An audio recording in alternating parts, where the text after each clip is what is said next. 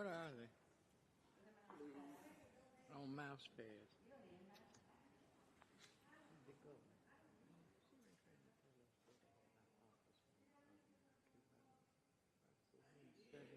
Stay right where we are. Always too much interference there.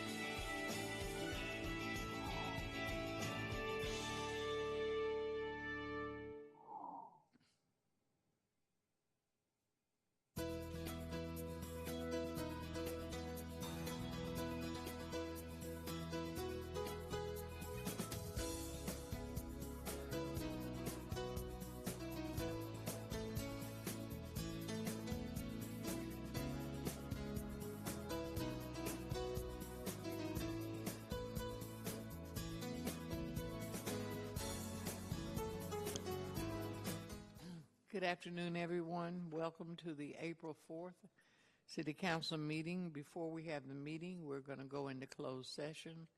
We should be back in about an hour.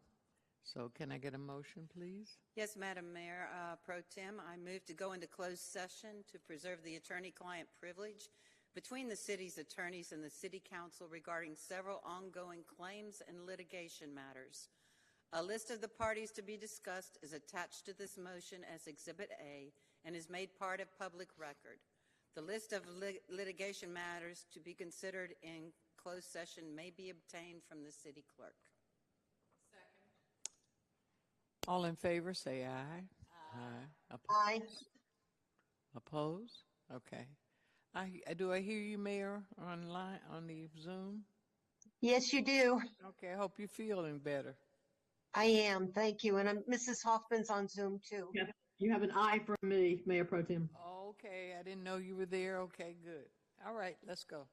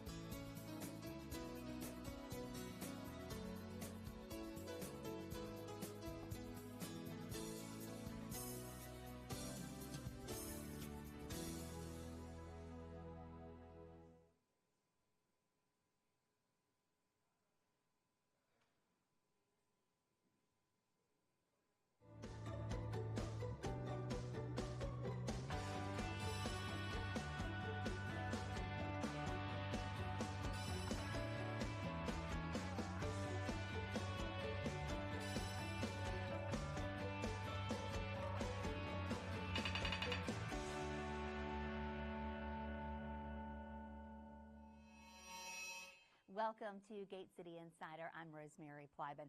Spring Furniture Market is coming up fast. The twice-a-year event brings buyers and sellers from all over the world to the Triad for inspiration, education, to network, and of course, to shop. The impact of the market extends well beyond the city limits of High Point. And with us today is Tammy Nagum, the president and CEO of the High Point Market Authority. Hello and welcome. Hi, Rosemary. Thanks so much for having me. Really glad to have you here. Okay, let's talk about the home furnishings market and the market authority. Yeah. What is the difference and how do they work together? So the High Point Market is the event itself. Right. So the twice-a-year home furnishings market that is open to the trade, where buyers and sellers are set to meet to make home furnishings decisions for the next 6 months. The market authority is the organizing body of that market. So we are the sponsor, so to speak. Our organization handles sort of two sides of the business, both the marketing, setting the dates and promoting the show, as well as the logistics or operations side. So all the things we do to get ready for the guests to come to town. Okay, so how long has the Market Authority been in existence? So the Market Authority was created in 2001. And it was a partnership between the furniture industry itself and the city of High Point and the state of North Carolina. All came together to put together a group that could really concentrate on all the things that have to happen to make the market successful. And so prior to that, it was one of those things where people in our organizations in our community would just sort of raise their hand. You know, the Chamber of Commerce would say, okay, we'll help with transportation. Our Convention and Visitors Bureau said, okay, we'll do housing. And it just sort of grew and happened. But there was no one body that really was responsible for making sure the success of the event. Okay, so let's go way back to the history. When did it actually, the market start in High Point, and how did that happen? So the market started in 1909. As hard as that is to believe, we're over 100 years old. And it really grew out of the fact that about 90% of the hardwoods in the U.S. are found within a 90-mile radius of where we sit today. And so the availability of those hardwoods meant there was a lot of furniture manufacturers in this area. We all know that's a great part of North Carolina history, and Southern Virginia as well. And so one day, the folks who sold that furniture decided, you know what, instead of putting this on wagons and going up and down the East Coast to sell this product, why not set it up here and let our customers come to us? High Point happens to be the highest point on the railroad, so it made sense for that to be sort of the hub of that commerce. Okay, so what exactly happened? Happened then, happens now? Right, so lots of people ask that question. At the end of the day, High Point Market is a good old-fashioned trade show. We are connecting the buyer and the seller. The seller are those who make or import home furnishings. So these are the brands that you know, Ashley, Bassett, Lazy Boy, all those folks set up in High Point to sell their goods to people who purchase home furnishings to resell. So furniture stores, that could be interior design firms, architects, wholesalers, e-commerce, for example, Amazon, Wayfair, all those folks send buyers to High Point twice a year. And this is not open to the public. This is a trade event, buyers. So you have to have a pass. You have to be working the event to actually be there. Absolutely. And that's a big part of the work that our office does, is to qualify those buyers. So those exhibitors, those manufacturers want to know when a buyer comes in the door that this person is eligible to buy, meaning that we know that they are reselling home furnishings. And so that's a big part of what we do, is really qualify people to come to the show. Okay, what is designated a home furnishing? Great question. Lots of people locally call us the furniture market. You will never hear anyone in our office call us the furniture market. I'm guilty. I've called it that. Absolutely. I think that's what we call it. We all do. But it really is home furnishing. So this is everything to do with the home. So this is everything from rugs to accessories to home decor to lighting to upholstery, case goods. It's across the antiques, across the gamut for what you would put to furnish your home. There's also things there that these buyers would need to make a showroom in their own store. So anything that really fills that space, wall decor, anything that is considered furnishings for the home would be at market. How many different sellers are at the market? About 2,000 exhibitors. And the thing that's very different about High Point is that we don't take place in just a convention center or a large building. We're in 180 buildings across downtown High Point. So those 2,000 exhibitors are spread out in about 13 blocks in our downtown area. So it really is the city coming alive. About how many buyers come and from where? So our total attendance is about 75,000, and about half of those are actual buyers who are coming to buy from our exhibitors. The other folks are from what we would call industry. So they are people who contribute to the industry. If you make the foam that goes in the sofa, you're going to want to be in High Point twice a year. If you make the hardware that goes on your nightstand, your customer is going to be in High Point. So it's all the folks who make up that industry will be in High Point, and they're from all over the world. 110 countries are represented by the attendees who come to High Point. And so the things that are for sale at the market, you're not going to immediately see them in your local store. Is that right? Absolutely. It takes a little while. This is that supply chain at work. So the trends and those that the retailers or the designers are coming to see now are going to probably hit the floor in about 6 months. So they're making purchases now that they will actually get shipped to their store in the coming months that would then be for sale for you and I to buy. Okay, so you talk about trends. Like what kinds of things, can you kind of give us some insight on some things we might see or that have kind of been trending recently? Absolutely. Home furnishings has really taken lots of interesting turns since COVID. We all sat at home during COVID and decided, wow, this sofa is pretty tired, or I'm spending a lot of time in this house. I want to spend some money to make this more of a home. So we're seeing interesting trends, like people are very concerned about the sustainability of their home furnishings and their carbon footprint. So we're seeing that play out in a lot of the trends in home furnishings, as well as just a sense of wellness. We all want to be comfortable, and it's something that our kids are on and our pets are on and those kinds of things, and that might charge your phone right there inside your sofa arm. So you're seeing a lot of things that really speak to that comfort of home, as well as we always want to make sure that looks good. So you're seeing a lot of mixed metals. You're seeing a lot of desert tones in terms of color. So you're going to be seeing a little bit different than we've seen in past years, I think, coming out of COVID, because people are really looking for something different in their home. Yeah. Okay, so the market is twice a year. Typically, when does that fall? It's April and October, and usually the latter parts of the month. Okay, but that's, so I know you said people ask you all the time if your job is part-time. Yes. Yeah, so people ask all the time, so you do this in April and October, what happens the other times of the year? If you think about it in terms of a cycle of an event, for example, our registration will open for our October event. It will open in July. For the upcoming April market, it opened in January. And so we're pretty much full steam ahead once that happens. So once registration is open, all those logistics pieces have to already be figured out. You've printed brochures, the website is updated, all those kinds of things will happen in advance of that. So there's very little downtime after one market. We have a little bit of time for planning and to see what worked and make some changes. Right.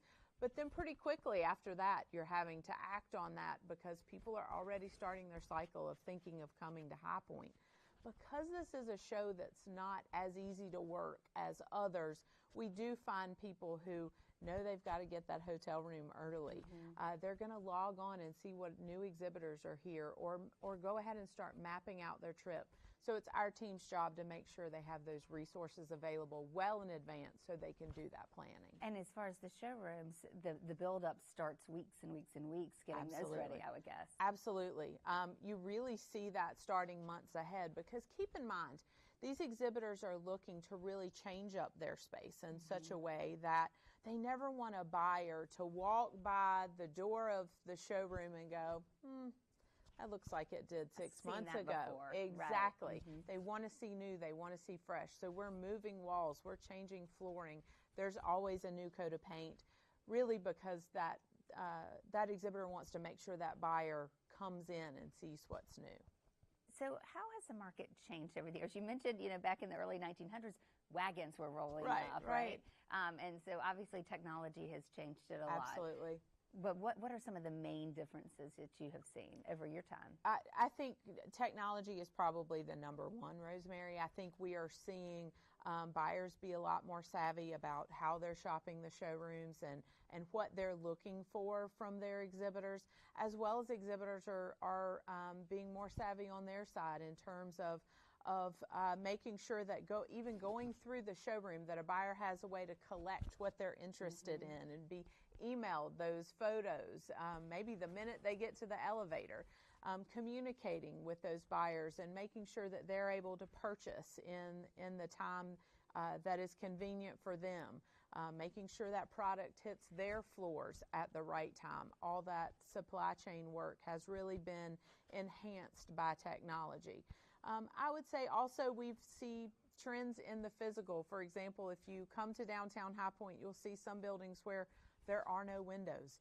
Those buildings were built in the 70s, and the thought then was home furnishings was best displayed all with artificial light. Right, controlled lighting. Exactly. Yeah. Then you see a building that was built in the early 90s, and it's all windows, because then the thought was that you want to do this with natural light. So even how the product is shown has changed over the years. So technology is helpful, but it also, can be difficult. I mean, people are so used to not leaving their home, to doing things via Zoom. Right. How important is it to get people to come here, and why is the in-person component important? Absolutely. We find that home furnishings is still one of those products that people like to touch and feel. If you are a buyer and you're wanting to resell that product to your customer, you want to be able to talk about how the fit is for that furniture, the scale. You want to be able to describe the fabric. You may even want to tell the story of what went into the design of that product, the hands that made that product. And those are all stories you get in High Point, because you are able to shop side by side with maybe the person who designed that product, or certainly those who had some hand in making it. And so that buyer's really able to get more out of that product than it's just a chair to sell to their consumer.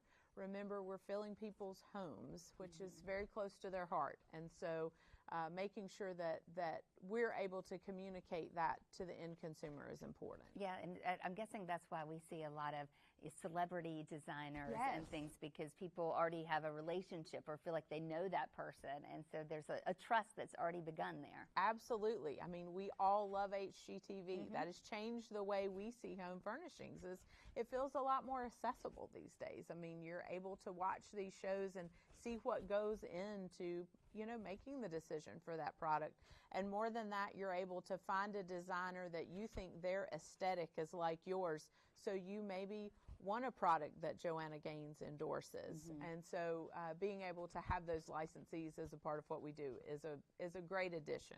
All right, we're going to chat more with Tammy coming up in just a moment, because, of course, the market has a big impact, not just on High Point, but all of Guilford County. Yes, that comes into Greensboro. We are impacted at our restaurants, on our roads, at our B&Bs, at our hotels, you name it.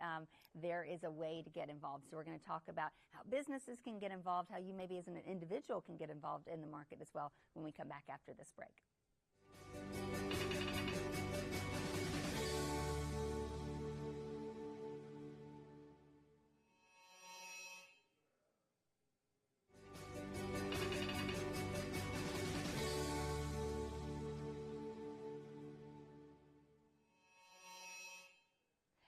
Welcome back to Gate City Insider. Today we are talking about the High Point Market, the home furnishings market, furniture market, as you probably know it and have called it for many years, the big show. We hear so much about it happening. We see the uptick in traffic on the roads, in restaurants, and hotels. We think about it as High Point, but this is an event that impacts Greensboro, all of Guilford County, and really spreads even further from Guilford County as well. Today we have with us Tammy Nagum, President and CEO of the High Point Market Authority. Welcome back. So glad to have you with us here today. Thanks, Rosemary. Talk about first, what is the impact on High Point for the market twice a year? Absolutely. So, our core city certainly feels the impact of 75,000 people coming to town twice a year. Our population almost doubles. And we have a long history of making sure that these folks are welcomed, and that our city's able to kind of handle that influx of people. Really, that impact, as you mentioned, is statewide. It's not just in High Point, because we don't have a lot of hotels, for example, in our city, and so needing to use not only Guilford County but our surrounding areas to really make sure we're able to handle all these folks coming to town is very important to us. And this is historically, we've had a huge impact on this area and the state from this event. Absolutely. $6.7 billion to the state of North Carolina. 202 million of those are just state and local taxes. So this is just from the influx of the property taxes that are paid by these buildings in Guilford County. That is the visitors coming to town. All those things really make up that economic impact. Okay, so I know you partner with businesses, with individuals, and all kinds of agencies to get ready for this event every year. So how can businesses, they're thinking, I need to be more involved, I'm in hospitality, or, my business really could work, I think, with this.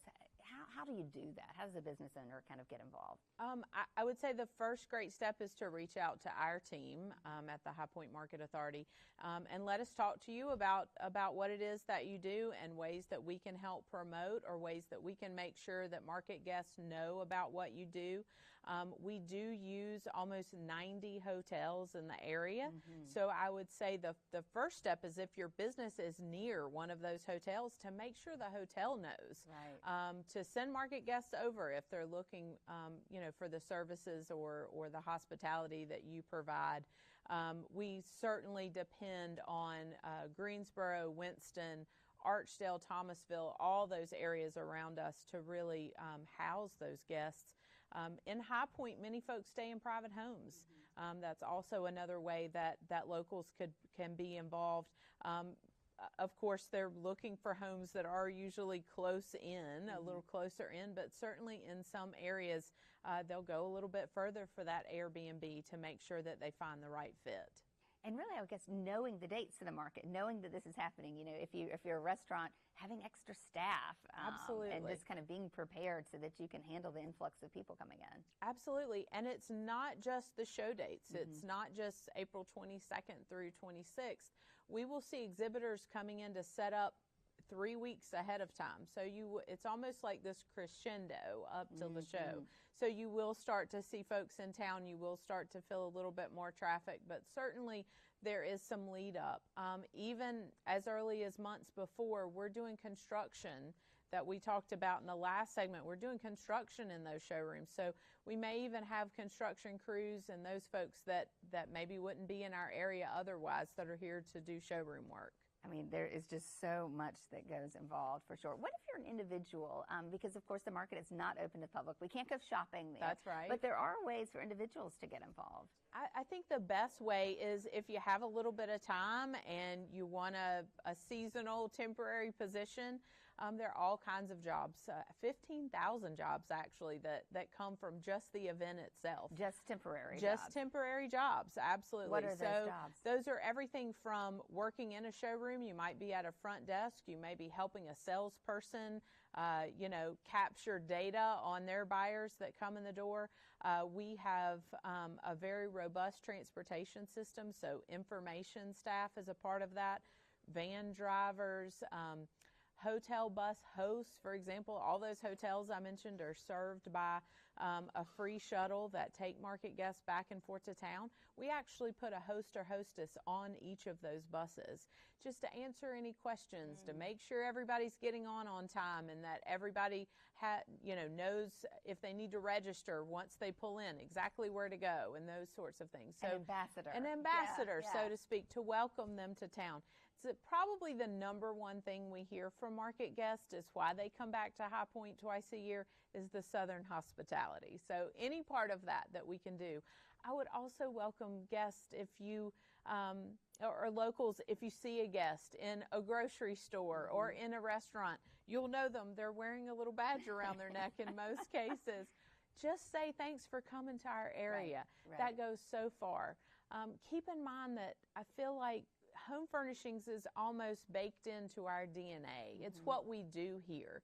That's not the case in the other cities that these folks may go to other trade shows in. They're just another trade show, for example. And so being recognized and being thanked for attending here is always a great plus. Yeah, there is competition, and There that is. is sort of new for us to realize. And where is that competition, and really what does that look like? Well, it's interesting. It's new, but it's old. I would say in 100 years, we've seen Dallas, New York, Chicago, other cities have tried. Most recently, that has been Las Vegas. Lots of folks locally heard about that they were starting their own market. You know, Las Vegas opened. They have a show, but they're more of a regional show, and some of their product mix is a little different than we have here now. But we coexist as two shows that really serve this industry. But High Point has really maintained that title of being the premier home furnishings trade show. We are still the largest in the U.S. and we're the largest in the world in terms of footprint. Wow. So how do we keep that going? What does the future look like? I think the future is very bright for High Point, and I would like to think that we are really doing what we need to do to ensure that these folks see this as the home for home furnishings going forward. It's not just about new product, although that is the number one reason that people come. It's also education, it's networking, it's all the things that can really make their business better, and we concentrate on that. Really knowing from our customer what it is you need. Do you need to know what the latest software is for interior design accounting? Then let us make sure those folks are here and they're doing a panel discussion and that we're able to bring that information to you. We hear so often that people not only learn from the manufacturers who are talking to them about the product, but by sitting next to someone on a bus who also has a business like theirs, maybe 3 states away, and they're able to talk to them about what it is that sets their business apart. So it's making sure that we're giving a comprehensive experience to the buyers who come here. And what about our manufacturers? What's the future like for them? How is that? What's the state of that economy? Absolutely. COVID, as we talked about, that we all sat home and decided we needed more home furnishings. Or new ones. Or yeah. new ones, Yeah. exactly. Home furnishings certainly saw a resurgence after COVID. And we had a hard time keeping up with that demand. I would say that's getting better. Our lead times are getting better. Our supply chain is loosening up a little bit. And so I think we are, it's a great time to be in home furnishings right now. So I would say the future is bright. While the manufacturing may not be domestic, it may not be in North Carolina or even the U.S., that home furnishing still has to be shown, and where it's being shown is in High Point, and that's the important part. We are seeing some manufacturing, especially on the upholstery side, and more of the sort of one-of-a-kind custom pieces are being manufactured here. We are seeing some of our plants open up and really almost this small-scale maker spaces that are becoming very popular. Social media has really contributed to that as well. Really, these makers have been able to put out a YouTube video about something small that they've made and really get some recognition. So it's really embracing that whole community and making sure there's a place for them in High Point. Yeah, we talk a lot about, knowing where your food comes from, knowing where your furniture comes from. Absolutely. And, those stories, they make a big difference. They the do. people, we want to know the people. We want to have connections. Absolutely. And home furnishings is so rich in that. Right.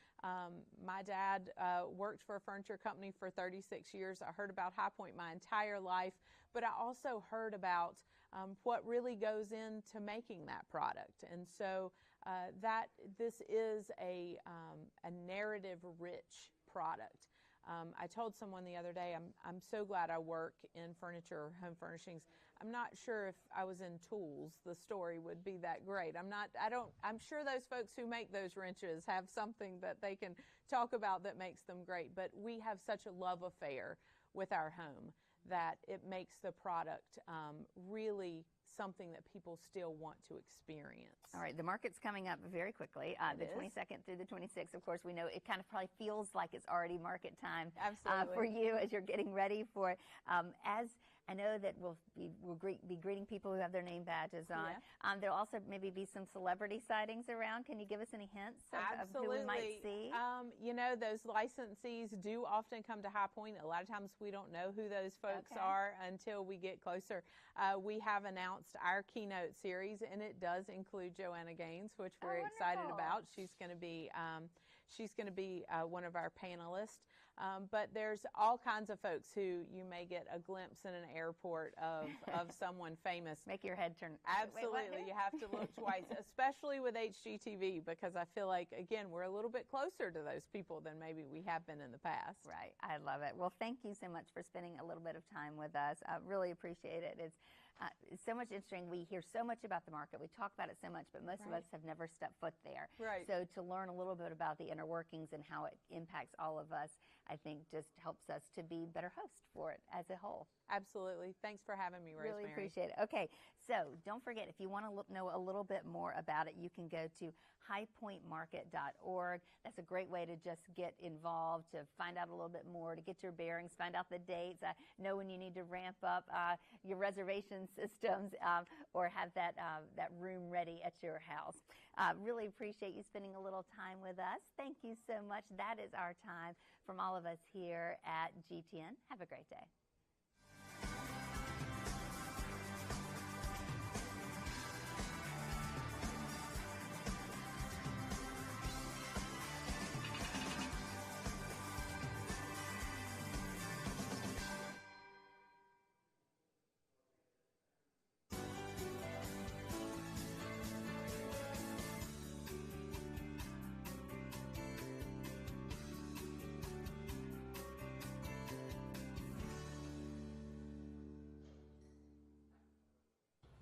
Welcome to this latest installment of Greensboro Business Profiles. I'm your host, Carla Banks. Join me as I feature a variety of business owners who choose to call Greensboro their home. It goes without saying, the small business community is critical to our local economy. Greensboro Business Profiles highlights their services and celebrates their contributions. Let's meet today's profile. My motivation for branching out and starting my own private practice was a result of me wanting to be able to show up in this field of mental health authentically. I was able to start my therapy career with a local agency, Peculiar Counseling. Absolutely loved them. They taught me everything, taught me a lot of what I know now. And so just being able to see the effect that I had and knowing how much of a leader I am, I wanted to be able to see, if this could be possible. And it has been thus far, and just being able to show up in both of my passions of social work, therapy, and fashion, and being able to make that all live in one place. Theranista is therapist and fashionista put together. So a couple years ago in 2018, I started a fashion styling company, and it was originally called Fetch Fashions because I was obsessed with the term fetch. And I am very much so a girl's girl. I love to dress up. I love to have all of the razzle dazzle. And so I enjoyed at the time styling people. So I was styling photo shoots, local business brands, just all types of ventures I had gotten into. And so I was like, okay, I was also a therapist at the same time. So I was like, okay, how can I make this live in one place? I was like, it just came to me. I was like, Theranista. I was like, I can make this work. I can really make this work. And so ultimately the business is Theranista Wellness, helping you look as good as you feel and feel as good as you look.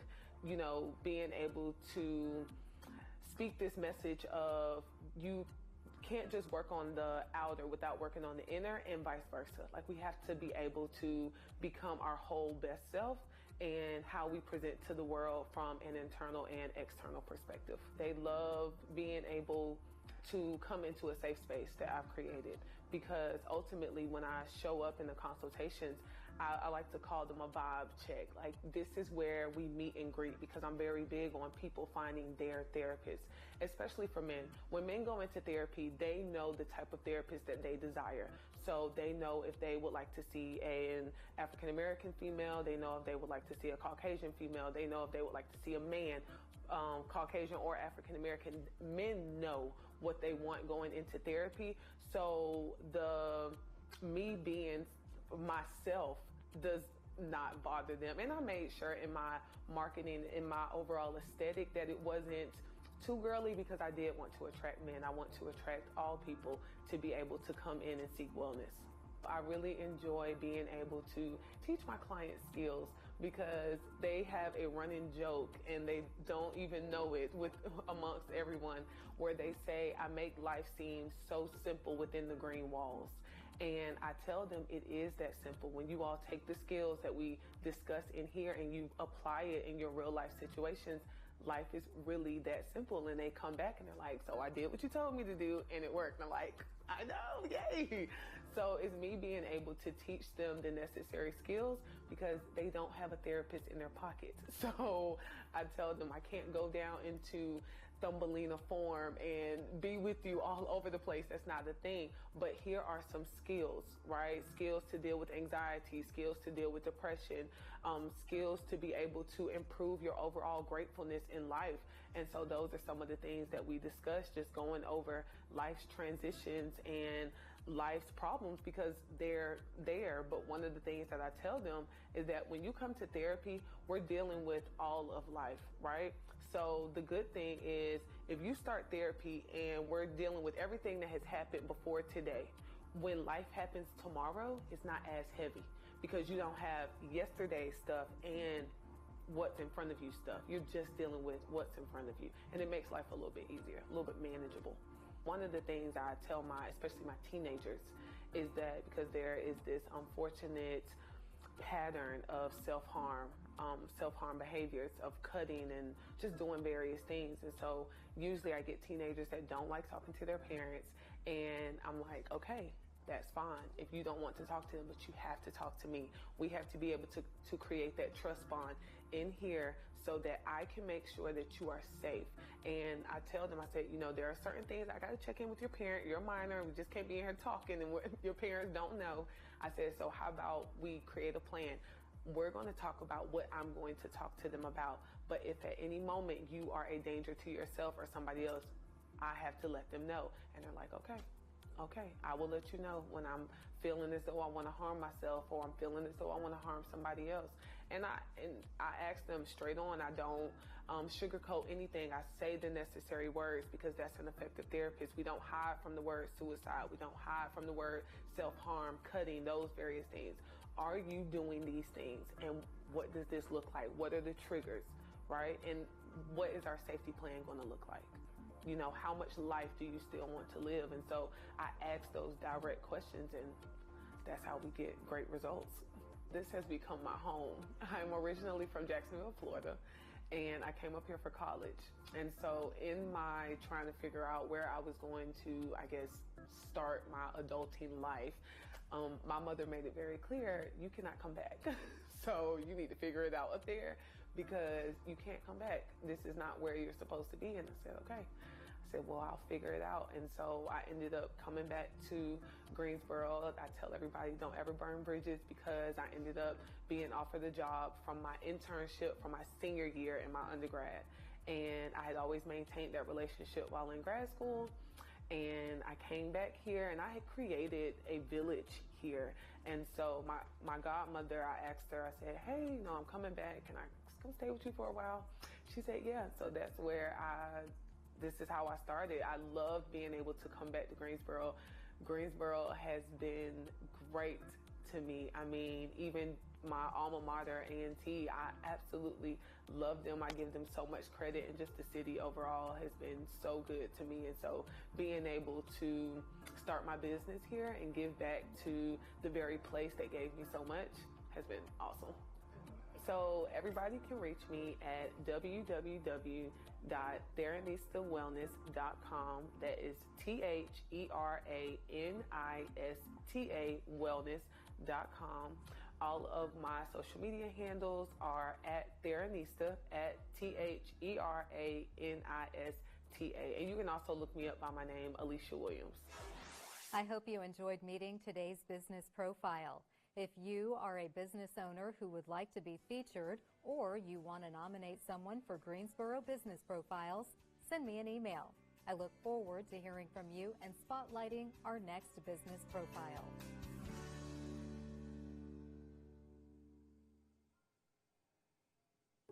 "50 years ago, Greensboro City staff and council members moved into the Melvin Municipal Office Building, consolidating many departments all under one roof. We chatted with the man for whom City Hall is named about the building and the people who passed through these doors. I'll bet you since I left, I haven't been in here 8 times. A walk through City Hall with Jim Melvin is a walk through time. Are you flooded with memories? Yes, mostly personal. Hazel Birch was the city clerk, wonderful woman. I used to call her the mother of the city. And then Nancy Peak.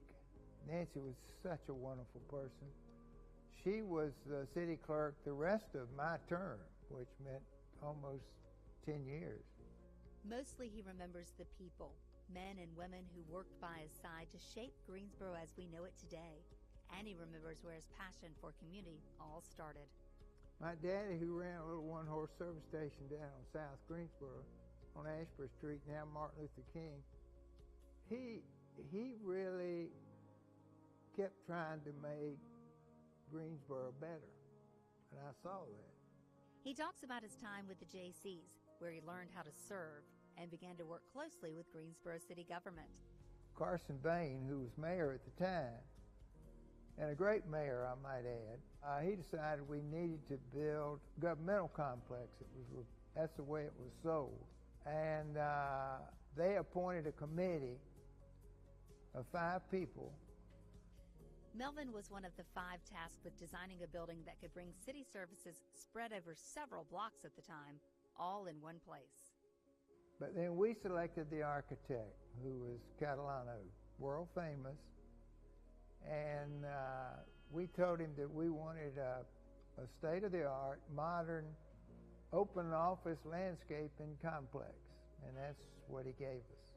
What was kind of the idea behind that? It improved communications, because if all of your associates are working in a complex where they can stand up and look over and ask you a question, that improves communications, and that's what we were all about.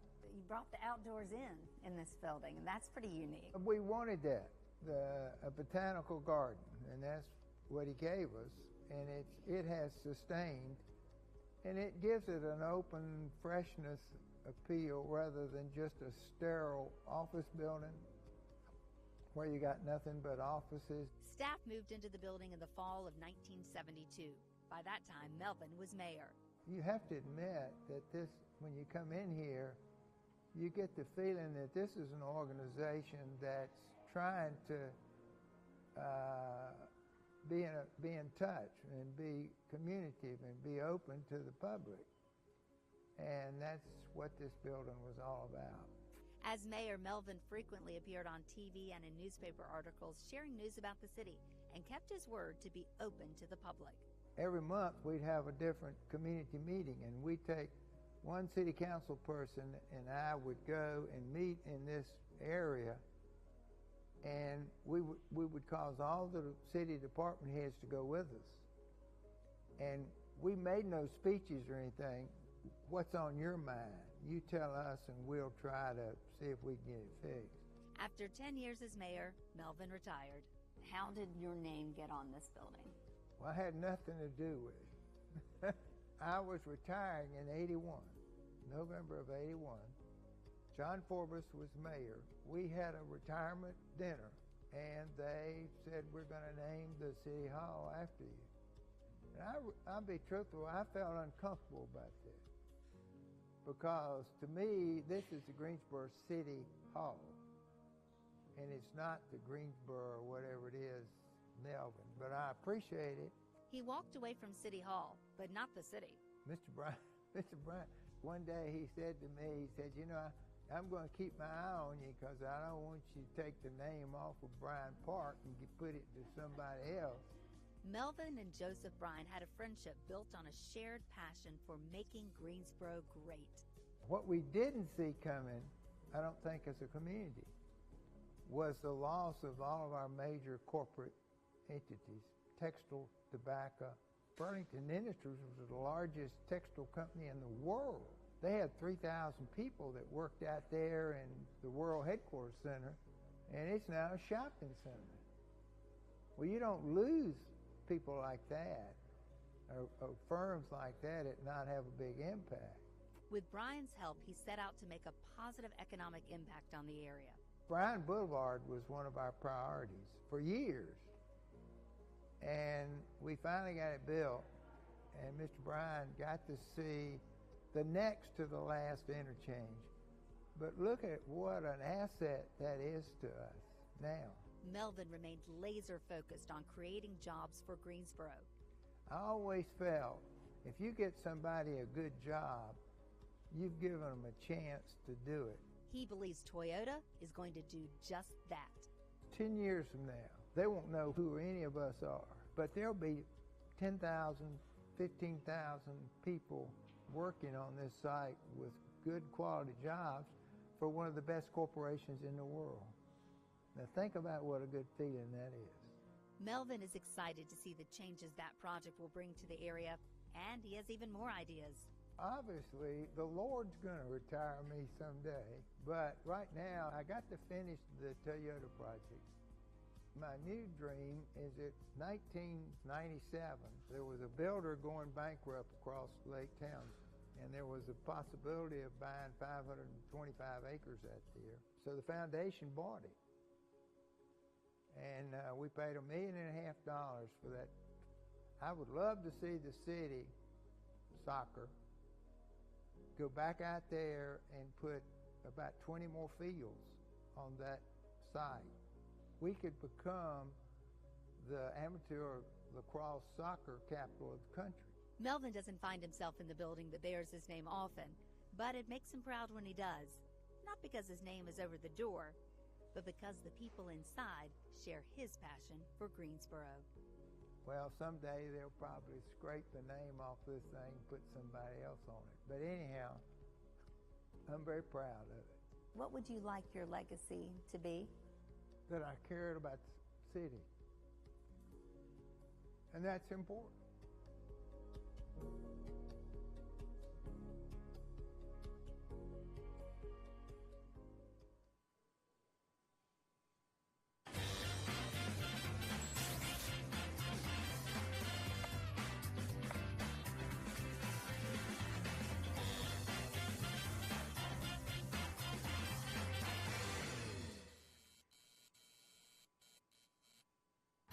With locations across the country, Red Crab now has a following and a home in Greensboro.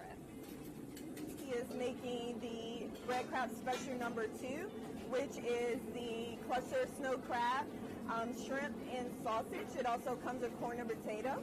So we just sit here and wait till it cooks to perfection, and then we'll pour it into the bowl bag. Greensboro is steamier these days. The bowl bag, so it's seafood in a bag. Literally, we cook our food and then we pour it into the bowl bag. Then we cook up our sauce and we pour that sauce on top and we tie it up. We serve it on a platter to our customers. Those bags are part of the secret to Red Crab's success. Red Crab is a phenomenal place to be. It is a seafood concept. We do bowl bags. We do fried food. It's the best place to be in Greensboro as far as seafood is concerned. Sabrina Benjamin has lived in Greensboro all her life and never ate too much seafood. My mom was allergic to seafood, so we didn't have much seafood. But when she tried it, I liked it right away. Shrimp is still my favorite to this day. When she heard a new seafood concept was coming to Greensboro, she knew she wanted to be part of it. I definitely wanted to get my foot in the door. I actually applied as a hostess, and in 2 months I became a manager here. She'd been in the restaurant business for years and was ready for a challenge. I wanted to learn something new. I like a challenge, and it's definitely been a challenge. It's taught me new things, things I didn't even know about seafood. What she learned was in Greensboro, seafood is a hit. It worked. It worked. People enjoy it. People still come here, and our business is still growing. There you have it, guys. Perfection. Okay, we've got special number 1 and special number 2, and it's time for lunch. Before we eat, let me tell you, there are 2 locations in Greensboro for Red Crab, one on Gate City Boulevard, one on Gun Boulevard at Pyramids Village, and you can check them out online and order online at redcrabseafood.com. Let's eat.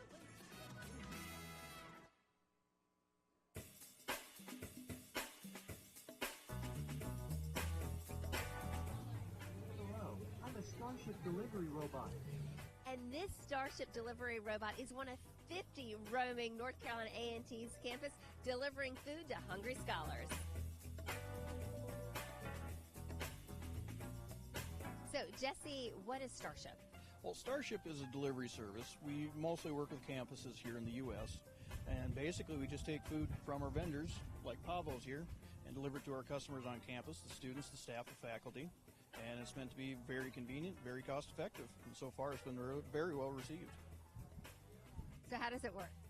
Well, you download the app and you have a selection of merchants on that app. You tell the robot where to go after you've placed your order. And the robot comes straight to you. You unlock it with your phone, go about your day. Okay, so explain exactly how it works. The student does the order on the phone, and then what happens? Yep, so all of our restaurants are on the app, and they will go to, let's say, for instance, Starbucks. They'll go in, they'll order what they want. That order goes to the back of the house in that restaurant. We fulfill it, and then we have more or less a cell phone. We take it out to the robot. We drop the order in. There's a barcode that's on the robot. We scan it with that phone. It'll lock the lid, and then it goes off to where it was ordered from. Once the student gets it, or anyone on our campus, they have a barcode on their cell phone. They scan the robot, it unlocks, they take their order out, and the robot's on its way. And back to fulfill another order. Back for another order.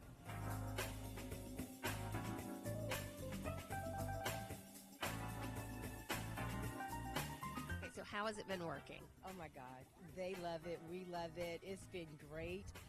Students are using, some students are doing like 2 and 3 orders in the same day. Faculty and staff are not leaving their office for lunch. They're using the robots to do orders. So it's been very popular. They love it. There's no delivery fee. There's no transaction fees or so it's just whatever the purchase they make, that's all they pay, and it's very convenient. Have you used it? Absolutely, yes. Now, Starship, North Carolina A&T, and the City of Greensboro are working together to expand deliveries to students living off campus. So tell me how you started to work with A&T and Starship.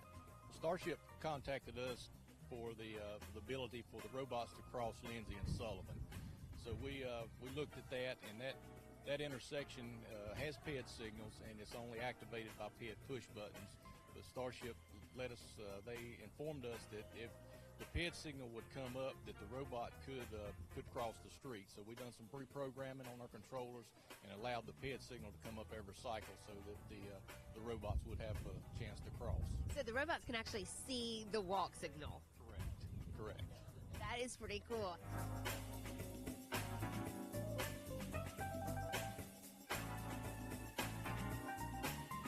For them to first be on campus and now to be expanding outside of campus, what is that like? Oh my gosh, with the expansion, you just don't know how much excitement that has brought to our students living in the apartments with at the Aggie Point.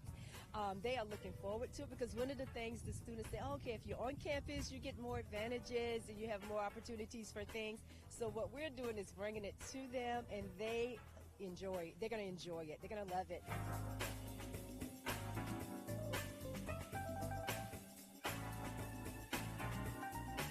Had you ever done anything like this before? No, this was the first time we've ever had a request like this. So it's pretty cool. So what is it like to see robots wandering the streets of Greensboro? Well, it's just out here on the campus, it's pretty wild and pretty neat. But I've seen them make a couple deliveries here standing so far, so it's pretty neat. Starship is saying, this is the future. We're only going to see more things like this. Do you see it inspiring students here who may be thinking about a career that, and this could be a jumping off point for them? Oh, absolutely. Absolutely. I mean, when you talk about autonomous vehicles, you talk about engineering, you talk about transportation logistics, where it gives them that opportunity to start that mindset. Okay, how does it work, and learning all the ins and outs from ground roots about it. So I think that, yes, it will inspire students to sort of to look at majoring or even finding opportunities to have job opportunity, to have a job with a Starship company or a company of a similar style or so. To expand outside of campus, I mean, this is just the small start to that. Can you envision a time where we might see them all over Greensboro? Yes, I can. And Starship is, I think, working on a program to where it'll be like a Bluetooth connection from the robots to our controllers that will call the PED signals instead of us calling the PED signals every cycle. Did you ever imagine that you would be having robots deliver your lunch when you first came to work here 20 years ago? I am still pinching myself. I could not believe this. This is really amazing for us. Would you order a pizza or a sandwich from a robot? Yes, ma'am. I sure would. Are you looking forward to being able to do that? Yep. I hope we get it downtown at City Hall. That'd be neat. Me too. That sounds fun. Yeah, what are we going to have first? Who's buying? We can talk to the city manager about that.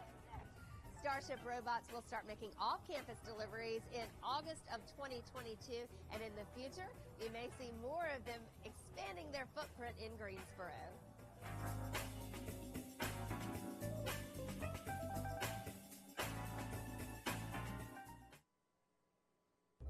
A magical world of caterpillars and chrysalis and butterflies is now open inside the Greensboro Science Center. It's called the Monarch Conservation Center. Lindsay, where are we? We are standing in the new butterfly house here at the Greensboro Science Center that just opened this summer. And what can we see here?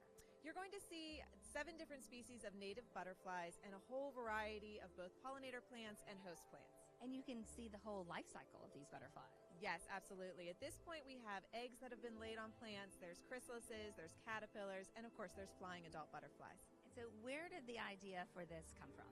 This came from a board member and an ambassador for the Greensboro Science Center, Sue Cole. She and her family wanted to do something focused on monarch conservation, and out of a conversation came this beautiful place we're standing in now. So talk about conservation and why that's important with butterflies. So particularly monarch butterflies, which get a lot of attention, but they need it. They are struggling due to habitat degradation. And as many people know, they have a very long migration, and they need their host plants and they need pollinator plants along that migration route. And when those plants are not there, they don't make the trip. And so we are promoting the plantings to plant milkweed or to plant pollinator plants, whether it's a large backyard or a pot on your apartment patio, it will make a difference. And you'll see them. They will come. If you plant them, they will come. Yes, they find the milkweed. They can seek it out, and they will lay their eggs on it, and their little caterpillars will voraciously eat that milkweed and turn into a beautiful butterfly. What has the response been since you've been open? People have loved it. It really does feel magical to walk into this verdant space that's green and lush, and there's flight all around you. Butterflies will go right past you. They may land on you. It does have that magical feel to it. It certainly does. And what is the season? This can't be open year-round, I don't suppose. I wish it could, but no, it is seasonal. It is native butterflies here, so it will run throughout the summertime, and you'll see the different stages of life as we go through the summer. And what is your favorite part about coming in here? My favorite part is seeing people experience it and getting to talk to them about how this is magical, but they can also create this little magical space in their own property and have that experience at home. Thank you. You're welcome. And did you ever wonder what it feels like to be inside a chrysalis? Well, this might give you a bit of an idea. You'll want to check out the butterfly maze after you check out the real butterflies. It's part of the experience at the Greensboro Science Center. All of this is included with your regular museum admission. To find out more about operating hours and ticket prices, just go to greensboroscience.org.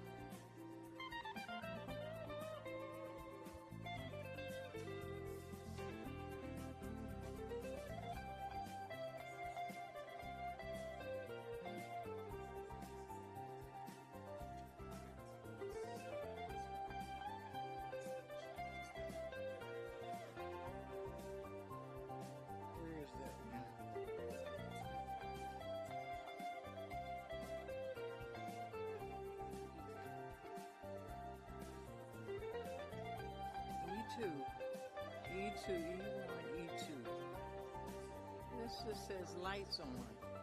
No. Consider you to call on the city manager. He's going to give a report. Gotcha, city manager.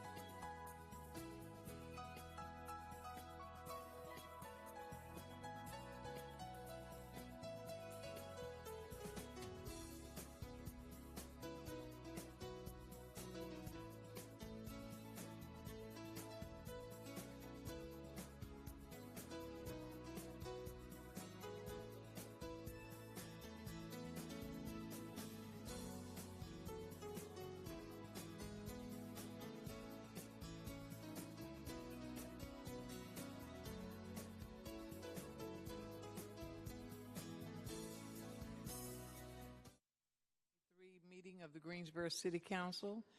May I have a motion to return to open session? So moved. Second. All in favor, say aye. Aye. Opposed? We are in the Katie Dorset Council Chamber. People wishing to speak must sign in by 6 o'clock by using the Q Minder kiosk just outside the council door. See the courier for assistance if you need it. Let the record reflect that all members are in attendance. We have 2 on Zoom. The mayor, who has had a little bug, and Nancy Hoffman are on Zoom. Are you there, Mayor? And yes, I am. Thank you. All right.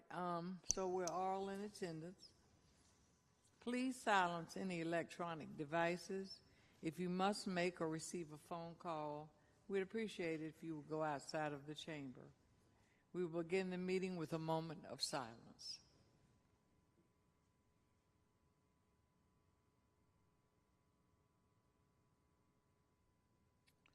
All right, we're going to please stand for the Pledge of Allegiance, and we have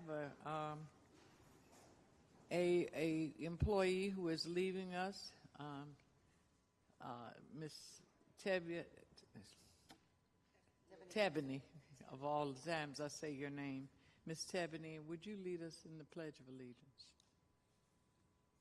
Allegiance to the flag of the United States of America and to the republic for which it stands, one nation, under God, indivisible, with liberty and justice for all. Tebony, we're going to miss you. Thank you for all that you've done. All right. We welcome speakers to address council on specific agenda items during the first meeting of the month. Time is dedicated for speakers to address council on non-agenda items. Speakers are allotted 3 minutes for comments. The City of Greensboro is committed to promoting an environment that is free of discrimination, bias, and bullying. Zoom participants are requested to mute their microphones until they are called upon to speak. All meeting attendees are expected to respect speakers and council deliberations. People disrupting People disrupting the meeting will be removed from the meeting. By statute, council members must vote on all items unless there is a direct financial interest or if they sit on a board or a nonprofit receiving funding from the city. All votes will be moved in a second, and the Mayor Pro Tem, in this case, will announce the vote total. Our first item is E1. It's a resolution recognizing Child Abuse Prevention Month and Resilient and Thriving Communities. And Councilwoman Abuza-Weda will read that.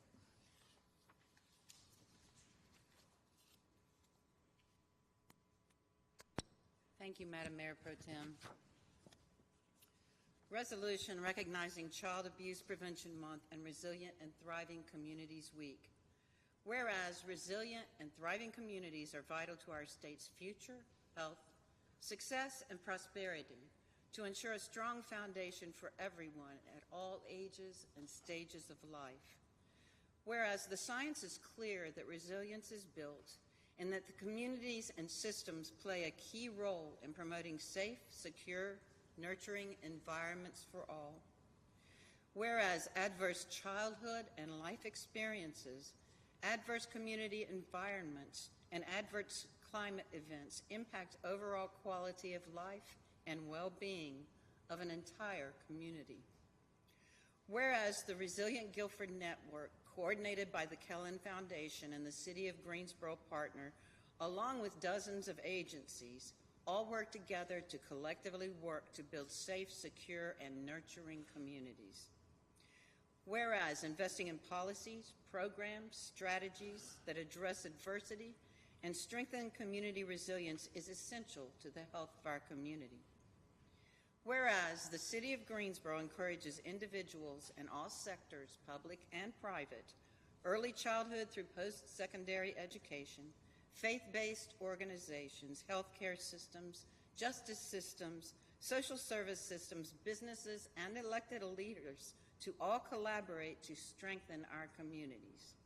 And now, therefore, be it resolved by the City Council of the City of Greensboro that the Greensboro City Council recognizes the month of April as Child Abuse Prevention Month and April 29th through May 6th as Resilient and Thriving Communities Week, and commend its observance to all citizens, adopted this 4th day of April 2023.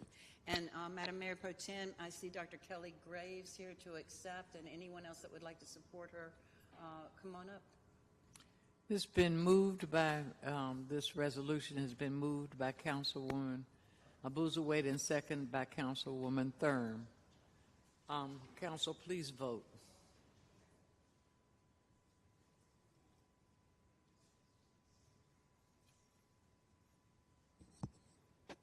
Mayor Vaughn. Yes. Oh, thank you. Yes for Mayor Vaughn, and yes for Hoffman too. Is that correct? This passes 9-0.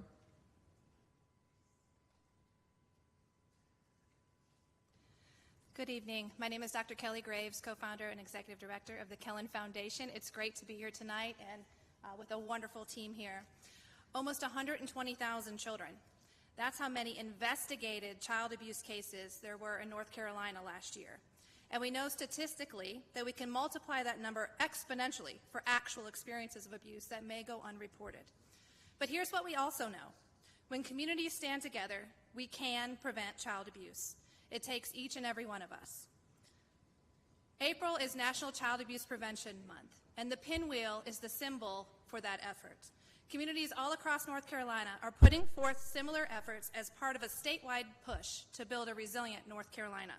So on behalf of the Resilient Guilford Network and the entire Kellen Foundation team and partner agencies represented here, thank you for your support of this resolution right here in this community in the city of Greensboro.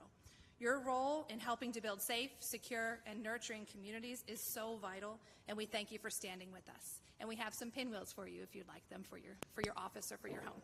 Thank you so much. Thank you. Thank you. I can personally say of all the good work that everyone does, so I'm sure someone else will want to say a few words. So, Thank you. There you go. Come on. If you haven't been to one of the Pinwheel events, it's amazing, and seeing all the kids come through and to bring awareness, it's wonderful. So thank you all. Absolutely, and there's communities across the state that are engaging in this effort in similar resolutions, and a huge statewide movement building to support the building of a resilient North Carolina. Thank you, and if anybody else would like pinwheels, feel free to reach out, and we can make sure to get you some so you can plant them and show that you stand against child abuse as well. Thank you. Thank you.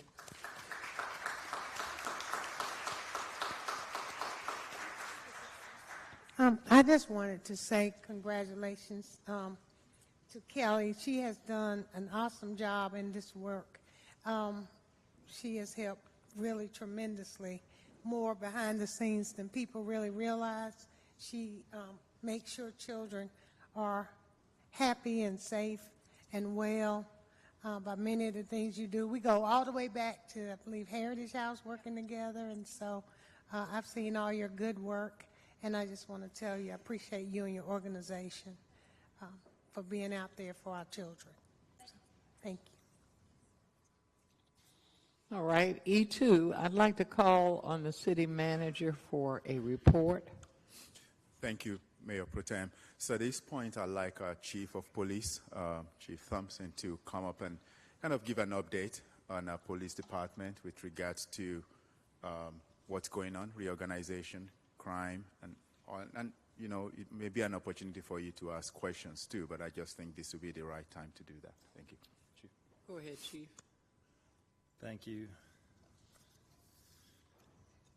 We'd start the 3 minutes. I'd go ahead and start that clock for me. That's all I'd like to be up here for, is for 3 minutes, but yeah. Is your mic on? Can you hear me? Sorry. I said if you could start the clock for the 3 minutes, that's all the time I'd like to spend up here. I probably got more information than that for you tonight, but one thing I wanted to do was briefly talk about some violent crime issues that we're facing right now in the city, provide some statistics and context around that violent crime. I want to talk to you about a recent departmental reorganization, unfortunately, that will impact our community and will have, I think, a direct impact on you as elected officials and your constituents as they come to you for police help and police response. And so what I'll do is I'll start with talking about recent violent crime issues that we've seen in our community. Unfortunately, I'm standing here reporting to you today that we've had 17 homicides in the city of Greensboro since January 1. Unfortunately, I can't tell you that there is a specific trend as it relates to these homicides.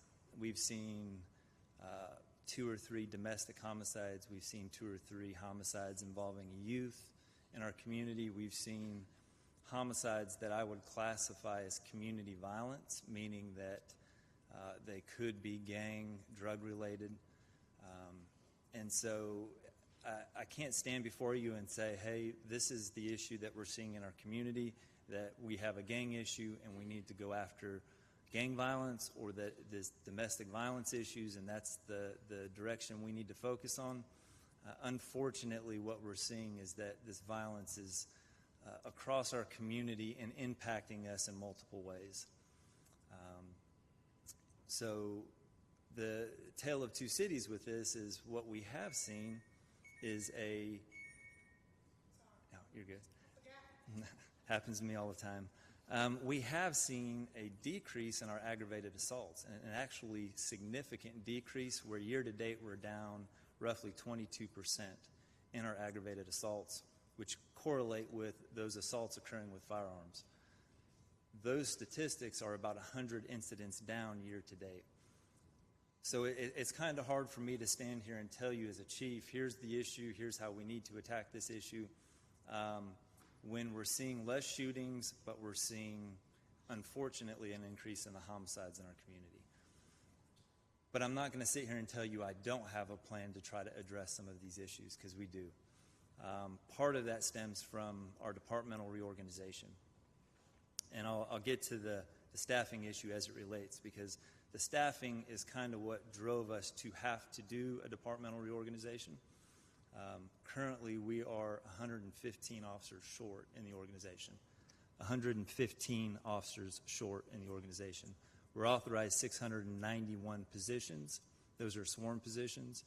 We're also authorized an additional 115 professional staff, which include CSIs, records personnel, evidence technicians. We're short 14 professional staff.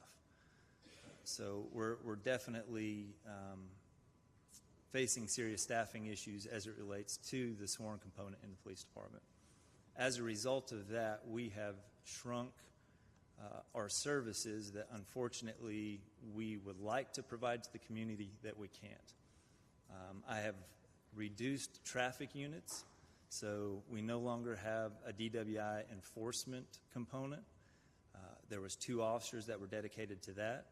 We no longer have a motor unit, which was dedicated to working traffic complaints in neighborhoods, and I've had to reduce staffing from 2 traffic units to 1. That is a significant impact on our community because, as our surveys tell us, as every community meeting that I've attended as a chief tells me, traffic is the number 1 complaint. Overwhelmingly the number 1 complaint. I'm not saying that is the most significant impact in our communities, because violent crime impacts our communities in a very significant and different way, but that's a service that we're not going to be able to provide to the level that the community expects from our police department. As it relates to other areas, we've had to reduce our training staff by 2 positions. We had 6 discretionary squads in the city that were all attacking violent crime in different ways. So 2 squads were used to attack violent crime through narcotics activities. 2 squads were attached to our detective division to address shootings. And then we had 2 community resource teams in patrol that were utilized to address crime issues specifically in patrol divisions. We've had to take those 6 units and condense them to 4 teams and refocus their efforts as it relates to addressing violent crime. I just want to make sure I'm not leaving anything off. One second here.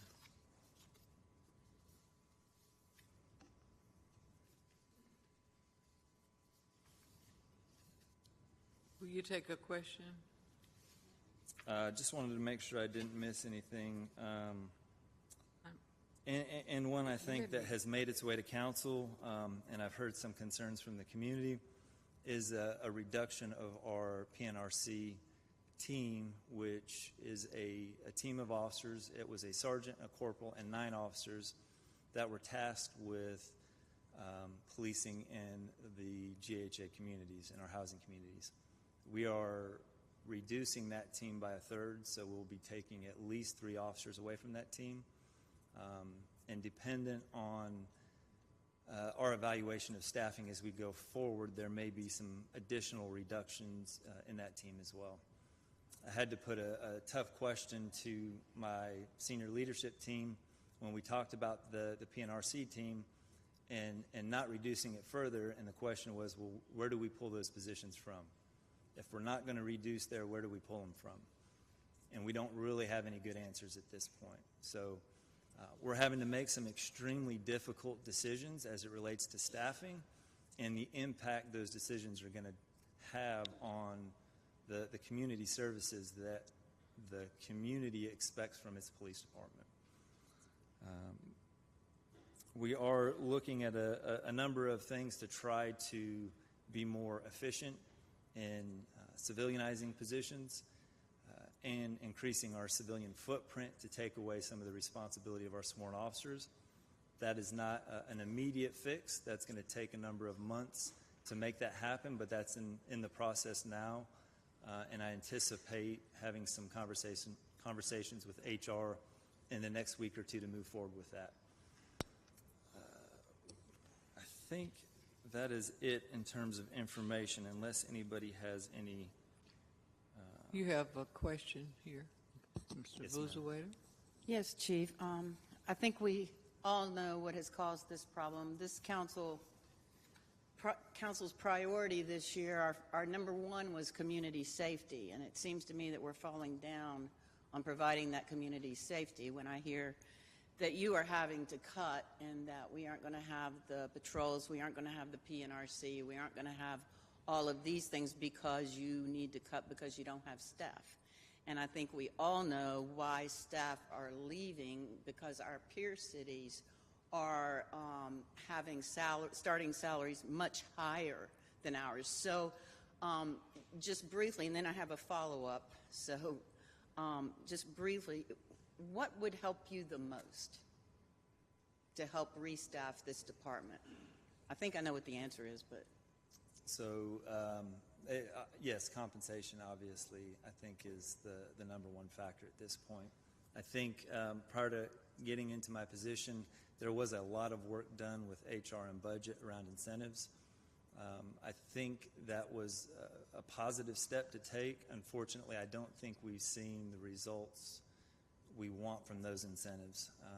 And so in my position, I would rethink that direction going forward, and I've had that conversation preliminarily with some of our budget folks if we want to continue down an incentive path to try to draw people here, or look at something that is extremely impactful and we think will draw folks to the organization. So I would like to consider, I understand that there are possibly vacancy funds. I mean, we've had these vacancies for a long time, and I don't know if Mr. Davis or the city manager want to jump in, but I know that, you know, that money is sitting there, and I also think that it is incumbent upon us to at least bring starting salaries up to some of our peers that are taking our some long-term employees in our public safety. So I personally would like to make a motion that we make that happen. I'm not there yet. I need more information than to just jump and automatically make a motion for that without other background. So I'm not there. I'd like to. This ought to be more than a 5-minute, 3-minute discussion. Chief just I've been discussing it for 3 months. But Mary Kay, we understand that. We know that. We know salaries are a problem. We know crime across the country is a problem. Our next door neighbor cities got crime. They have violent crime. I've got it in my district. It bothers the heck out of me. Yes, it does. And we don't have I understand that. But what I just heard the chief say was incentives as well, and they talked about incentives. So is it incentives or is it just money? Because you went straight to money and said there's money in a budget somewhere that I've never heard of, that I didn't know about. For vacancies that aren't filled. Reserve fund. Right. Where's the money? Right. So I'll briefly talk, and I've had some, and I don't mean to put any of my fellow city staff on the hot seat with this, because that's not the intention. I'm going to ask for council's support on something that seems a little counterintuitive. I'm 115 officers short, and I think what Mary Kay, maybe Councilwoman Abuzader, may be referring to is that 115 officers short, they're budgeted for their salaries. Exactly. We're not spending it completely. We are utilizing those funds to allow officers to come in and work backfill so they can be paid time and a half to put additional officers on the street. What I'm going to ask is that council reduce my authorized strength by 30 positions. I'm not a math guy, but I'm pretty good with numbers.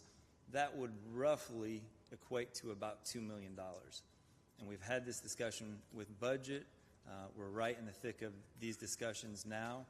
And so I don't think decisions have been made with it, but that would equate to essentially a $3,000 across the board raise for our staff.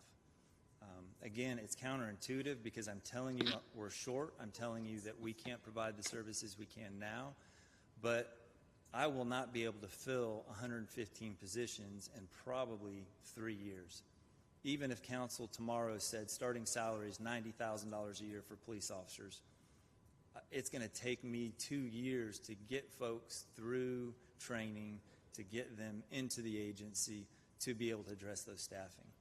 So I would come to you and say I would offer these 30 positions to allow lap salaries to raise our starting salary and all salaries throughout the organization in hopes of being more attractive and filling the remaining vacancies. So the 115 positions which are funded but not filled, you want 30 of those to be reduced out of the 115. Correct. Take those dollars and then distribute it amongst the remaining officers. Now, what about that would leave you 85 still funded? Yes, that would. What is the capacity around filling that? Because my fellow seatmate over here, about a year or so ago, said, "Oh, go back and fill them all in 24 hours." But that wasn't a possibility. It's a 6-month training program. Months. Max capacity, we could probably put 40 people in an academy. I think we've stretched that to 42. The issue is we put 40 people in an academy for 6 months.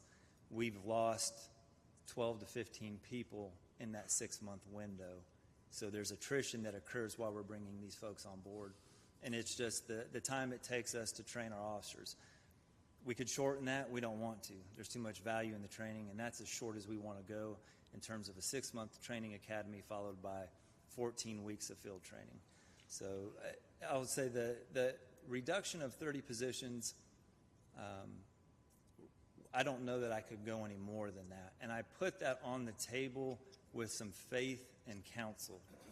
And that faith is that in 2 years, hopefully, when we've been able to fill those positions, I can come back and say, I need to look at 10 additional officers. I need to look at 15 additional officers.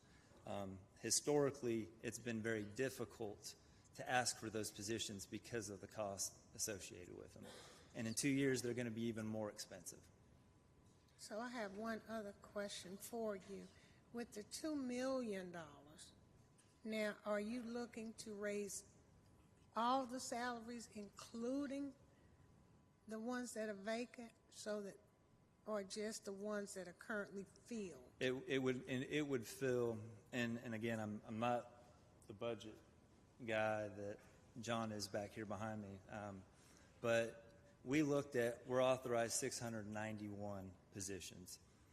Reduction of 30, we're actually looking at converting 11 positions to civilian positions because we feel we can move civilians into positions that would free up officers to allow them to go out and actually do what police officers need to do. So we would take our positions, if I'm saying this, I'm sorry, 10 positions. 30 plus the 10 would be 40. That would drop our authorized strength to 651 sworn police officers for the department. And that $2 million spread across those 651 equates roughly to a $3,000 across the board raise. Okay, Ms. Stern. Which includes the vacant positions as well as the current positions. That was my question. Yeah, that's what I'm trying to understand. Okay. Ms. Stern.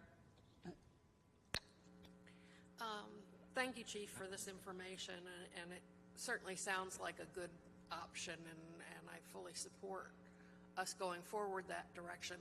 I do have some current concerns, though, that adding $3,000 to our starting salary is still not going to get us to where we need to be for starting salary compared with our neighbors. Do we think that $3,000 is enough to get us over that hump, or are we still looking at a pretty big $12,000 a person gap there? So yeah, from my opinion, no, it doesn't. But I wanted to present to council that I'm not up here just to ask with my hand out for money and say, give me, give me, give me. I want money, and that's my only solution. I think I have to be responsible as a leader of the organization to show where we're willing to sacrifice and provide some resources that will hopefully, in the short term, allow us to grow in the long term. I will tell you, I think to be bold, which I would like to see council do, we need to be at a $57,000 starting salary. We're currently at a $46,000 starting salary. So even with the $3,000, we're still about $8,000 below what I think we need to take as a bold step to show that we're willing to go out on a limb and show that public safety is a priority, the police department is a priority, and show the community that it is a priority, and that would be my ask as a bold statement. Now, I recognize number-wise we're in the millions with that. We're talking probably somewhere in the ballpark of $7 to $8 million on top of the two that's already provided. And I wholly recognize that as a city, we start with a set amount of resources, and my ask will impact other resources in the city. So I don't just do that blindly. If we want to be competitive, the Highway Patrol just submitted legislation, starting salary $56,000. Burlington went to $55,000 last year. Apex is at $58,000. That seems to be where we need to be at to be competitive going forward, so that I don't have to come back next year and say, I need another $3,000 raise. Next year I need a $3,000 raise. I think if we can take that bold step, if we can push in that direction, my thought would be that we would see a change in applications, we would see a change in attrition. There was an article today in Fox 8. Burlington has 6 laterals, 4 of those are GPD. There's a 5th going out the door next month. Every single one of them, it was because they can get essentially $10,000 more in compensation for doing the same job, if not less. So I wasn't quite finished earlier, but that's okay. I'm used to getting interrupted. But I did want to say that I did make a motion, and I had a second.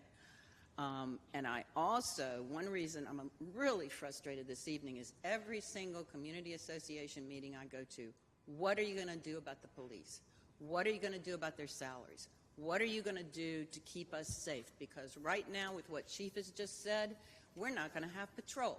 We're not going to have traffic. And look at all of the business booms that we're having in Greensboro, all of the housing we're bringing in. We're not going to have enough officers to cover this.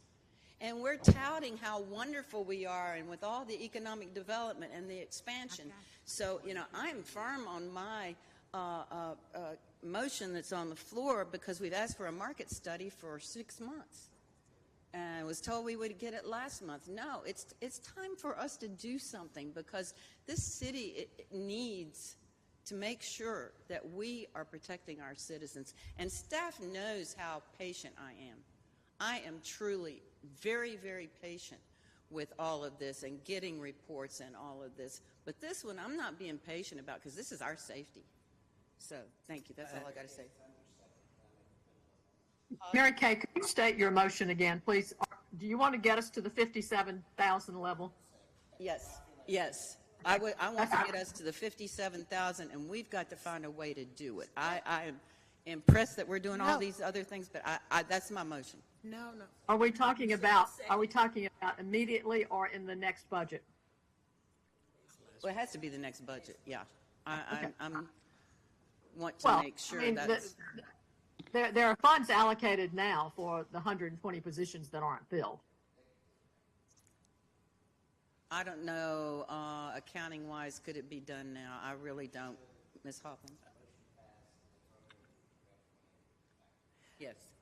Questions? Yeah, I'm sorry. I'm sorry. I've got this. Go ahead. I'm sorry. I'm sorry. It's not that we don't care about safety. We do. But we ain't even had a budget discussion. And now you want to get them to $57,000, $10,000 increases. Mr. City Manager, do you have any say in this? Have you calculated this? What would be cut if we do that? You said next budget. We haven't gotten to the budget. But they talking 3,000 now, and then 57. So that's only. Let me give my concern. And the PNRC officers pay for some of that. Pointed out to us. Wait a minute, hold on. I've got Hugh, and then I have Goldie, and then the mayor. Hugh? Thank you, Madam Mayor Pro Tem. I think we've all seen. He didn't answer you.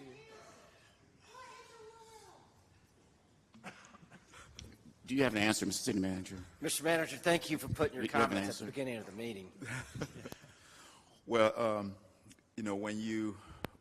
it's very obvious to me that there are a lot of good things that we hear with regards to public safety that we don't often put forward. One of the reasons I wanted us to have this conversation today was because last week during your work session, there were certain things that were said with regards to budget and property tax. And I thought that it would be good not only to hear the challenges that we're facing, but also there's some ideas that the chief has that I think it's important to listen.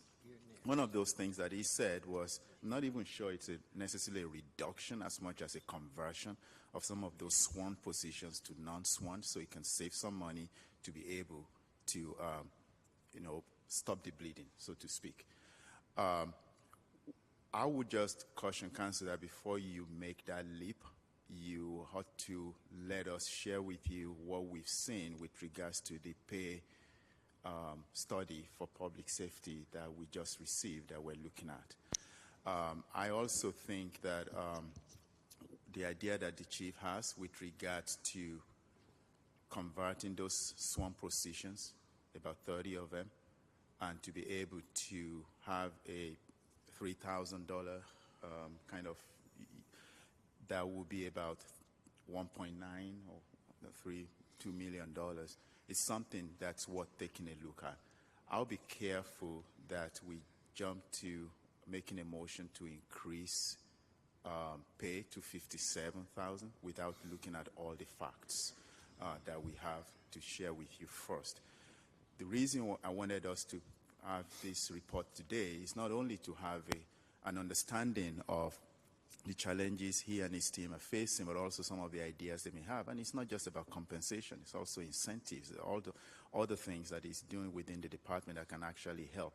So I understand you can make a motion, and you can vote on it and direct me, and I will come back to you, and that's fine.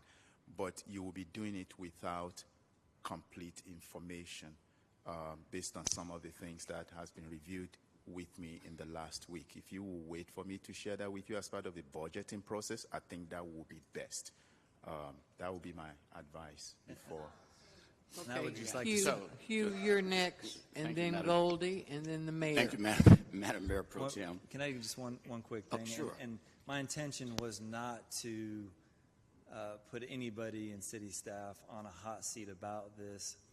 I had not communicated this number even with the city manager's office, but I completely trust the city manager to work with the police department to find the best path forward with that. So in terms of his comments, I completely agree that it will be helpful to have that full picture and understand where those impacts would occur if you moved us to 57,000. So I just wanted to say I do agree with the city manager in that aspect. So, I'm sorry, Chief, are you finished? Yes. Okay. I think we've all seen the impacts of the issue of public safety in our communities. I'll tell you that I was at my home today, and somebody rang my doorbell, and I didn't answer it, and they turned the doorknob. It's real. At the same time, it's just really real. At the same time, we also have a reputational risk in our community, and that reputational risk bleeds over into economic development, everything else we're doing.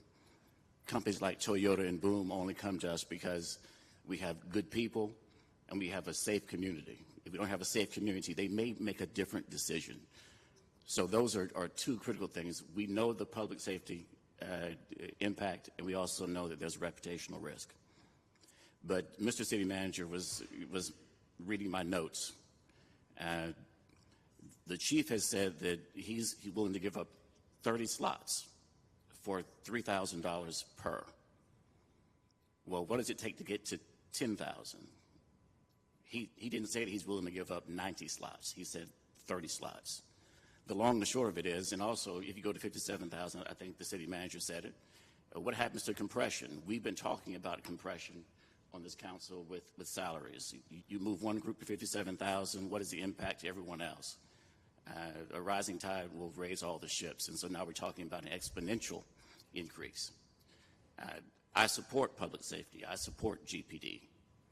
But I think I support it enough and also support the citizens of Greensboro enough to be a good fiscal steward of the monies that we have and make sure that we're making the right decision. That is, let's do the math.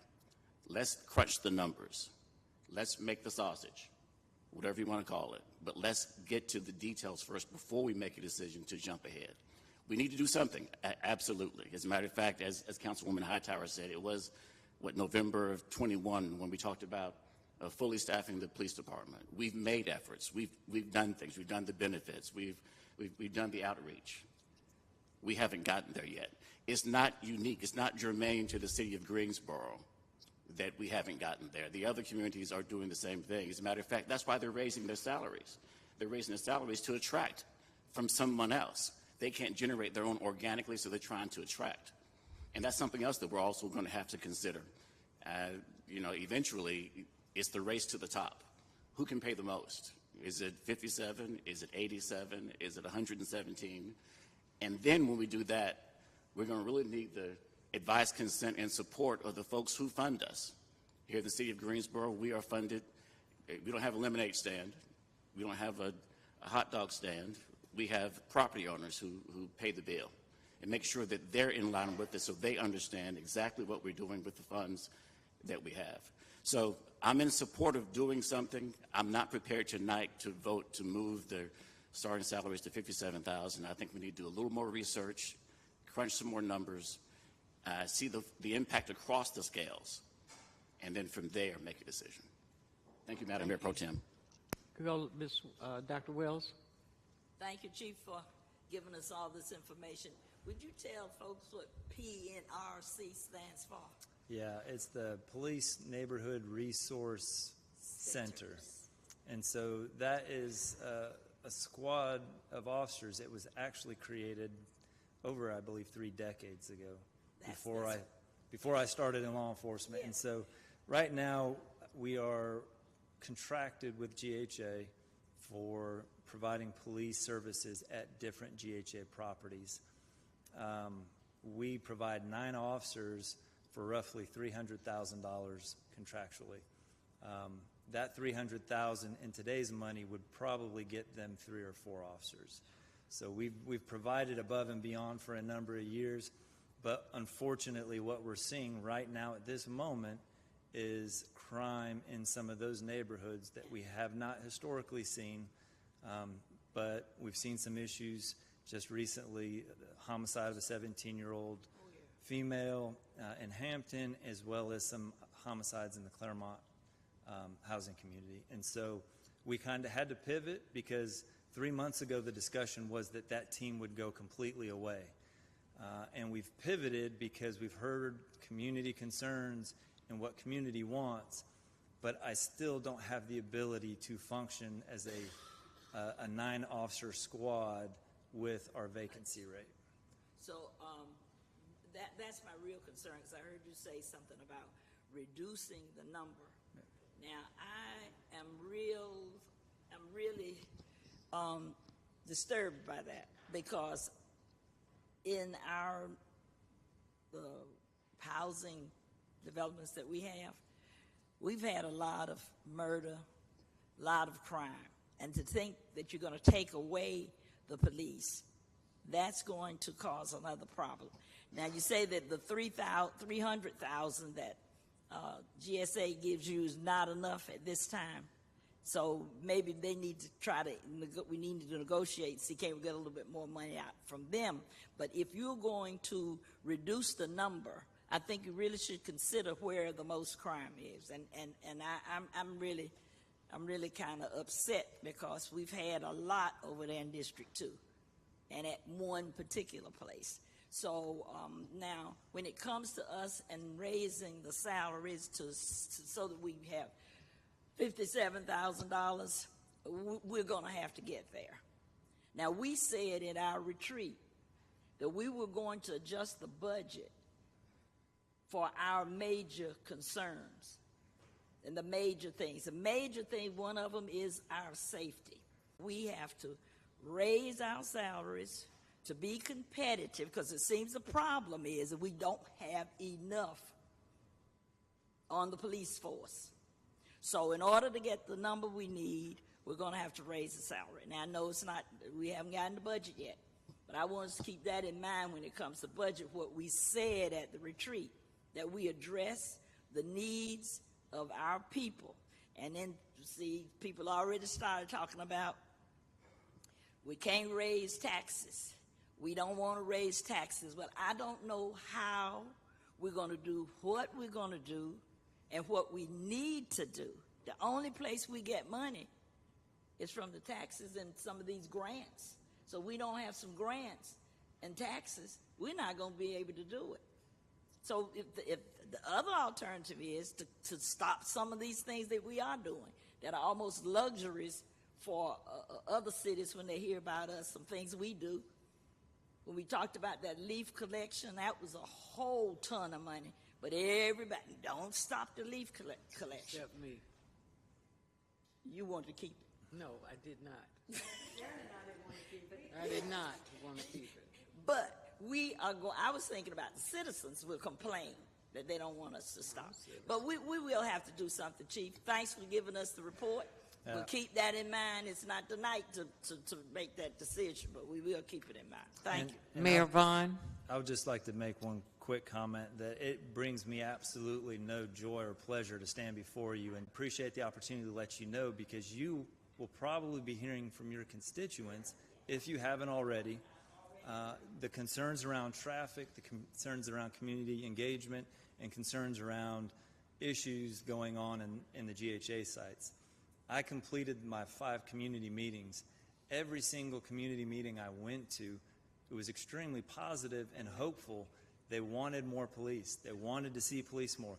They did not want enforcement. They did not want police in their neighborhoods writing tickets per se, even though traffic complaints were the #1 complaint. They wanted to engage with the police. And I have to tell them, I'm sorry, I cannot do that. I said, I have 2 priorities for our organization. One is appropriately staffing patrol response, because when somebody dials 911, they expect a quick response from their police department. We held the majority of 85 vacancies in our patrol division. Our reorganization has shifted 20 positions back. We're still holding 62, 63 vacancies in patrol, almost an entire patrol division. The second priority has been violent crime. And so we've, again, taken those 6 squads, reduced them to 4, but we've attached them to our federal partners, and we have some grant opportunities that's going to allow us to leverage our federal partners to address violent crime in a different way. So I wish I didn't have to stand here and tell you that we can't provide that service. And to be honest with you, if I had 100 more officers tomorrow, I'm not sure what I would do with them. I'd probably put 20 community resource officers in every neighborhood just to go out and talk with folks and engage. So, but I've unfortunately had to share that same message in every community that I went to. I want my officers to engage more. I want them to be in your neighborhoods talking to folks in a non-enforcement capacity, but I need them to answer 911 calls, and I need them to address violent crime. Okay, we're going to call on Mayor Vaughn. Thank you, Mayor Pro Tem. And Chief, I want to say thank you very much for being completely honest with us. Not only that, but coming up with a temporary solution. I agree that we have to be competitive. That's what I had talked about at the last meeting. When you look at our neighboring communities that have a much lighter call load than we do, and they're being paid more, and they do have some stronger benefits. So, when we had our strategic session, we came up with 7 goals. Public safety was #1. And certainly it's time to get more competitive with our salaries. It's a conversation that we have year in and year out, but that we're going to have to make that investment. Chief, I know it appears that the civilian traffic enforcement is gaining momentum in the legislature.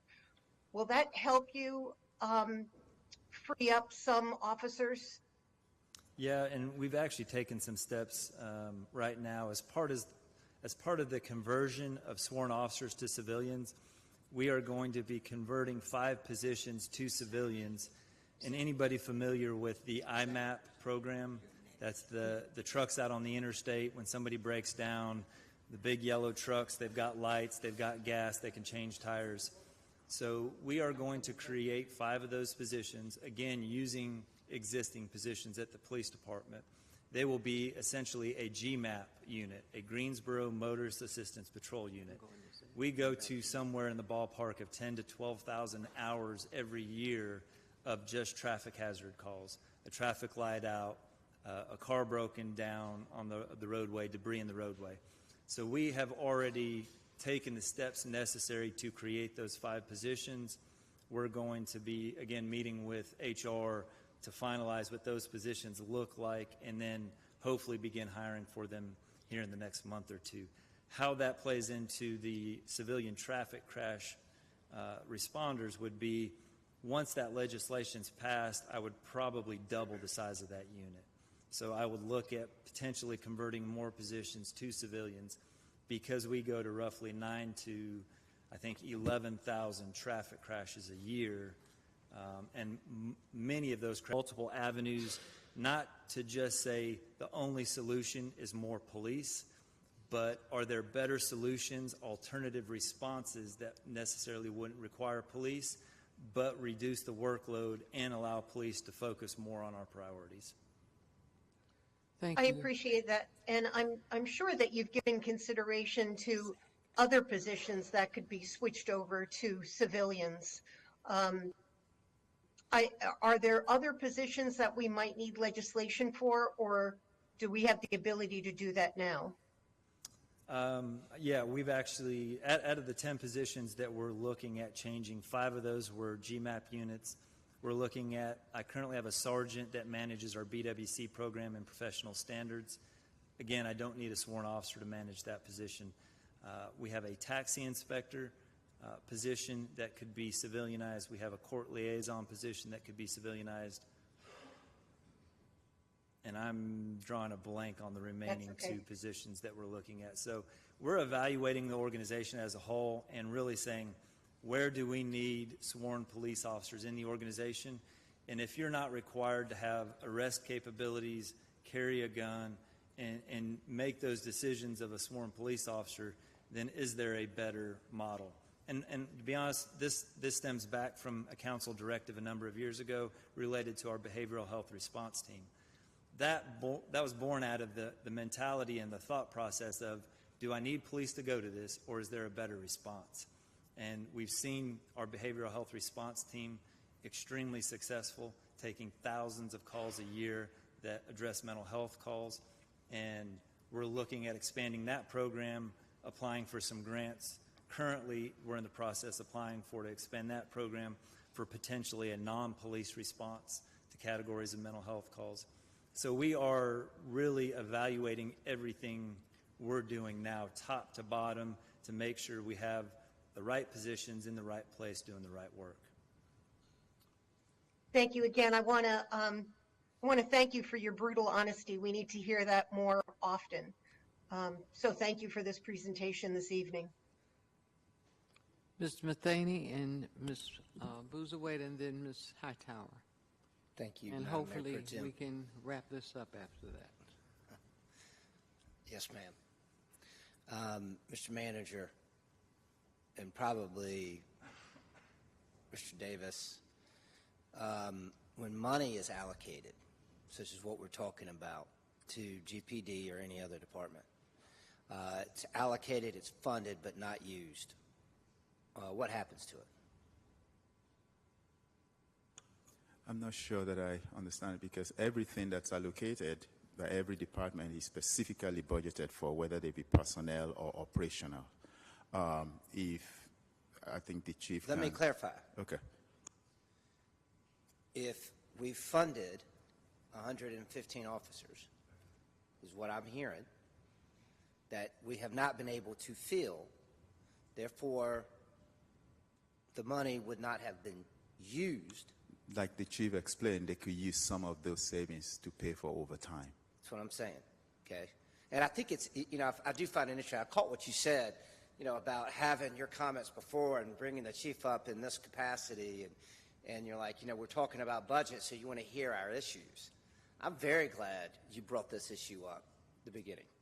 You might not be as glad as I am, actually, because what I'm hearing is I want to know every dollar that would be available in each department that has been allocated, funded, and not used. Not only GPD, you mentioned off the top of your head, and you said that you're not a math guy that much or a budget guy, but you knew in your head that you've got $2 million available that you could put into use that is allocated yet not spent that could fill to get to the $57,000. My point is, when we're looking at our budget, then correct me, Mr. Manager. I'm saying that sounds, Anthony, that's not what he said. That I don't think that's what he said, that if you save.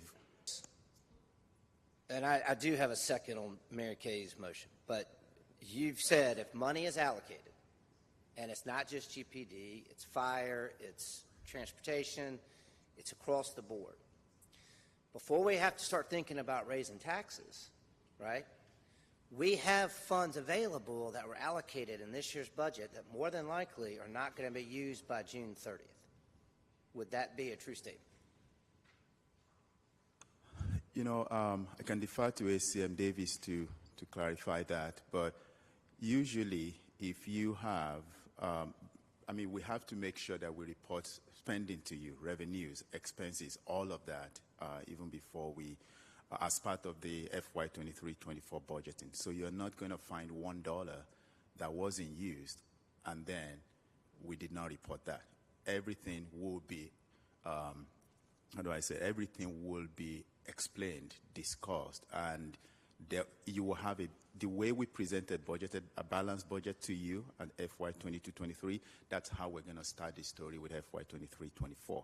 So it will not be that you allocated something to planning or housing, for example, and then at the end of the day you have excess that will not be allocated towards something. Mr. Davis, would it be an accurate statement that if we have allocated and funded 115 jobs, and he has filled 15 jobs, and so we've allocated and funded an additional 100 jobs that were unfilled by June 30th. What happens to that money? Any unspent appropriations flow back into fund balance. Goes to the fund balance. And can be appropriated in future years. They really are not available to fund ongoing expenses. They're one-time savings at best. You would not want to use them to permanently change something like salaries. It's a savings.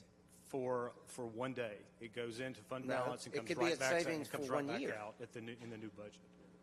Okay, so what I want to know, what I think would behoove us as we're thinking about our budget, is that one-day savings of July 1st, what you anticipate that savings to be.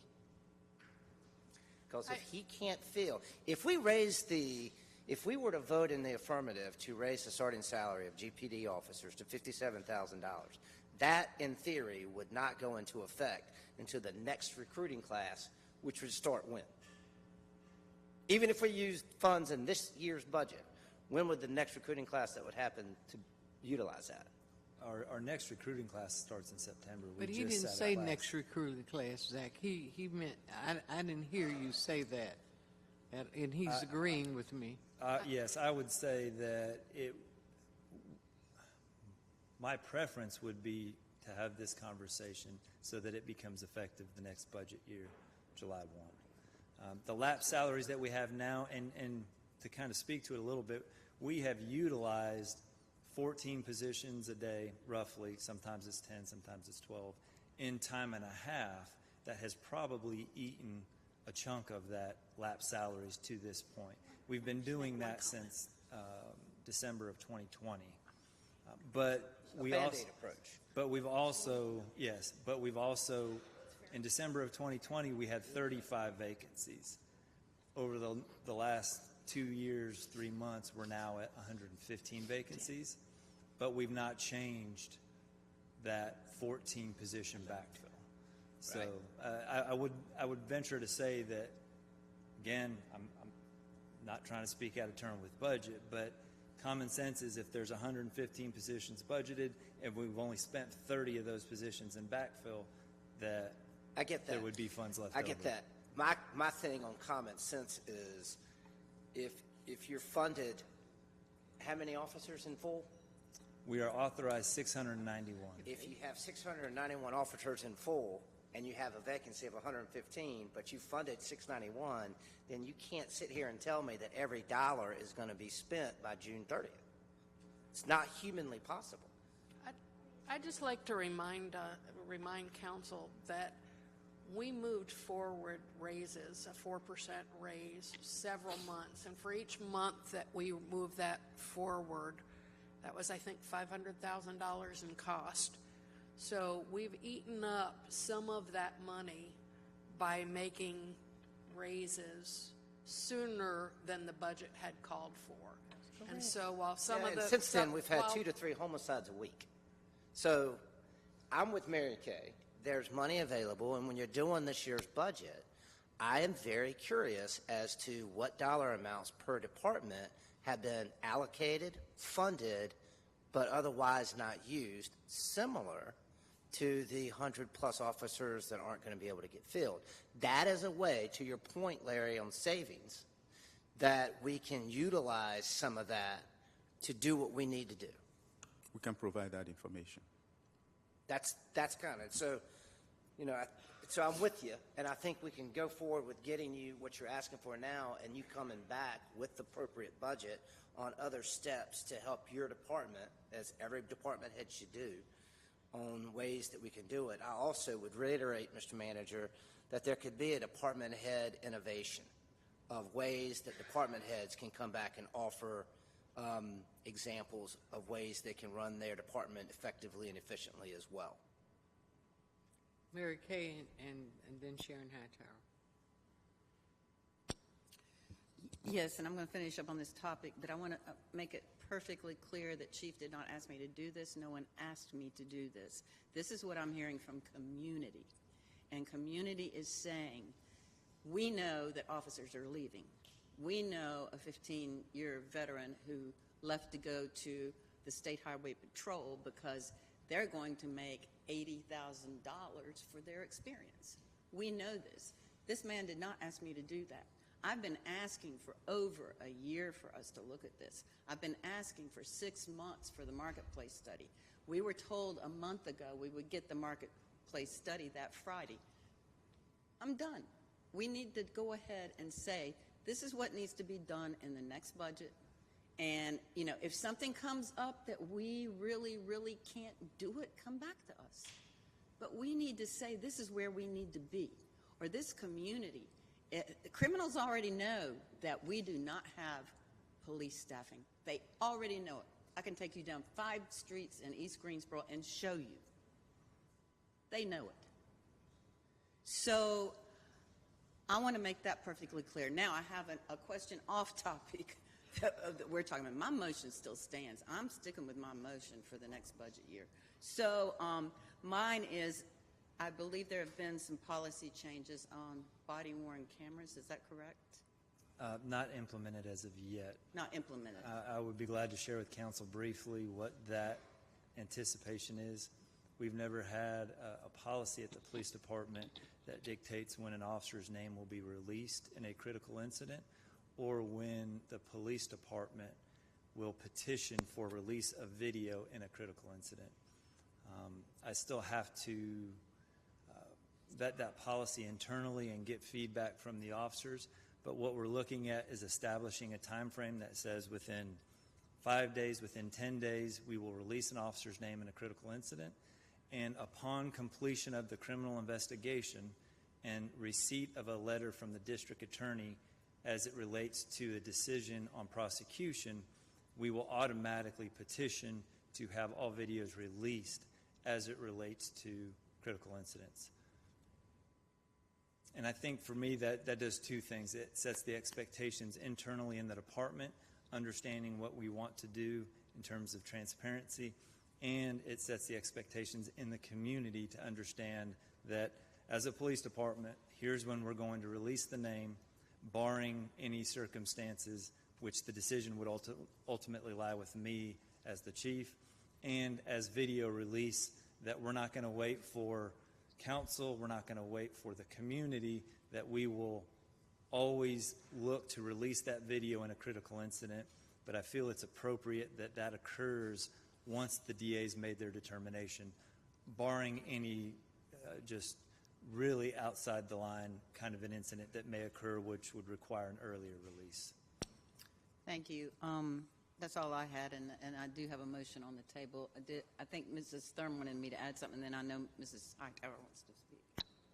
Yes, I was just going to suggest that we amend your motion to approve the change of the 30 positions to allow the $3,000 raise effective immediately, and to look at the 57 effective, hopefully the beginning of the next fiscal year. Okay, as long as... I can't vote for that. Yeah, I'm wondering, Tammy. I'm not sure the funds are there for the 3,000 immediately.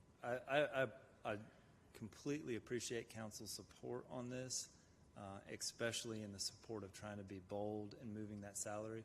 But I do feel it would be irresponsible if we weren't able to provide the information and say that that's feasible to go forward with.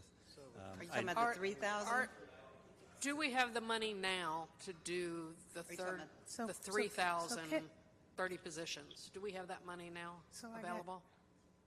So I got jumped over, I guess. No, you didn't. I'm not looking over you.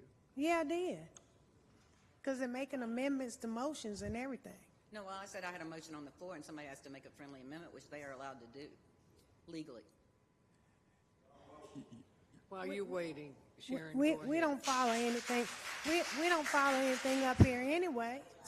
We don't follow rules up here anyway. We don't go by Robert Rule for sure. Go ahead, Sharon.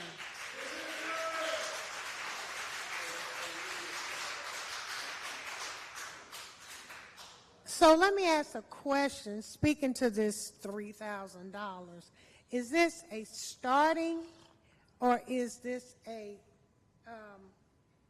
across the board? Is this starting for everybody and adding $3,000 to everybody's pay? Yeah, we would not. I would never recommend raising starting salary without making sure that the current officers that sit here in the ranks aren't adjusted appropriately. Because that wouldn't be fair if you did just make a starting salary. Correct. It would raise throw everybody into. Yes, it would raise the starting salary by $3,000, and you could utilize essentially for demonstration purposes. You could raise everybody in the organization by $3,000. So basically, giving everybody a raise. Yes. I think is where we need to be clear. Yes. Raise versus starting. Correct. It would do both. So, okay.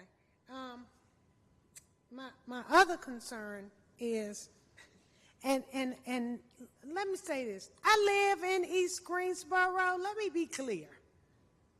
I live there every day for the last 25 years. So crime in East Greensboro concerns me, okay? I'm not on an island, okay? I don't visit it. I go home every night to East Greensboro. So now all of a sudden, it's a huge ordeal. We've been suffering in East Greensboro for years. We didn't just start suffering. We didn't just start suffering in crime either, because a couple of years ago, we had the highest homicides we've had. That was not under you. That was under a couple of years ago. So we've had that. So let's don't treat East Greensboro like all of a sudden it popped up and became a problem. It's been a problem. In some communities I go to, yes, they do want to see police. Some say we just want to see them ride through. Well, they just got all take-home cars. Or did the take-home cars replace the wrecked cars that they got on the lot? So if they just got take-home cars, all they're asking for is ride-through. I'm not opposed to people making good money to do a good living. I'm not opposed to that. But I'm very concerned that we come in here and we put this issue on the table. It's the only issue on the table without any discussion. And last work session I sat in, the first thing the mayor hollered was, I don't want a tax increase. You can't keep spending money if there's no money to spend. Mr. Matheny, you said when I was on council before, budget was $388. Now it's $688. What do you think is factored in that $300,000 difference? If you start raising these salaries to be competitive, we need to raise everybody's salary in this city to be competitive.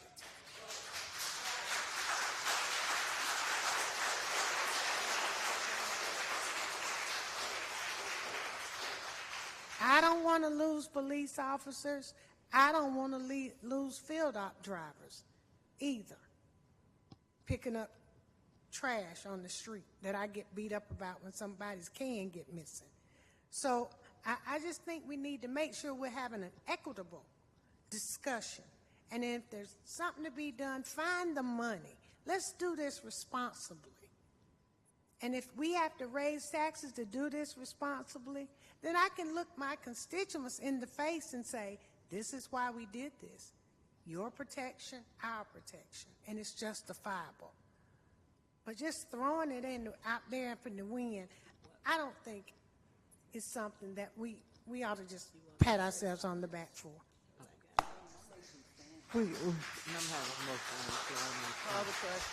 Call the question. Okay, we have a motion on the floor. It's been moved and seconded. Moved by Mary Kay Abuzueta, seconded by Zach Matheny. Yes, the motion is. We did not vote on the amendment. No. I think we need to wait for the new budget year. I'm not sure the. Yes, my motion was to have the city manager and staff in their budget deliberations come up with a way to put starting salaries for our police officers up to what our peer cities are offering, $57,000. Just a quick question, Mary. No? Councilwoman Hightower, Abuzueta, I'm sorry. If the starting salaries go to $57,000, what happens to those officers that are not currently making $57,000? We would have to make sure there's no compression. Well, I don't think the chief was asking for that. No, the chief. I think what the chief gave us was a proposal that we would take some funds and use those funds that have already been allocated to supplement those officers who are doing overtime and those, it's like, you said reduce because you're going to have to reduce, but you want to compensate those that are there, and you wanted to do that with the funds that are available. Is that what you said? Yeah, so my ask is that in conjunction with conversations that still need to be had with my city partners and other department heads and budget and HR, is that I would ask that you reduce my allocated number of positions from 691 to 661. Make sure my math was right. Reduce it by 30 positions to allow the impact those lap salaries would have on raises for the remaining positions in the organization. So that is a proposal, and I've had some initial conversations with some budget and HR around that. That would provide what I believe, again, just for demonstration purposes, roughly a $3,000 pay raise for the remaining people and positions that exist. And this was for this fiscal year, And then you said you would come back to us when it comes to budgeting to see about getting up to 57.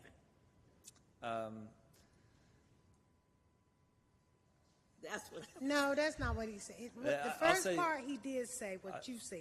3,000. I don't want to ask for something that isn't feasible, and I don't know the numbers because we're in April now. We're 3 months away from the end of a budget cycle, and we have spent a good portion of funds on overtime for officers to come back in and work. I don't want to ask for something that puts the city in a difficult position to say, provide this now, and then my priority would be the $57,000 July 1, and utilizing those 30 positions to help get there. And that is basically what my motion was, to get us to $57,000 in our new budget year, right? Okay, that is my motion. And your motion, the way you stated it, okay, we're going to have to vote that down and come up with a new motion. how? Because you sound like you wanted 57 now. Yeah, I'm not voting. No. I said in the new budget year, after staff has had chance to go through budget deliberations, and not in the motion, but I understand if something comes up that, oh, we really can't do this, we're going to have to discuss that. But my initial motion was that we do everything in our power to make sure that in our new budget we can compete with our peer cities who are offering $56,000, $57,000, $59,000 to start for our police officers. That's my motion. Okay. And in my preference would be that we just not try to do math in public right now, but simply go and dot the I's and cross the T's and come back very quickly with the plan. Council, please vote. I stand with my motion. Mayor Pro Tem, I am a yes. Councilwoman Hoffman? Yes. What is your vote?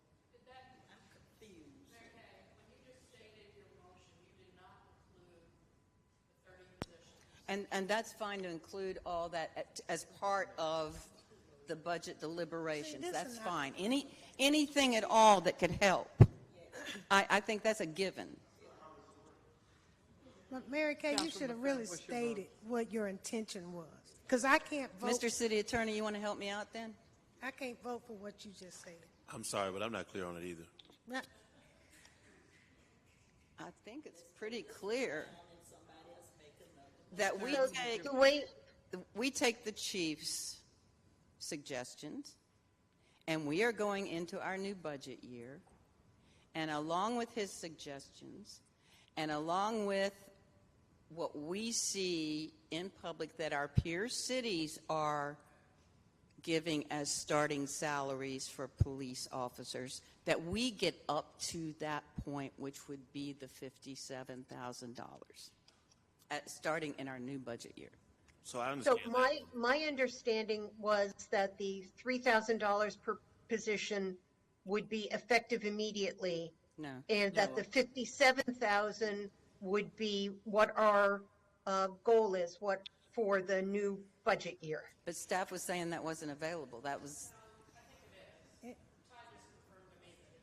Oh, well, then we can add that on. I'm fine with that. well, now, if you had made that your original motion, that's supportable. But jumping over and adding the 57 in the next budget year. I said 57 all the way along. That made to get to that point.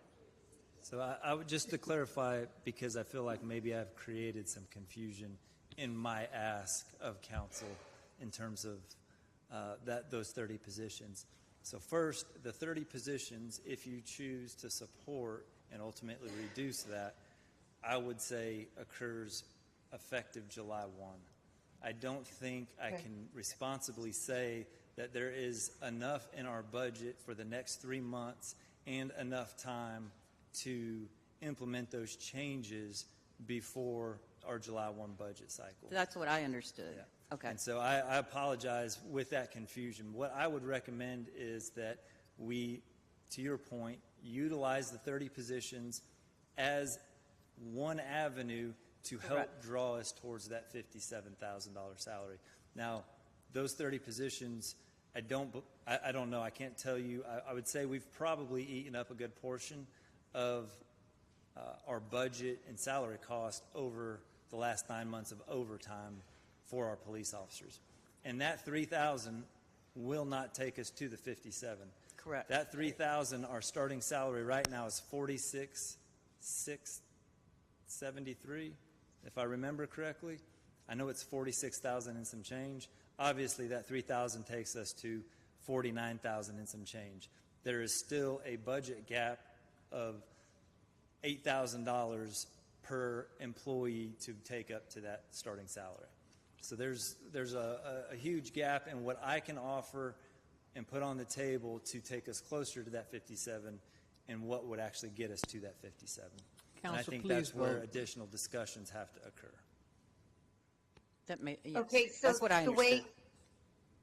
so then let me get you to restate the motion, which really, from my perspective, means it would be a minimum raise of 3,000 in the next budget, but the goal of making it to 57,000. That wasn't my motion, but So what is, restate your motion? How can you restate a motion when some people have voted? Because I think, I mean, I've Because already I voted yes, already. but- Voting screen came up. my motion was to ask, So how do you do that? my motion was to ask staff to do everything in their power in the new budget deliberations to get our officers to the $57,000 that our peer cities are giving as starting salaries. That was my motion.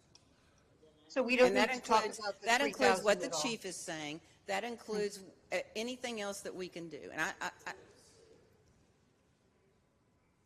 that was my motion.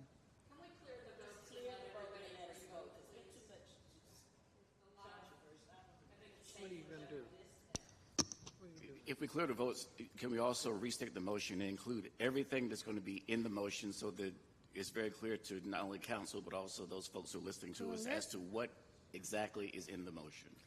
In the motion was to direct the city manager and staff to include what the chief has stated about the 30 positions, if that is feasible, and to also, during our budget deliberations, see what staff can come up with in order to start our officers at the $57,000 that our peer cities are offering for starting salaries. When would the funding for the 30 positions go into effect with the motion? Well, as the chief said, July 1, if feasible, if staff, yeah. July 1. Yeah.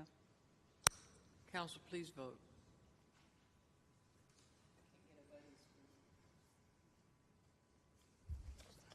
Mayor Pro Tem, I am a yes. Yeah, I got you. And Ms. Hoffman? I'm a yes, but I just voted via my iPad as well. Yes for you too? Yes. Got you. I don't have a voting screen, but I'm a yes. Okay, and that passes 7-0. No, ma'am. No, ma'am, it doesn't. 7-2. I'm so 'Cause sorry. I voted no. I'm so sorry. 7-2. No, ma'am, I voted no, because this requires more discussion, and no. Yeah. Oh, yeah, she loves that. And that, could I make a comment? I'd like to make a comment about East Greensboro. Yes, we have been overlooked for a long time, and we've been working on it. And I am glad that folks are realizing that we do need some attention. We need attention over there, and it has been a long time coming, and we're pushing for it. So thank you for acknowledging that, because we do need that extra support. Well, I was not going to vote for this motion. I voted for it because it will go to the budget discussion before July, and we can alter, pass it, do whatever we want to do. I've had a number of people call me about violent crime in the community, and I want a better representation on a better number of police officers in our city.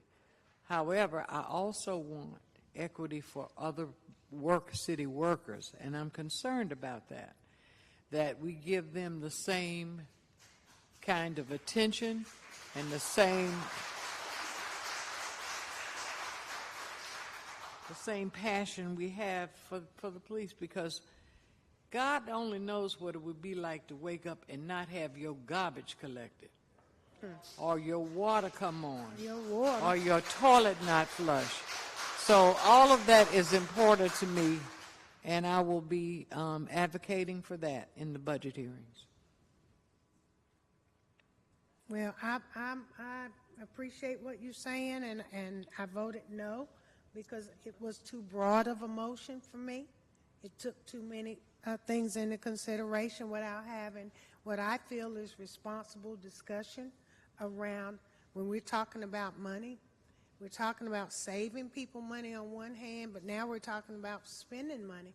And I know we have to sometimes spend money. I get that. I don't discount that. I just don't like the way this popped up and the way this got thrown at us. For me, I'm speaking for me. And I hear from constituents too. And while, yes, they want police coverage, but I also hear from people who drive those trash trucks, who drive Parks and Rec, who are in water resources, all of that. I just want us to have a fair and equitable look at all of our departments. We got pools that couldn't even open in Memorial Day because the equipment's so old. They wouldn't put any money into the capital reserve for projects. So we got to really look at that. People are beating me up because they don't have walking trails in Brown Recreation Center. Let's look at that. But if we're going to bring in, you know, all these companies, they want something besides public safety. I'm sorry. I want it too. I really do. And I'm concerned about the homicide and the 17-year-old that got killed. But we also got other programs that we really need to be focused in on. It's not just a police solution. It is a community solution.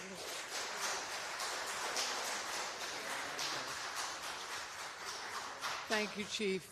Thank you for sharing. By the way, the chief, this was the manager's time, and I just want it to be known that the manager asked the chief to give a presentation. Yes. The chief didn't say give and a I'm presentation. glad he did. Mr. Manager, I'm being facetious when I said appreciate you putting your time first, because this is what happens. An hour and a half later, we were not prepared. I don't think the chief was prepared as much about the ask and what was getting ready to happen. This probably would have been much wiser instead of coming at us, to your point, Councilwoman Hightower, in this capacity, in the first of a meeting.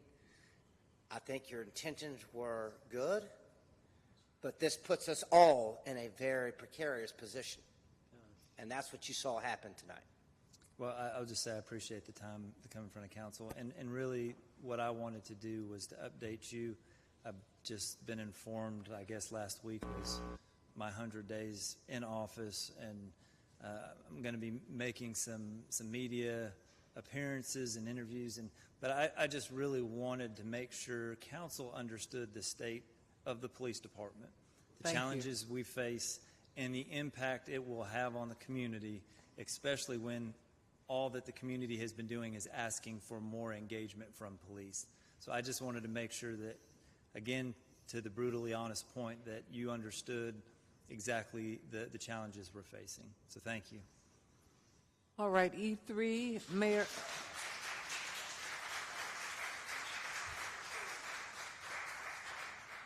Mr. Manager, I think it would be a good thing periodically to have the chief report to us. I mean, with the crime the way it is in Greensboro, and I know every city is fighting this, but we need to really hear from the leadership of that department on what is happening, what is needed, and perhaps some other departments we may need to hear from as well. All Yes, right, if I Madam could, Mayor, Mayor Pro Tem, sorry, thank you. E3 is lights on. Yes, Mayor will speak on that. But just quickly, I know that when you read the news, you're likely going to hear two things, right? Crime, homelessness. And I feel that it's our responsibility as city leaders to be upfront, come, be transparent, but also be able to share some of these things with you. This opportunity for city manager's report is not for me to present you, but to bring some of your leaders, the fire chief, the police chief, a housing director, to come talk to you about this. And I think it's very important for the community to hear. So that was why I wanted us to do that. But the mayor will speak on this item on lights on. Is your light Thank on, you. Mayor? Yes, can you hear me? Yes. So this actually is a result of a conversation that Sharon Hightower and I have had, along with Hank Henning of Duke Energy. I think it's really great that Hank is over at Duke, being a former elected official. He knows how important response is, especially when it comes to power. We have, in the vein of public safety, we've had a lot of people call in about street lights that are out. And right now, the way that the community has to deal with it is they have to actually, I think, tie a ribbon around the street light so Duke Energy will know where it is. We are starting something called Lights on Greensboro. We're going to do a 2-week blitz where people can just call in. They can either go on the Duke Energy website, or they call in our 373-2489 or GSO Collects and report lights that are out. The goal is to make sure that all of our street lights are on, because lighting truly is important when it comes to public safety. We know that if neighborhoods are lit up, there's less likely to be vandalism and people loitering around and causing trouble. So we are excited about this program. There are a variety of prizes. It'll go in as a raffle for whoever calls in street lights that are out. But our goal is to make sure that all areas of the city of Greensboro are well lit. We hear about it in all different districts of the city. We really hear about it in districts 1 and 2. This is our opportunity, I think, to interact with a lot of neighborhood groups, and also to reach out to GHA and make sure that they are involved in this so that we can get all our lights on throughout the city of Greensboro. So this starts on April 17th through the 28th. I assume that the graphic is up. Is the graphic up? No. Can somebody put the graphic up? And then, of course, it has, there was a press release on it last week, and we'll make sure that we are working.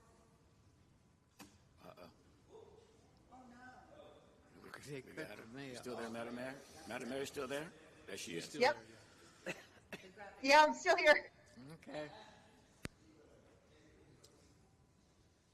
There's the graphic. You have to switch back for the mayor.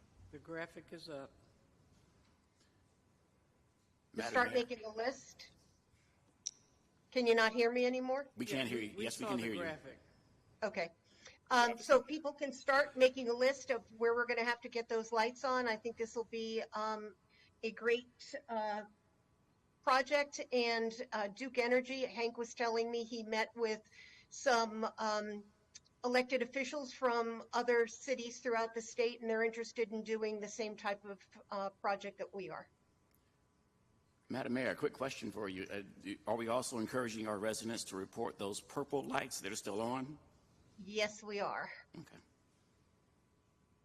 What's wrong with the purple lights? They are defective LED lights. Duke Energy, some of the manufacturer is recalling those purple lights if you want them out. I had a neighborhood that asked me to make them all purple, so yeah. It's interesting. Some people love it and some people don't. Thank you, Madam Mayor. Thank you. So, Madam Mayor Pro Tem, just to, since the mayor referenced my name in this, it was a conversation. And see, this is one of the things when you talk about public safety, you got to talk about more than police. Okay? Okay. This came up because communities that I reside in and I serve, street lights are not on. Street lights help with safety as well. And so initially it was to be a lighted up campaign, but the name kind of changed to Lights On. So this is the basis for that, basically. Thank you. Thank Now's the time for speakers from the floor on non-agenda items. This is an opportunity to hear from anyone wishing to speak generally. This is time of listening for the council. Now, the manager is going to be noting required actions or requests that the city manager will note as such and provide steps and anything required to respond, or if we need to take actions. He's taking these notes, and we've changed that a little bit so that we can stay abreast of what you're saying. So now it's time for speakers from the floor. Yes, we have Chip Pegram, followed by Sarah Hampton, followed by Paulette Montgomery.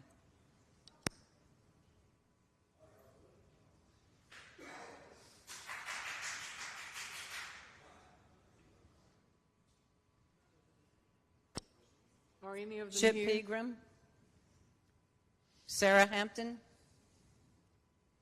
Paulette Montgomery, followed by Rebecca Bolello and Bob Black.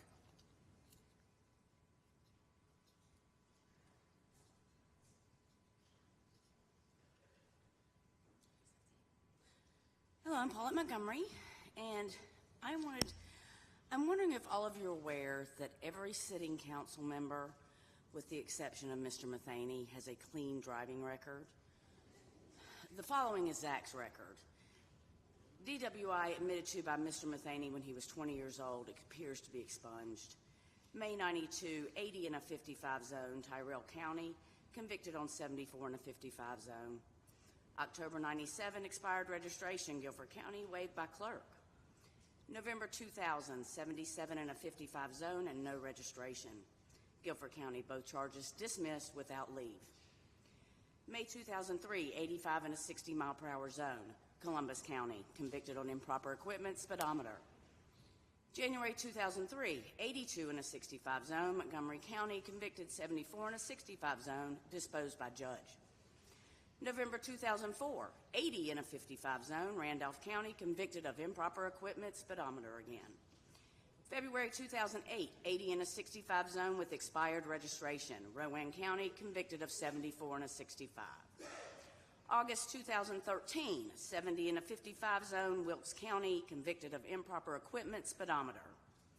August 2014, 72 in a 55 zone, Guilford County, dismissed by DA. May 2015, 80 in a 65 zone, Randolph County, convicted improper equipment again, speedometer. October 2015, DWI level 4, blood alcohol .20, Guilford County, pled not guilty, convicted. May Excuse me. If you just quiet down, I listen to you. I need to hear, so I'd appreciate it. Thank you so much. May 2018 at 7:59 a.m., 45 in a school zone, Guilford County, convicted of improper equipment, speedometer. March 2019, expired registration, card tag, Guilford County, disposed without leave by DA. In just the past 10 years, Mr. Matheny has had a DUWI, 3 expired vehicle registrations, and 4 speeding tickets. The most recent for speeding was 20 miles over the speed limit in a school zone.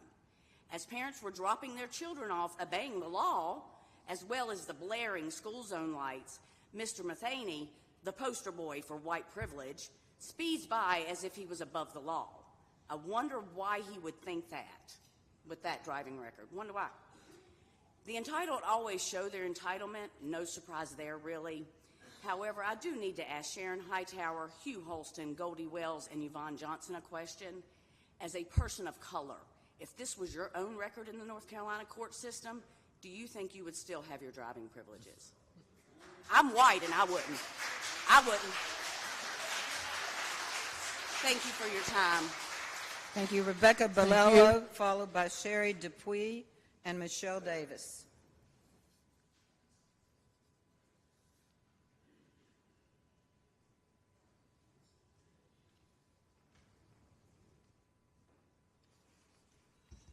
Good evening. My name is Rebecca Bolello, and I have been on the executive board of the Guilford Crime Stoppers program since 2012. To clarify, this is strictly a volunteer position. Crime Stoppers is a community-based program that uses law enforcement, the community, and the media to fight crime. Crime Stoppers provides a phone number for residents to call and give anonymous information on all criminal activity. Since the inception, tips to Greensboro Guilford Crime Stoppers have led to over 42,000 tips, over 20,000 felony and misdemeanor charges, and almost 100,000 cases cleared, recovery of over $29 million in cash, narcotics, and seized property. This program clearly works and is one of the best in the country. For it to continue to be successful, we need enough law enforcement officers to work tips. The department is currently short-staffed, and that is something that should concern everyone. I have always enjoyed an open dialogue with the Greensboro Police Department, and over the past decade, I have met with each police chief. Sometimes I have requested the meeting, and other times I was asked to give feedback. Greensboro Police Department is often at community events and posts many forums inviting the public to engage, so I want you to know this is not your only opportunity to be heard. Criticism is something you can only avoid by saying nothing and doing nothing, but unfortunately it is not part of the solution. If you want to see change, you have to get involved. I want to thank GPD for their service to the community. I know it can be difficult to do when you feel you do not have the support of the people you serve. Please continue to do so. More people need to appreciate, more people need and appreciate you than are represented here tonight. I am proud to work with you, and I will continue to support you. Thank you for what you do each and every day. Thank you. Mr. Bui, and I apologize if I said your name wrong.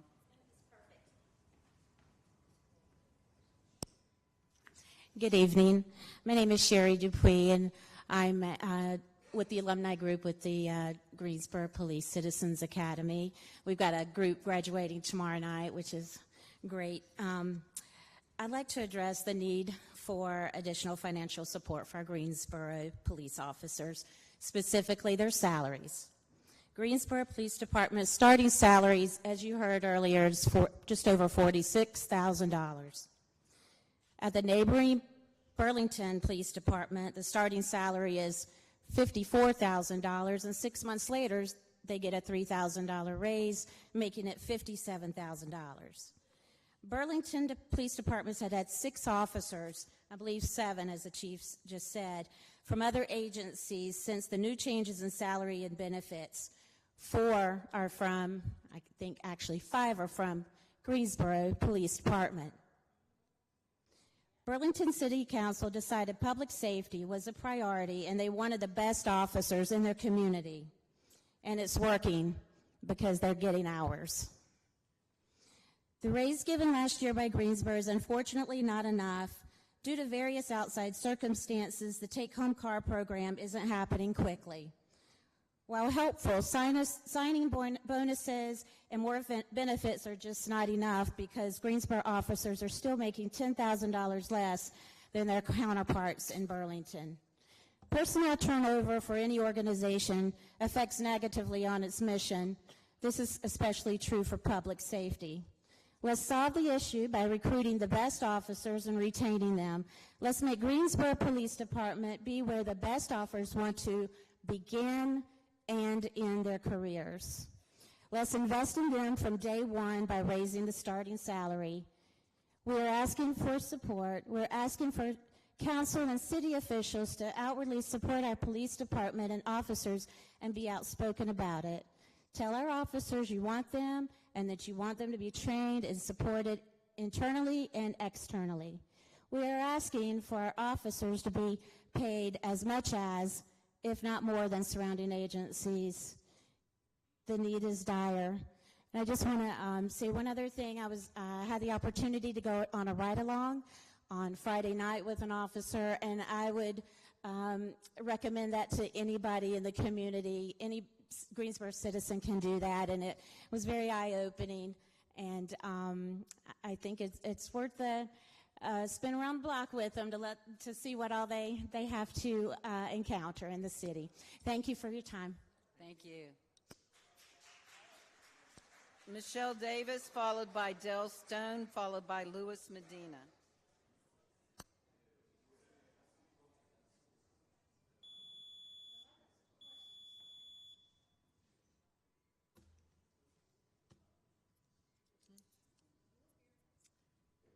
Good evening. My name is Michelle Davis, and I am proud to stand here and say that I am on the board of directors for Greensboro Guilford Crime Stoppers. I'm also very proud to stand here and say, and sad to say, that I'm also one of the mothers standing against gun violence. I'm also proud to say that I am a proud member of the Hamilton Lakes Lions Club. And I am also proud and sad to say that I am a breast cancer survivor and that I stand and work with our Sisters Network that is a support group. I say all of that to say I am in the streets every week. I know a lot of you and a lot of you. And you know I am out there. I want to make sure that I am safe when I am out there. We need the police officers on the streets. We do not need to lose them to our peer cities just because of a starting salary. Let me tell you, this is what I'm dealing with. This is my nephew that was gunned down on MLK. This is what I am on the streets walking for that will start tomorrow again. So a lot of you, please come out and walk with us because we have got to be out in our cities and in our communities.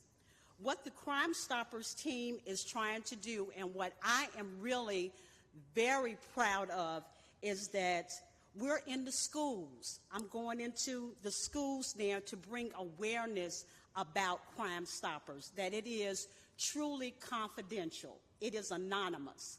So we are in the schools. We've been over to Page twice. We've been into Dudley. We've even been over to Wiley Elementary Schools because that's where we have to be at this point, in the elementary schools to bring awareness, over to Northeast High School, in all the recreation centers, Warnersville, Peeler. We are out there, again, just bringing awareness to the community about what Crime Stoppers do. And we're also wanting people to know that we are paying the money. Rebecca is our treasurer. She's writing the checks. We are trying to say, you call us, give us tips.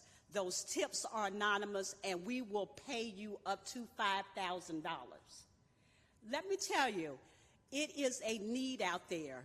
Chief, I'd love for when we go on our walks, GPD is right there with me. When I need to go on my walk, they are right there with me. So please, please pay the money. I really not that concerned about everything else, but pay the money. We have got to get our police. Thank you.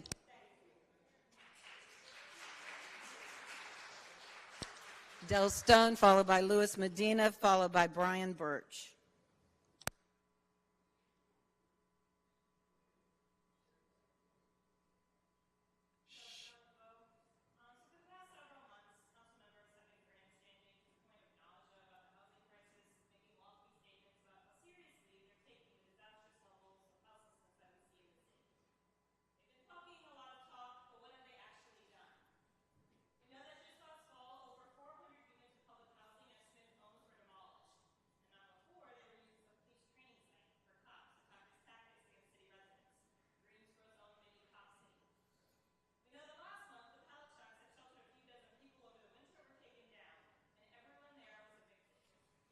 Right where they started, back on the streets. We know that last week, the city mounted giant metal bars on every seating surface in Center City Park, making the park not only hideous, but a living testament to this town's shameful priorities. This is an obscene level of heartlessness, even for this council.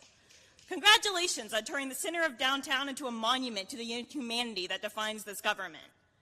How much did it cost to erect those public displays of cruelty? How long have you been planning this exhibition of evil? How far are you going to go to make the lives of your unsheltered neighbors harder? Talk about need to hear brutal honesty, Mayor Vaughn. Every single council member should be embarrassed to call themselves our representatives. As long as those bars are there, those disgraceful monuments to this government's warped priorities, we know every word you utter about caring for houseless people is a blatant lie. The park is public space for the public, which, whether you like it or not, includes those who can't afford your amenities that you pour our tax dollars into. Do you think you can simply disappear people by making it harder for them to exist in public space? Councils in other cities have actually enacted laws banning this kind of hostile architecture, but I know better than to even suggest that. Not only because y'all wouldn't have the backbone to support meaningful help for houseless people, and not only because you don't really care, but because there's no meaningful policy change that will resolve the fundamental problem. Because the problem is capitalism. It is the commodification of everything, of space, of labor, of time, of people's lives, and the devaluation of human beings that results. To cite a quote from over a century ago that is still very relevant, bourgeois society stands at the crossroads, either transition to socialism or regression into barbarism. We are clearly regressing into barbarism. The solution is to untether profit from lives and all things necessary for life. We need to destroy this antisocial economy and build a pro-social one, a socialist one. And that is also one in which we will not need police. Thank you. Thank you. Mr. Medina, followed by Brian Birch, followed by Dana Daughtry. My name is Louis Medina. I'm with the Working Class and Houseless Organizing Alliance. First, we talked a lot about crime, right, and how we just kind of assume that police will solve them. Police do not solve crime. They give tickets, they arrest people, they shoot people, right? That's what they do. A lot of times they spend time harassing houseless people. Crime is caused by poverty, which we're going to see more of as inflation goes up, right? And what have y'all done? My comrade just mentioned that you've just harassed more people, and now you're talking about putting taxes towards cops, right? Increasing taxes and increasing the budget for police officers, right? While we have city workers here waiting to talk to you about an increase to $20 an hour. So I suggest that if that's the plan, that the police over there get prepared to pick up the garbage and clean all the pipes, fix all the pipes. I don't even know. Everything else, right? You don't have to learn to plumb, I guess. Anyway, that wasn't actually what my speech was about. I was supposed to talk about capitalism, which is connected, right? Everybody knows that WOE is an anti-capitalist organization. What they don't know is what we're for. And for that, you have to understand what capitalism is. A lot of people think that because we're anti-capitalist, we're anti-democracy, or anti-freedom of speech. This is clearly not a democracy. They do whatever they want with our money. They choose to pay us what they want, right? Capitalism is not just an economic system. It's a point in history. It's a point in human progress. We've reached the end of that point, right? It's marked by the bourgeois class, the capitalist class, controlling all of society because they control production. You control production, right? You control society. These are the rich people like Jeff Bezos and the Rockefellers, and they own this little establishment. You can tell because the city government is constantly talking as if they're planning to beg for some invisible wealth to drop in the city. They don't care about us. They just want rich people to come here and invest in it. We believe that this isn't the only stage, that brutality and greed actually isn't part of human nature. Essentially, we believe that we could be different, and we believe that there's another stage after this stage. Clearly, City Council doesn't, but whatever. We call that socialism, because there's another class. It's not the bourgeois class. It's the working class, the people that actually do everything, the ones that fix the pipes and pick up the garbage, not the people that shoot the guns, right? The people who build this podium, who made this mic, right? The workers. And for everything we've created, all we do is get a measly wage and keep our head above water, right, while the city government nods at us. We believe that there's a new stage in which we seize the control of production. We control society. And since we're the majority, right, we already do everything. We're a stronger, more fit class to control the government, and then that will usher in a period of actual democracy. What I just said is we're communists.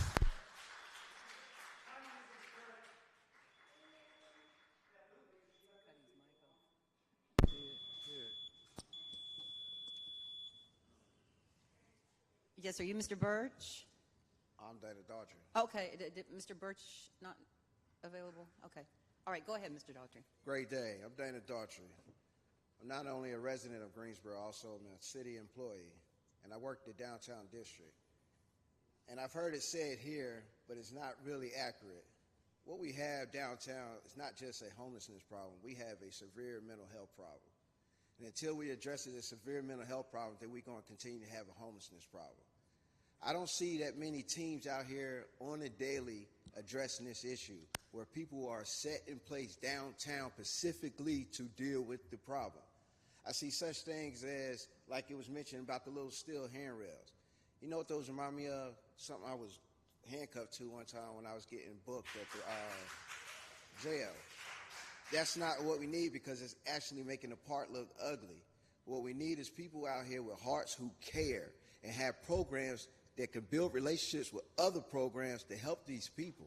I was out there on crack for 15 years, but I know what it's like to have people in place to help me. I'm now working for the same city used to pay to lock me up as a crew leader. So this is what happens when we give people the right money in the right places and the right organizations that's going to actually use that money to help people.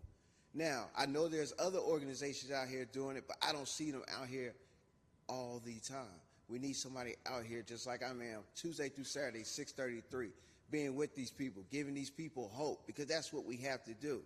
I've seen people that used to sleep at their park is now driving tractor trailers across the country, and all I did was talk to them every day, give them hopes like, hey, man, you can do better. Hey, people do love you, because that's what you have to tell the people out here. You can't just look at them like on a piece of paper as a statistic and say, well, if we put money here, then that'll look good. No, it doesn't really do nothing, because then you have people like, that was a waste. You know, we have to put money where it's actually going to help, and that's mental health. We have a mental health problem. You know, there's a lady that we have to call the ambulance for every day because she can't even sit up. So she can't even sit up. She can't go somewhere and use the bathroom. So where do you think she's using the bathroom at? So me and my crew, we come clean it up. I don't mind because I used to live like that. I used to wear the same clothes for 90 days out there on crack. I smelled so bad, dope dealers used to pay me to take a shower.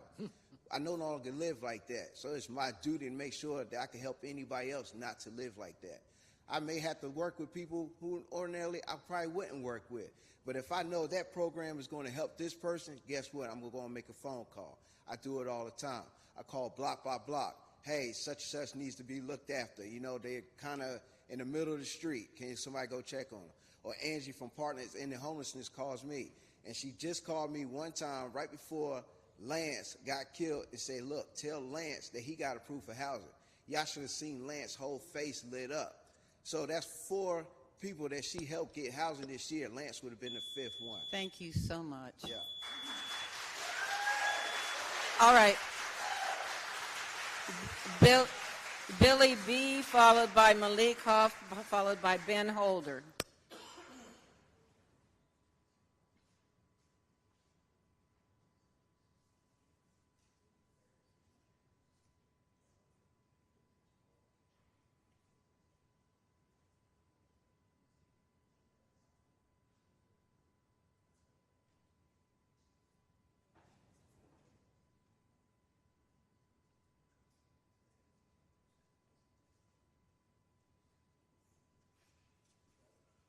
Hello, I'm Billy Belcher from WHOA, the Working Class and Houseless Organizing Alliance. Like my comrade said, it's wrong to connote police and public safety. That's not brutal honesty, Mayor. If somebody opens your door, you can call the police. They will eventually come and take a report, but that is all that will happen. They will not save you, and they probably will not solve the crime itself. East Greensboro doesn't suffer from a lack of police. It suffers from poverty. But people aren't like, hey, I'm going to become a criminal today because there's no cops around. That's not what no. Poverty drives crime. Poverty drives drug addiction. Poverty drives houselessness. And you can't throw cops at this problem and expect any of them to go away. You can throw poor people in prison if you do that. But that's all you're going to get. And more people, because they're poor, are going to keep committing the crimes.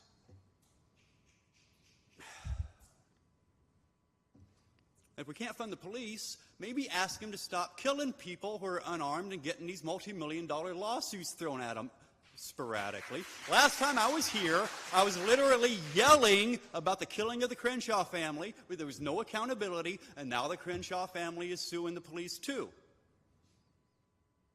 There are ways to save money. Kill that school resource officer program and slow down on the school-to-prison pipeline. That would be a good move.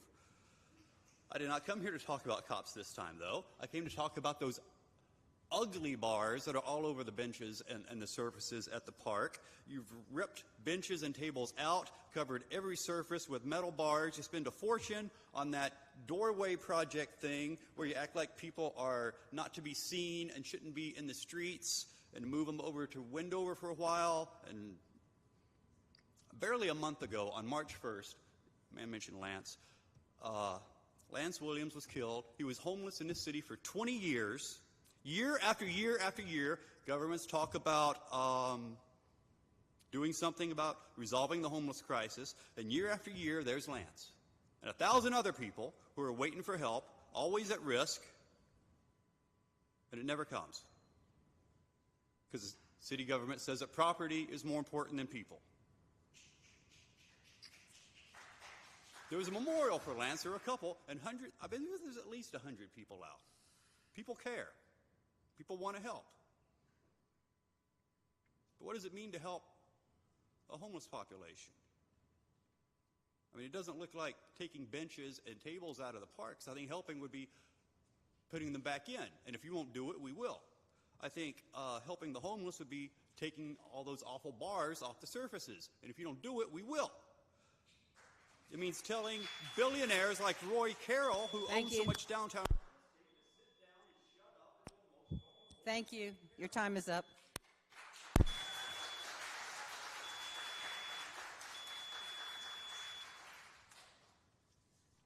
Hello, everybody, and to the City Council and to the chambers. To all the people that came out here tonight, I really wanted to address the police, and I wanted to address my homeless community. I have been out here advocating and been out here in the streets every day since I got back from Burlington. I've been seeing the struggle for my homeless. I done seen half of my members of my homeless community been gone, have passed away. Now I want to get out here and have a change. I want to put a better place for us to sleep at nighttime and not have us sleep through the cold. I want the houses that y'all just took away from us brought back for this summer. I want us to find another land to stand on. I want to find us somewhere we could put a place. City manager, to you, I want to sit down and have a conversation and have a meeting so we can figure out what we can do for our own community and have a way we can stand together to come to as a union, to not just have my people sitting out here. And to everybody else that's been going on. This year, July 27th, I will be out in the park to stand out there because of domestic violence victims that have been out there in the streets that have got hurt, killed, and no matter what, to my homeless too. I'm going to stand out there and voice my opinion. And I'm going to walk this year. And I want city officials, city members, and I want all my city councils to be out there. Because I want y'all to come out and face and see what we have to deal with every day. Not sit behind the desks. Just come out and just see what we got to say. Voice with us. Come out there and feel what we have going on. To everybody that's out here tonight that came out to support and show their faces. Even to the city officials that's out here. To all the people that's out here with the garbage trucks and all that. I'll stick behind every single place. Even the chief that came out here tonight, I stand behind him 100% to have more officers in our city and not have these other cities take our officers from them. And I want our city to change. I am going to be the next one in that seat behind there. I'm going to be the next mayor, and I'm running for mayor's seat. I have made it a chance to hear what my people out here need. And I have. Hoffman, you been out there. You was out there with me. You sat out there and talked. And I was going to thank you for coming out there. Hightower, your turn next to come out there. Every single one of the city council members, it's time for y'all to come out and sit there and listen and hear our feedback for our own community. Because our community is suffering through the times that we're going through. And we want change. And I want to make our city better. I want to make a city like Charlotte. I want all my city people to make us have an extra bus for Route 7. because right now we are sitting and looking at our routes that need extra buses because people got to walk a longer ways, don't want to walk from West Friends home to the other end. We need connector buses that can go all the way around and back. And we asking for connectors to stand. Thank you, Malik. Thank you so much. Mr. Ben Holder, followed by Bryce Carter, followed by Chris Yancey. And you could go ahead and make your way over to the back of the room.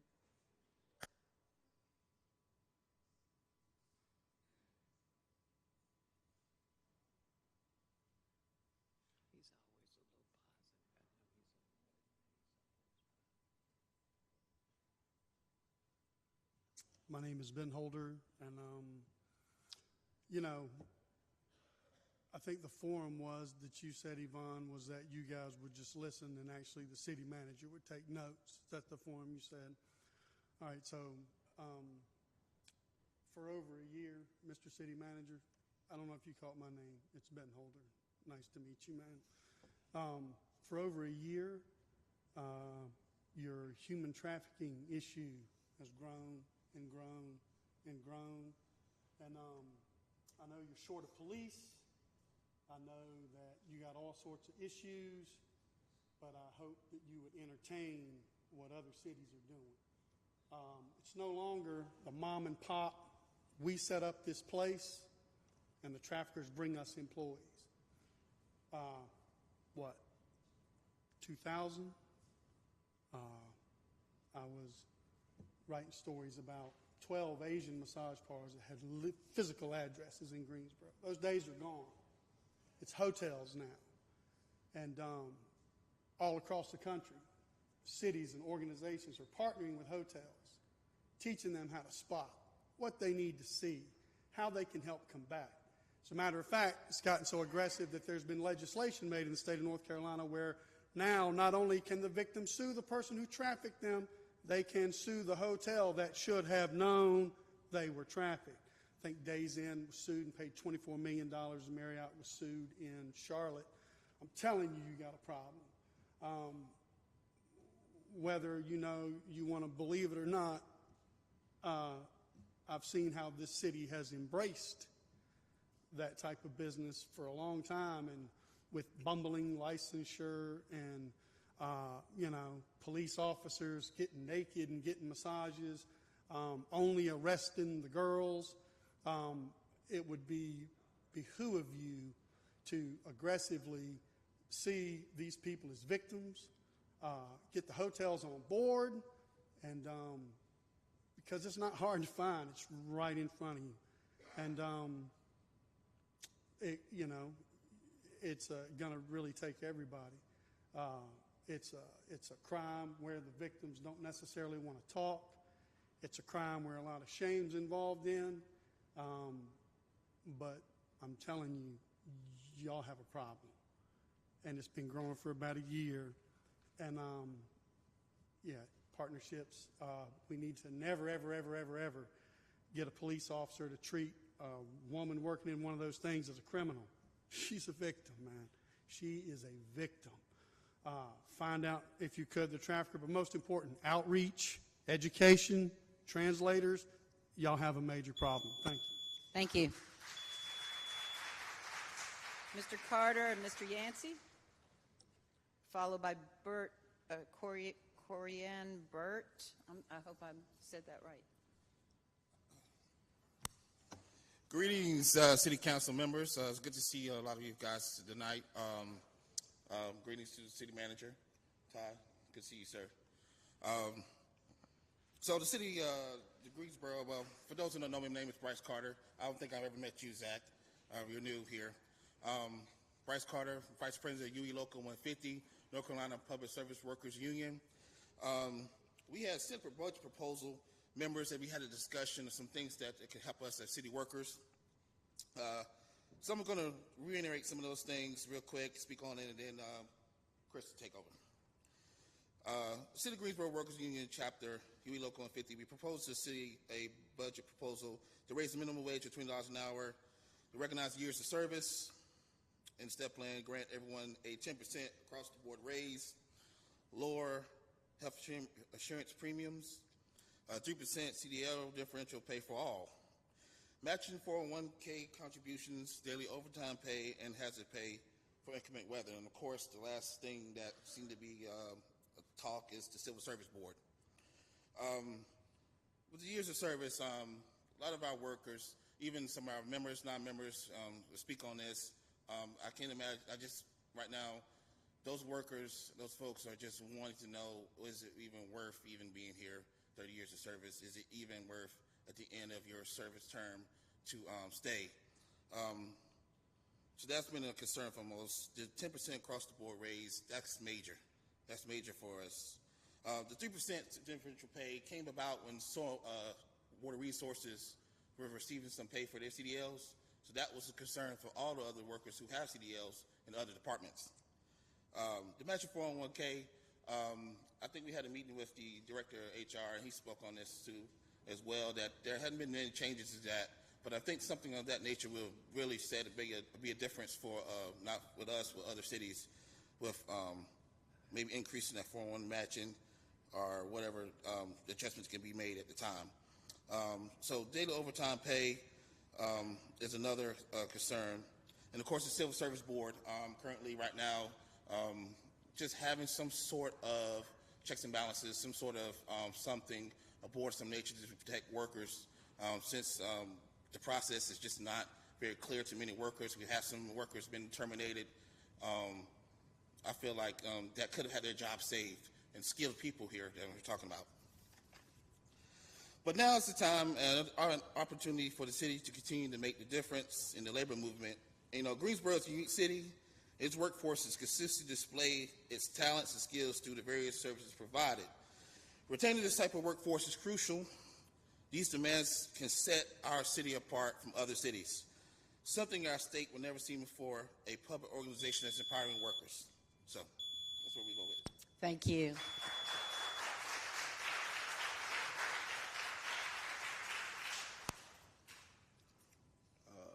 Good evening, City Council. My name is Christopher Yancey. I'm the UE 150 Chief Steward, and I work for the Water Resources Department.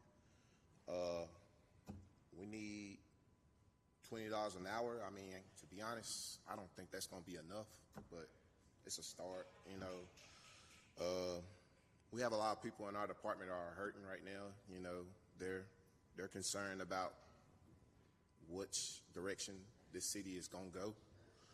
As far as staffing, you know, we have some workers, they be too tired to do the work that they're supposed to do throughout the day, and that could be a hazard to themselves and coworkers and the public and the residents of Greensboro.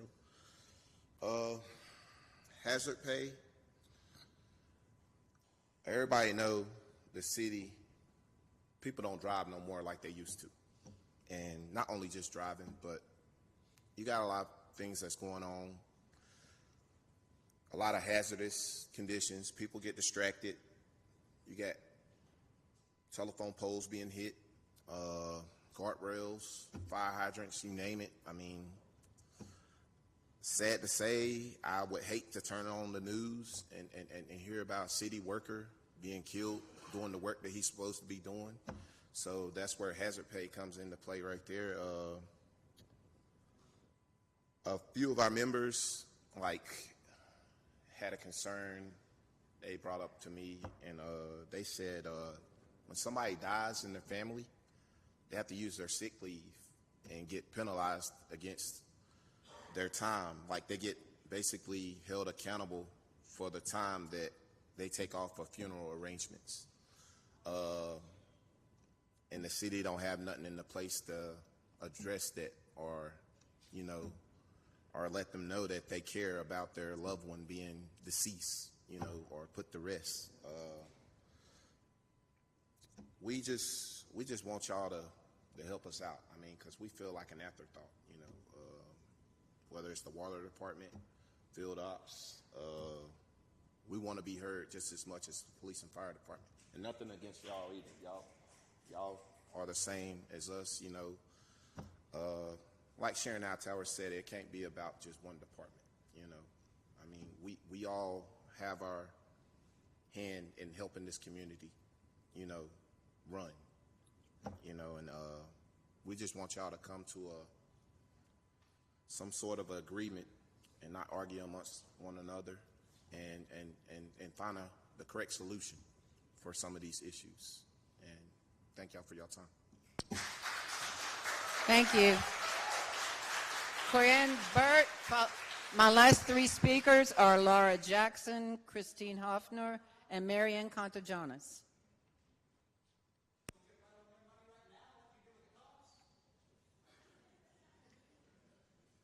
Good evening, City Council. My name is Corinne Burt. I'm here to make a statement that many of my family's houses and businesses, the buildings, are being torn down by y'all. You're passing out illegal permits to a Mr. John Mandrano and an entity called Plyburn, Mr. Plyburn's Construction, to tear down our buildings and our houses. Mr. Mandrano is coming up and he's putting people out of their houses that have paid their rent. He's flipping them upside down, emptying their pockets, taking their valuables, their identity papers, putting them out in the cold. The homeless population has increased threefold since last year because of this gentleman being allowed to do this. He laughs and says that y'all will take antiquated money as a payoff. I hope you are not. This antiquated money is registered as personal tender. The serial numbers are registered to various families and people. They cannot come out until the year 2257 or 2258, excuse me. And well, anyway, Mr. Mandrano does not own these properties. My family owns these properties. I am, and the other people listed are responsible to make sure that the taxes and the insurance payments get made on these properties. We've got him evicted 6 times with a writ of possession, and we can't seem to get anybody to stand up and uphold us. He flips the officers upside down and kidnaps them. We've got Sheriff Danny Rogers kidnapped. He's been kidnapped for many, many months now. Mr. Holston, why are you smiling, smirking at me like that? Okay. I appreciate y'all listening to me. I've been here several times. But anyway, please, Mahogdadula and Unda's Jade Family Get-Together is a real realty company. It is our family. Each and every one of you are related to me in some way, and it is our family. You will find on there. Thank you. You're welcome. Thank you. Please check into the webpage. Thank you. We don't wish to have to bring y'all to court. Thank you. Thank Go you. ahead, Ms. Jackson.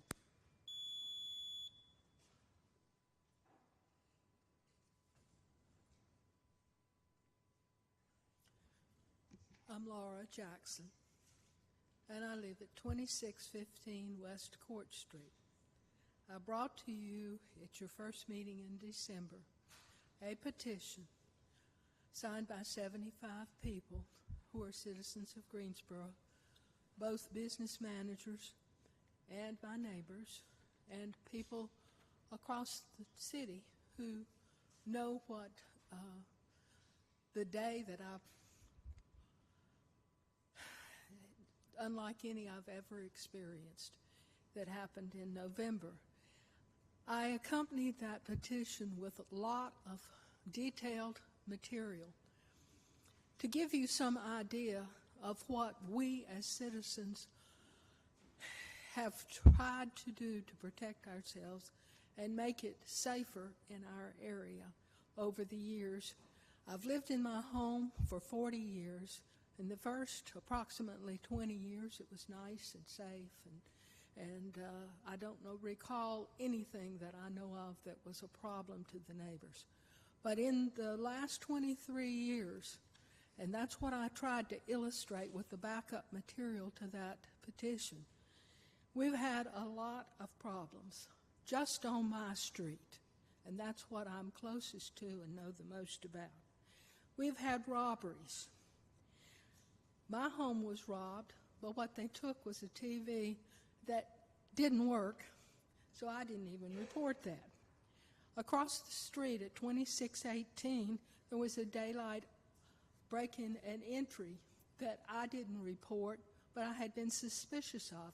That was because I didn't know anything about how a community watch should work.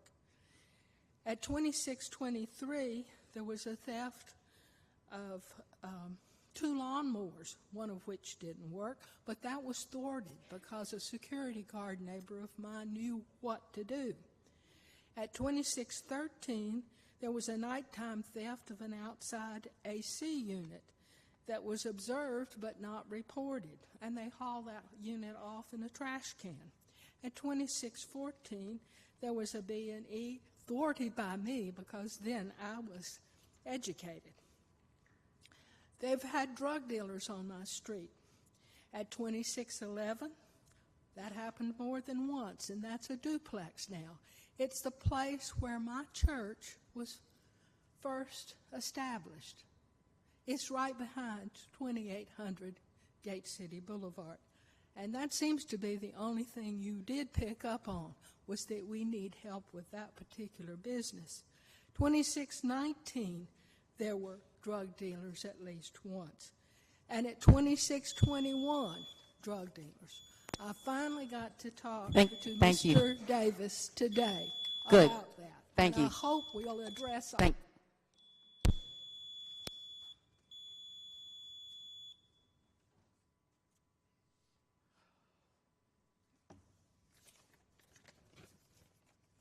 Can you hear me? My name is Christine Hoffner. Almost exactly a year ago, April 5th, 2022, I spoke to City Council to encourage your support for access to the video of the police killing of Joseph Lopez. I emailed you all later that night to clarify I wasn't asking you to watch the video, but to support its wider release. The police killing of Nisantos Crenshaw and the need for public release of that video got me thinking about the response Mayor Vaughn emailed me last year. Instead of addressing what City Council could do to support the video's release, she quoted the law on disclosure, which is just about watching the video.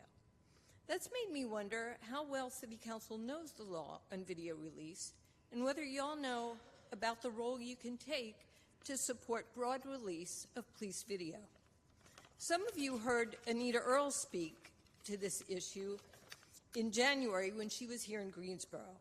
She made clear that City Council can direct the city attorney to petition the court for release of police video.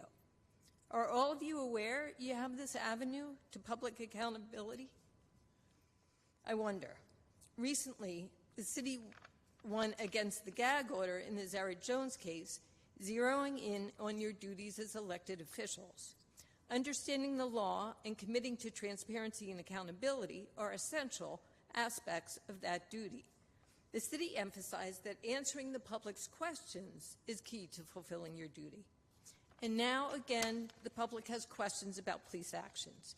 In the case of Nisantos Crenshaw, there's a huge discrepancy between Crenshaw's mother's attorney's account of the video and the DA's view of it. The DA decided not to bring charges against Officer Slutton, but left it unclear if GPD handled the situation appropriately. Meanwhile, GPD will petition for releasing the videos to the community, and as the chief said tonight, that will be an ongoing policy. So it's too late for City Council to show leadership on this issue, but you still have a chance to fulfill your duty as elected officials by adding your voice in court. So to repeat, Justice Earls made clear City Council can direct the city attorney to file for release of police video. Taking this action provides an avenue to revealing the truth that voters are seeking. Given the duty to the citizens of Greensboro that City Council itself put forth in court, it's time to live up to your duty and direct the city attorney to petition for public release of the full video of the police killing of Nisanto Crenshaw. Transparency and accountability depend on providing answers to the public's questions, and you have this opportunity and now the awareness of how to go about doing that. I just want you to know we've done just what you've asked. Oh, that's really heartening. And we do know our duty to do that, and we do it every time there's an incident. Yes, we directed staff. Thank you. Yes, Marianne? Doctor, I'm sorry, I didn't say doctor. I apologize. Yeah, that's okay. Hi, I'm Dr. Marianne Contagianis, and I'm a plastic reconstructive surgeon. I own the Renaissance Center for Plastic Surgery and Wellness located at 211 State Street. I opened my office in February of 2001, so that's 22 years and counting. I'm here tonight to appeal to your common sense and your sense of appropriateness. The owner of State Street Wines asked the city to establish a social district on State Street because he thought that was a great way to increase his business. Well, the city employees did what they were asked, and they created a district map. However, I have to ask you, did anyone walk into my business and ask me? No. No one asked me, do you want to be part of the social district? What are your thoughts on the social district? No one did that. I found out about the social district by accident. After I did, I contacted our management group, and I said, hey, guys, what's going on? They called together a few meetings, and as Mr. Davis very appropriately told the city council, all businesses, there are some besides me, are not in favor of the district, okay? There are a lot that are, but there are some that aren't. After I did this, I then came to the city council meeting. Mayor Vaughn said when the district got passed in December, let's go ahead and pass it. However, we will be open to discussions about appropriate district boundaries in the map. I attended that meeting, and I remember that meeting. So when we look at our social district versus the downtown district, very different. 31 bars, restaurant, entertainment venues. That's a social district. Very compatible with other social districts in the state of North Carolina as well as across the country. You know, I am just different. You know, my business is different than the other businesses on State Street. I have a medical clinic, and I have a fully accredited outpatient surgical center. I am not opposed to having a social district on State Street if you think that it's appropriate for the wine shop and the restaurant on the street to have that. However, I ask that you stop the social district at Roseland Street and my building. The actual sign that y'all put up now is in the parking lot of my building. Very wisely, the city employees did not include the church that is at the end of my block because that would not be appropriate to have it in the social district. I am just asking for y'all to take the same consideration for me. There's a big difference in posting a sign on your door saying you're not participating in the social district when it is all around you, as opposed to not being a part of the district. Zach Matheny is my city council member, and he has been very helpful. I've had a few discussions with him and looking at different aspects of it. So I want to thank you again for all the work that you do and implore you in future deliberations, as y'all look at this district and your deliberations, to vote to exclude my office building. I have, out of the 8,000 square feet, I'm in 5,000, and the 3,000 square foot tenant will be leaving this year. That's my ask. Thank you. Okay? Thank you. That is our final speaker. Madam Mayor Pro Tem. All right. Okay, we now are at G1 through 6. We have a consent agenda, G1 through 6, which are a grouping of agenda items that are voted on with one single vote to expedite what we believe to be routine and non-controversial items. Any council member may withdraw any item from the consent agenda due to a conflict of interest or not liking something or not feeling something has been done thoroughly for the purpose of voting no. And items removed from the consent agenda for discussion will be placed on the April 17th City Council business agenda. Are there any council people who wish to pull any of the items? All right, I'll entertain a motion. Second. It's been moved by Zach Matheny. Okay, let me get my computer. Okay. Moved by Zach Matheny, seconded by Councilwoman Thurm. Council, please vote. Mayor Pro Tem, I am a yes. Thank you. Ms. Nancy Hoffman, what are you? I'm a yes. All right. And that passes 9-0. G1 is a resolution authorizing municipal agreement with the North Carolina Department of Transportation for Section A reimbursement. That is moved by, no, that was the last one. Move the item.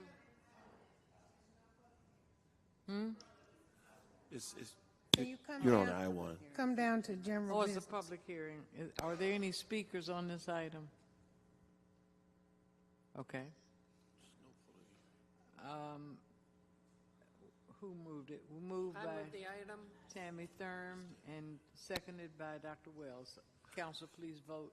We don't need to close the public hearing because we had no public hearing because nobody was here to speak. Well, the item's not a public hearing item. That It's item I-1. Huh? It's item I-1. I won. What did she say?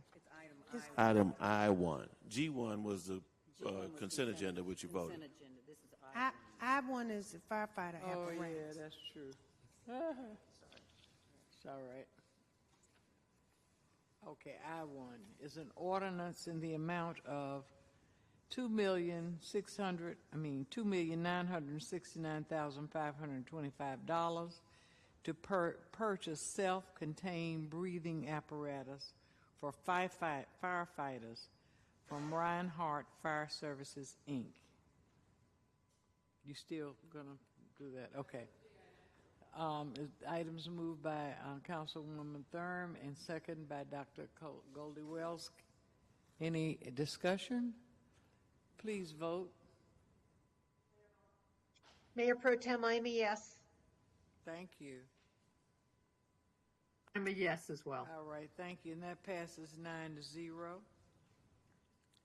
Item 1, I-2 is a resolution to authorize contract in the amount of $500,000 with the Greensboro Housing Coalition. Madam Mayor Pro Tem, there is a speaker here to speak on this item. All right. And where is she? And Josie? and Madam Mayor Pro Tem. It's not now, no. Okay. Let her speak. No, hold on.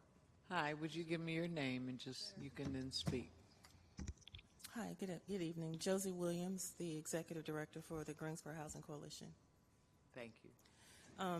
I just want to thank you for bringing this authorization to vote tonight, and I want to preference my statements by thanking each one of you and the City of Greensboro. Effective this coming Thursday, I will no longer be the Executive Director, and I want to just say thank you for the support. Thank you for helping our citizens, and it's been an emotional time to transition out of this role. I started in 2014 as an intern with the Housing Coalition, and I'm a native of Greensboro. I'm from East Greensboro. My family born and raised in East Greensboro.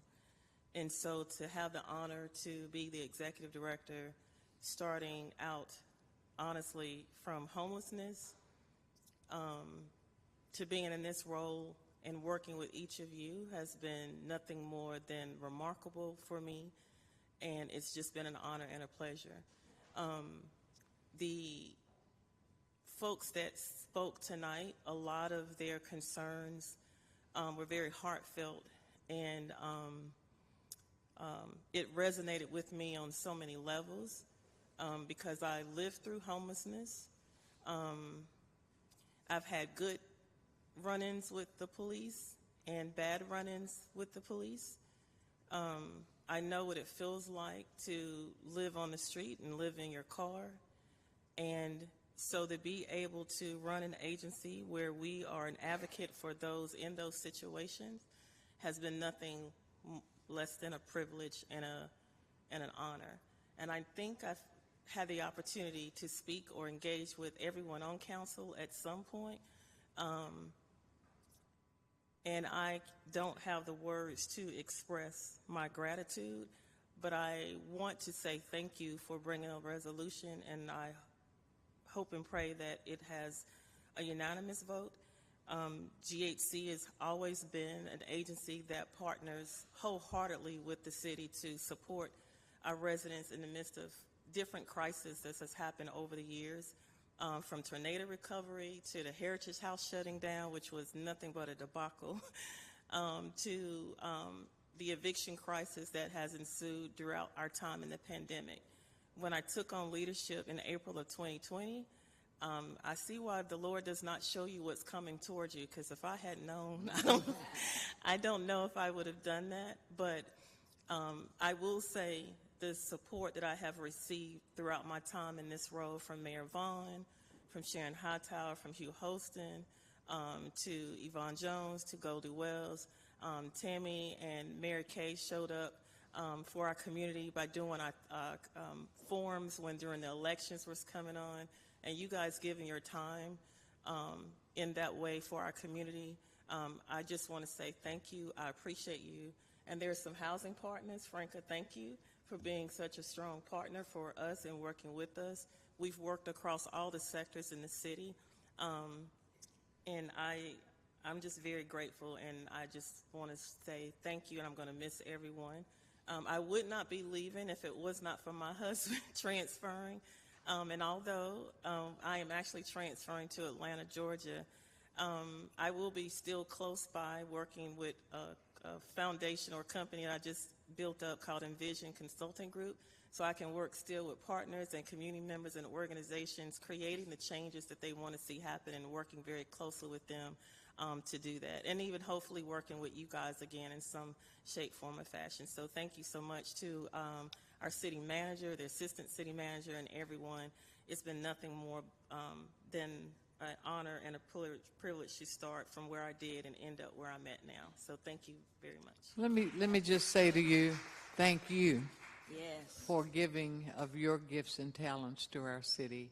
And I wish you well in Atlanta, although we hate to see you go to someplace not as good as Greensboro, but we wish you well in Atlanta, and I hope that your business goes very well. God bless you. Thank you so much. And thank you so much, Joseph, because I've called on you many times with situations that seemed like they couldn't be fixed, and you just would pick up the phone night or day, weekends, Sundays, anytime. So we're going to miss you. But may God bless you on your venture, and thank you so it's much. right to be with your husband, so we'll have to say thank you so much. I appreciate you. Yeah, it is. Madam Mayor Pro Tem, if I could just briefly say that as the board chair for the Greensboro Housing Coalition and this upcoming topic, I need to recuse myself. I would ask to recuse myself. I believe he's recusing himself under the statute that He doesn't doesn't make require any money a from request or a motion. Okay. All he has to do is simply announce that he's recused. I got you. You recused. All righty. I'm This recused. motion has been passed by I'm moving. Councilmember Boozerwaiter I and was gonna- second by Oh, Councilmember I was- Wells. Whatever. Oh, I will. Mayor Pro Tem, I am a yes. Well, I think Sharon is first, and then you. Go ahead, Sharon. Sharon, do you want to speak?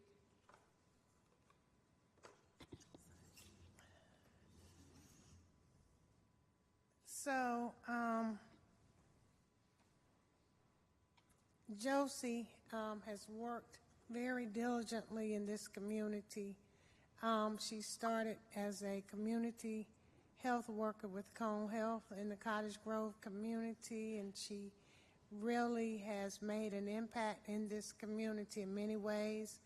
at Greensboro Housing Coalition. She's helped many people to achieve homeownership.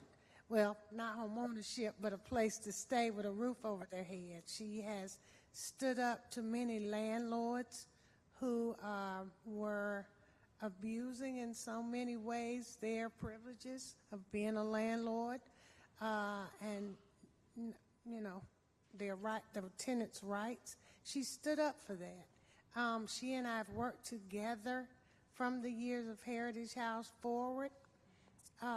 She's always been a genuine individual, very humble, very sweet personality up front, but when she gets riled up, she can really be something to deal with, and that's good because people who are experiencing housing issues need somebody in their corner like Josie Williams. And so a few weeks ago, there was a gathering for Miss Josie that Mayor, myself, and Hugh Holston attended.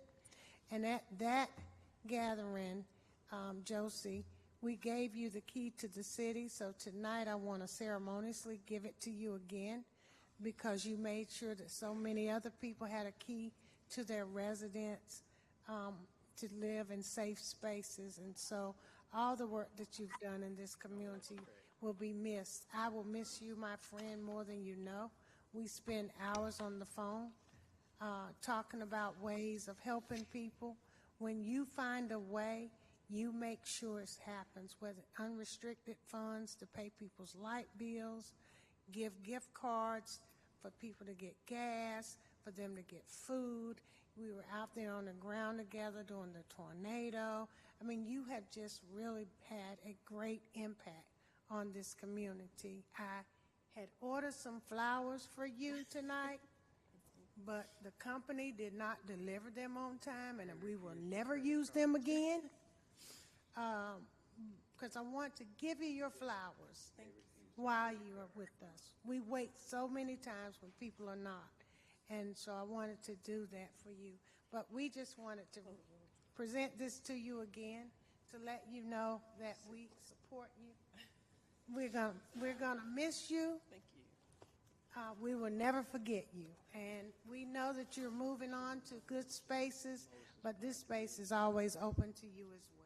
Thank you so much.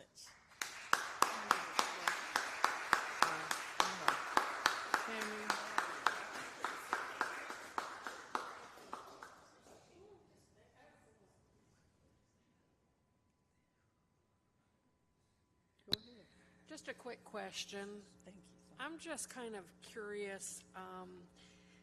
Is this a grant? Is it a service agreement?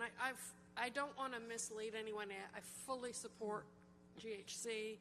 I just want clarification because as it was written up, it was for operating funds, and I just want clarification on, I know other times we've said we can't give money just for operating funds, so just for the record and for the public, if we could have whether it be the city attorney's office or the city manager or somebody weigh in on this so the public, I'm sorry, is clear on why we are able to make this grant for operating funds, but we've told other folks.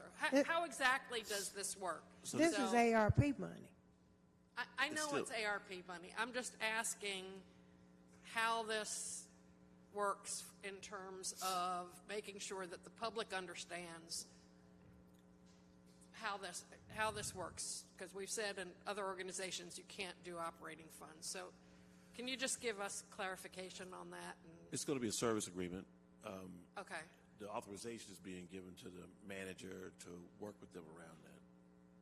Thank you. That's what I was asking. And this the very same way we've given everybody else out of ARP money. The language that we have used over the years has become less than clear. We often talk about grants being given. Grants are not given. There's a emolument clause in North Carolina. You cannot just give away money. Right. So there are contracts that we provide for services to be delivered. There are circumstances for low-income housing and economic development, which are very narrowly construed in community development that are a little bit different, but we're trying to clarify that language as we go forward. So in the ARP money, doesn't it speak to that?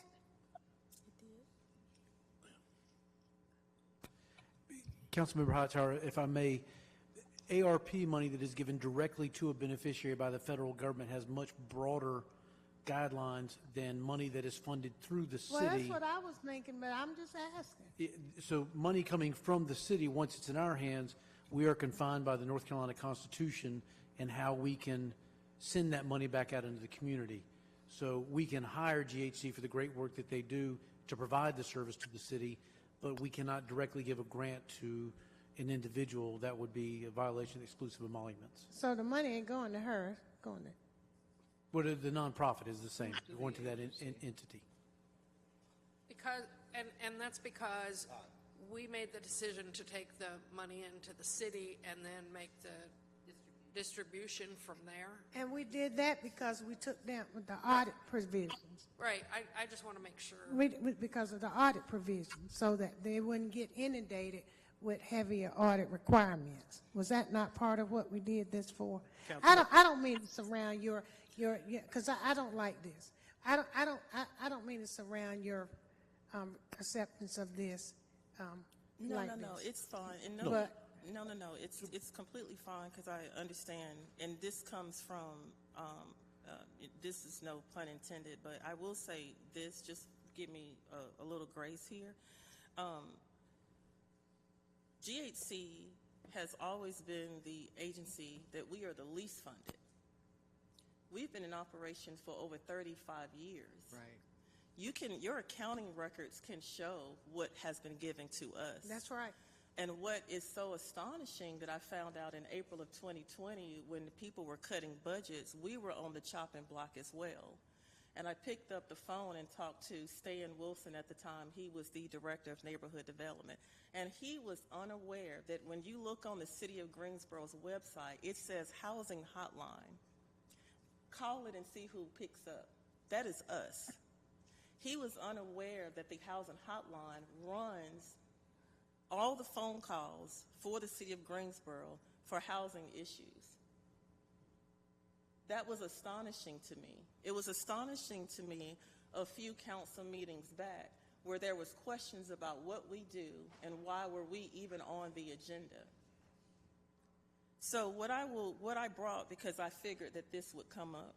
So let me preference this. Thank you. And first let me say it's an honor and a privilege to still receive this.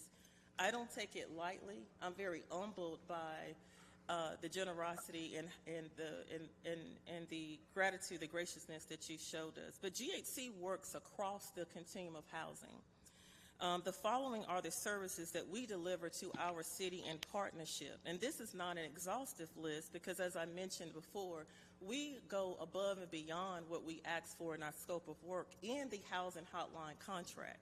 Our Healthy Homes team, for free to the residents of our city, will go and provide healthy home inspections. Our certified home inspectors have the same certifications and credentials as city code officers. So we work in partnership with the city code enforcement. And so when they run into an issue where they find that their home is condemnable, you know who they call first?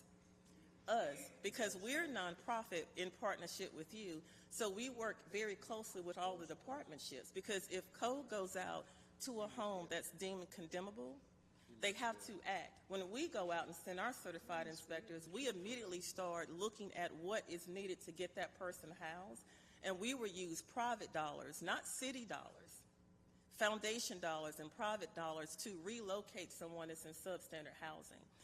And that's just Healthy Homes. Our housing counseling offers free housing counseling, free housing location services, tenant education, landlord-tenant right mediation, fair housing rights education. We provide mediation between a tenant and a landlord, and Franca can testify to that. Our foreclosure prevention team will work with the lender and do a loan modification with you so a person does not lose home ownership. So although we don't do home ownership like Sophia does, we'll prevent the foreclosure of your home. Our community engagement team are out in the community advocating with residents on a wide range of issues, including policy, system, and environmental changes, because we understand that sometimes the issue begins at the root cause, which is what you guys heard here tonight. They focus on social determinants of health, and one of those social determinants for our focus area is, of course, housing. And for us to continue to provide the services that we provide, such as beyond our scope, distribution of funding for emergency rental assistance like we've been doing for the last 2 years, where our phone calls went from 300 a week to over 1,500 calls per week. And mind you, on the housing hotline contract that the city graciously gives us, which is a council directive, we have to count the calls or the people that we touch in unduplicated fashion. So the actual numbers that GHC services in this city is upward to over 3,000 to 5,000 per year, but on the housing hotline contract, they don't even see half of those numbers because according to the guidelines, we can't count duplicated numbers. So everyone on this front row, we usually see a pipeline of the same clients because of the greatest need that they have is lack of housing, and we know Greensboro doesn't have affordable, decent, safe, affordable housing and the capacity, the greatest of the need. So what we have is an ongoing revolving door of people coming in and out our agency, coming in off the street, people calling us from across the different agencies in need of our services. But everyone on this row, when I have to report regarding to the housing hotline, you are counted as one individual. However, we can see one individual 20 times because they're constantly. Do you know what happened during the emergency rental and utility assistance program? We moved $7 million. We were the fastest moving agency, so much so that when Salvation Army could no longer participate in the program, the city gave us their money and we moved it too. We rehoused thousands of individuals, provided thousands of rental assistance programs. And so when someone asks who we are and what we do, it's almost like it's a kept secret. And you know why? Because we don't go around tooting our own horn. We just show up when you ask us to show up. When the Heritage House shut down, we were the ones that the city gave funding to go around, boots on the ground, and distribute gift cards door to door to the individuals that were being displaced from the Heritage House. When tornado hit over in East Greensboro, we were the first ones that you guys called. And what did we do? Before anyone came out there, whether it was the city, whether it was Salvation Army, these are facts. I can show you video and receipts. Before anyone came out there, me and my predecessor was out there working with individuals in order for us to find out what the need was in that community. We did a home assessment on 700 houses in the first 5 days after that tornado hit. Gave that information to Habitat for Humanity, Gene Brown's organization, Housing Solutions, and the city of Greensboro. When Cynthia Blue asked, could you give us your data? We gave it to her freely, and then they began organizing teams. But I had already organized our whole staff and volunteers out in the community. So when you ask us what we do and how we perform, this is what you don't hear about because we just show up when you ask us to. Josie, I'm sorry if you felt I was attacking you. I was not in any way. No, I didn't feel you was attacking I was just me. asking legal if we need to clarify the wording so that we can make sure that we're acting appropriately. I totally support and appreciate everything that you do. I honestly didn't feel you were attacking me. This is what Sharon was just talking about. I shift gears really quickly, and I'm very passionate about who we are and what we do. So if my tone sounds like it's an offense, it's really not. I'm expressing not only the need of why we have to have the funding in order to stay in operation, but I haven't got the chance to really express who we are and what we do to the council. In a few meetings back, a question came up, and it was asked that could the directors come and present in front of council to share what we do, and I never got that opportunity. And so now, as I receive this gracious recognition and to clarify who we are and what we do in the public, I wanted to do that as I exit out because honestly, when you see me in the news, I'm usually advocating for someone but not sharing who we are and what we do. So I just again say thank you so much for all you've done.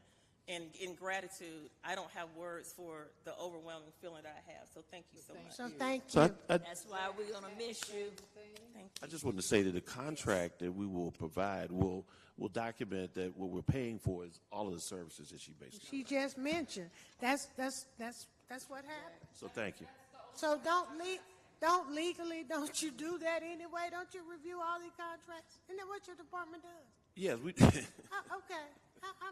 Not exactly, but sort of, yeah. I'm just quite not sure why I'm here. Well, the language. Thank you, Joseph. We just need to be clearer on our language as to what we're providing for, and some of the documentation in that suggests that. But it's in the scope of work when you. It will be in the contract that you are authorizing the manager to approve. All right, Zach. So we're not even authorizing a contract right now. You are authorizing the contract. The contract is just not before you. You're authorizing him to engage the contract. To engage in a contract to move forward, so we won't see this again. You won't see this again. No. Okay. Where'd Josie go? Josie, you and I haven't worked together. And I don't know if it was me that you were referencing that asked a question about presenting, but I'm glad you did, and I hate that it's on your way out. Typically, when you give a gift, the key to the city, everyone is contacted. Unfortunately, I was not contacted, but had I been contacted, I would have voted in the affirmative. Your story is very touchy, and it seems like instead you're on your way up, and you're leaving us too soon, but I understand why. Family's obviously extremely important. The question that Tammy was talking about, referencing, is we typically have never done funding for operations. That's true. I mean, we typically, not housing, any nonprofit, it's rare there's a percentage on the maximum for operations. And so what we just heard is great to be in the contract instead of, as Tammy was just slightly putting, operations. That's probably not the best language for the description that I just heard the funds will be used for. Council, let's vote. Yep. We did. I think we voted. We didn't. Mayor Pro Tem, the vote was already cast, 8-0 with Holston recused. We voted? Yes, ma'am. It passed 8-0 on one recusal by Councilman Hugh. And if I can make just a couple of statements here now that the Make vote them has quick. ended. I can say some thank you to Madam Mayor Pro Tem. You all just, if you hadn't met Josie before, you just met her. Josie has always brought 110% to the table every day. Her passion, her knowledge, her expertise, her ability to shift gears, as she said. But even more importantly, just her understanding of the underlying issues that we have with housing is just going to be so sincerely missed in our community when she leaves. We understand why she's leaving, but we also know that she's not going to be but so far away. So Josie, from me, I just want to say that I'm going to miss you. Much like Sharon, there are many late-night phone calls, many early morning phone calls, just phone calls in general, and you laying down the information, laying down the way things ought to be and the way things are, and then how to actually deal with the difference in between. You are a true champion for housing and homelessness and affordability and healthy homes, and our community is going to miss you. And we hope you come back soon. Thank you, Joseph.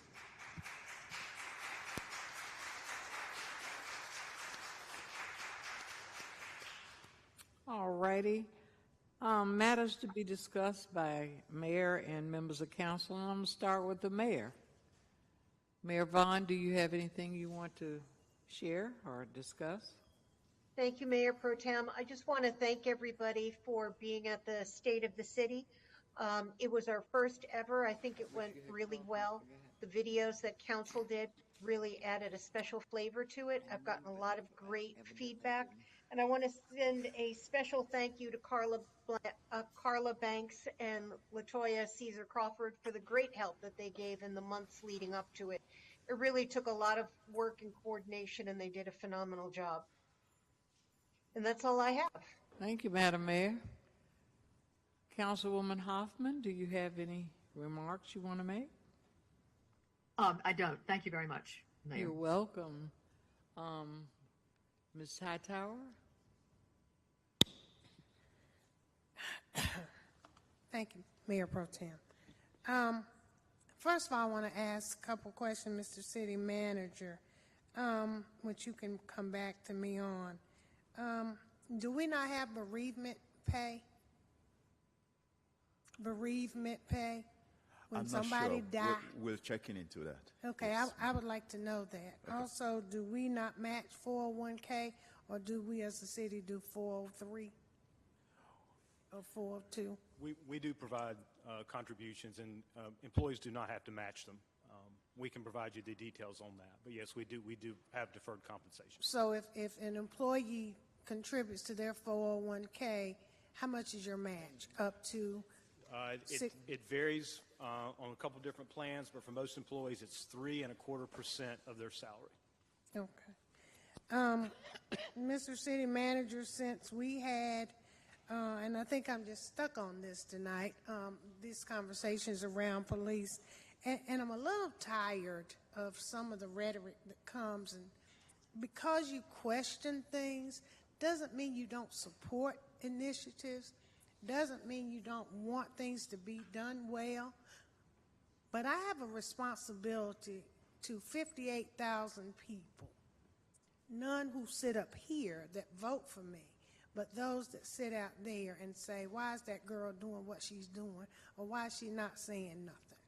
So I'm going to ask those questions. Sometimes it rubs people the wrong way. Things y'all say sometimes rub me the wrong way.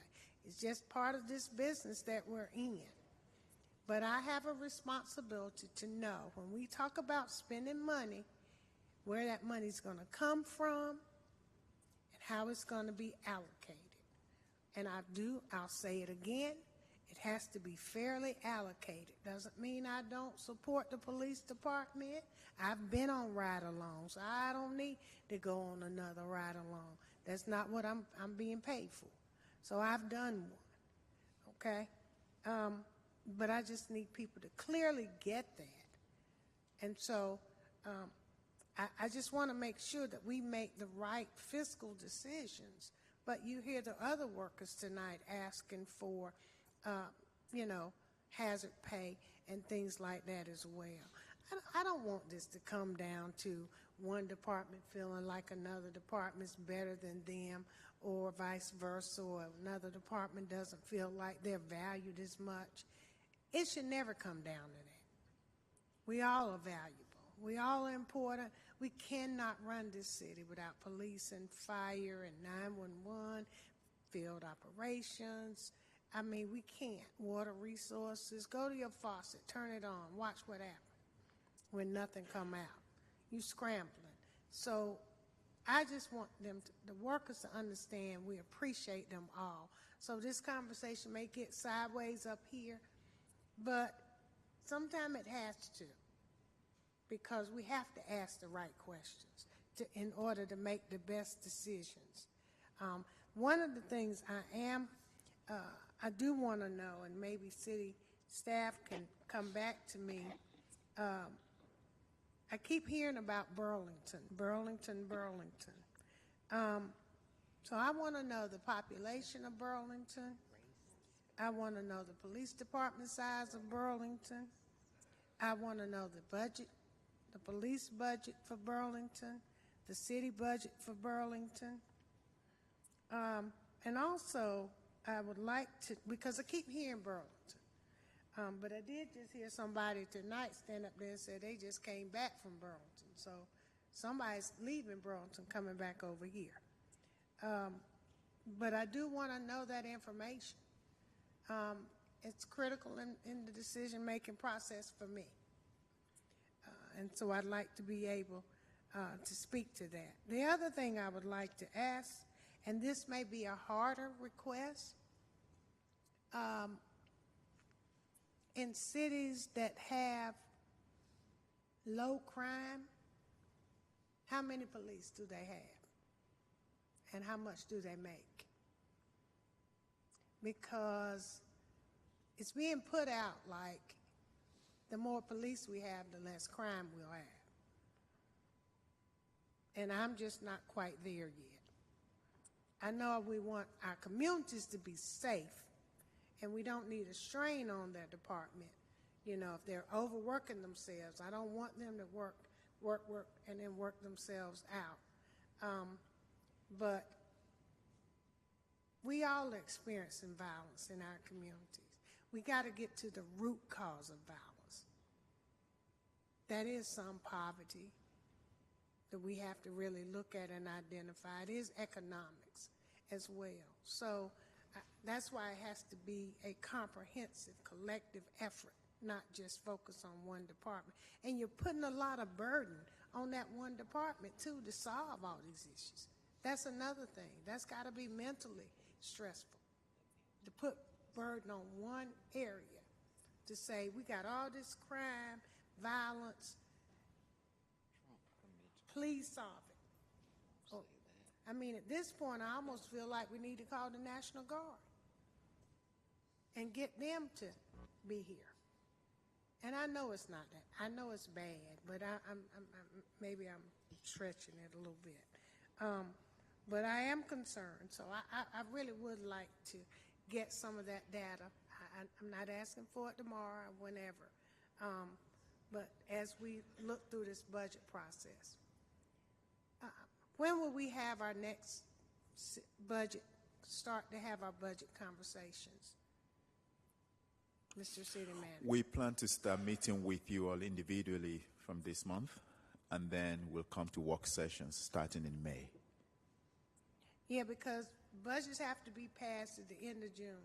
Yes. So I would like for us as soon as possible to start talking, because there are other departments that have some asks. You know, I brought up field operations before, and he got, you know, he wanted 3 trucks, or they need 3 trucks. We keep annexing. We keep putting people in these areas, and that's great to grow our areas. But we're not going to see that tax base for 3 to 5 years because the houses aren't built and the people aren't there. We got to have those trucks ready to be here for when those people get there, or else we're going to not be able to pick that trash up or serve those areas. So I really would like to look more into that and have a chance to sit down and talk with you about some of We will those share a lot of information. Actually, I think I was wrong. Starting April 27 work session, we're going to start discussing budget with you. Water, long-range infrastructure, and then all through the month of May, as well as early June. So you probably will have about 4 or 5 sessions to discuss this, in addition to individual meetings with you. Okay, thank you. All right, and Willow Oaks had a real nice spring. It's extravaganza. I'll end on a positive note on Saturday. It was a nice Easter egg hunt in spite of the rain. People came out. The kids had themselves a great time. So happy Easter to everyone. Thank you. Thank you. Hugh? Thank you, Madam Mayor Pro Tem. I have a couple of things. First is, it was several council meetings ago that we recognized Mr. Jim Newland with the council resolution. I had the opportunity to attend his memorial service there at the end of March, and it was really special to hear all the comments and hear all the family. I know that Councilwoman Thurm was there in spirit, as I heard. But it was really special to spend time with Jim's family and hear those wonderful stories about all his contributions and all the impact that he had in our community. So just wanted to say again, it was just an honor to be there. Zach and I had an opportunity just this past week to go over to a ribbon cutting over off of Lawndale for iCode, an exciting STEM-based Roblox gaming, programming, coding business opened up there in the Fresh Market shopping center. For K through 12 kids, it's just exciting to see the energy in kids who really want to learn and grow in the STEM technology arena. Even so much that I believe that even Zach signed up his son as a customer. It was just really exciting to be there, exciting to see the energy, exciting for the economic development that's going on. A lot of good things are going on in Greensboro. We are the land of opportunity. Josie, again, congratulations to you for the key to the city. Congratulations on all the contributions that you've made to the city of Greensboro and the county of Guilford, and in some cases to the nation. So thank you again. And then last but not least, I'll share that on the conversation about GPD that we had earlier, I just want to make it crystal clear that I am in full support of our public safety officers, police, fire, EMS. In this case, we're talking about GPD in full support, and look forward to the conversation where we can dig into the numbers and see exactly what we can do, what else we can do to make sure that we stand them up so that our safety and our reputation stay intact and are improved on a daily, continuous basis. Madam Mayor Pro Tem, that completes my comments. All right, Zach. Thank you, Madam Mayor Pro Tem. The iCode is a great example of all the efforts and jobs and businesses coming to Greensboro. And so at the State of the City, we highlighted a lot of large businesses, $1 million businesses up to multi tens of millions of dollars of businesses and economic impact. But we see it certainly downtown, the businesses that are open, the jobs that are being created, and throughout all the city. And so it would be amazing and probably very difficult to do to put that statistic to find it, quite frankly. But there's a lot happening. I, too, reserve the right to ask a lot of questions. I, too, reserve the right to inquire as to the mindset of what is going on when it relates to budget, relates to organizations, relates to how we're funding our organizations. I, too, represent, quite frankly, not only 58,000 people, but I would say when you sit up here, your vote counts for all 315-plus thousand people in the city of Greensboro. And so I, as my fellow council people, will certainly continue to ask difficult questions. And I, too, want to be included, as I do with my fellow council folks, when there are opportunities to reward our fellow citizens. And so we're in this together. We're in this to represent all of the city in an equitable and safe way. And that's what I'll continue to do. Mr. Manager, I'll give Fire Marshal Tim Henshaw some credit this morning at the GMA Center City briefing. We talked a few months ago about having a customer service initiative within the city staff. He got up in front of the Center City group and said, the Greensboro Fire Department is here because of you, and we're here for you. And I just love the way that's saying off of his mouth. Like, we are here. We exist. This council, the city manager's office, all of us exist because of the citizens that we represent, and we're here to serve them. And I thought that was great. And so, Chief, I told Henshaw that I was going to say something. But again, just thinking that mindset of how we can be representative, not only from a city council perspective, but a staff perspective on understanding and remembering why we are here, and it's for all of the folks out there. Thank you.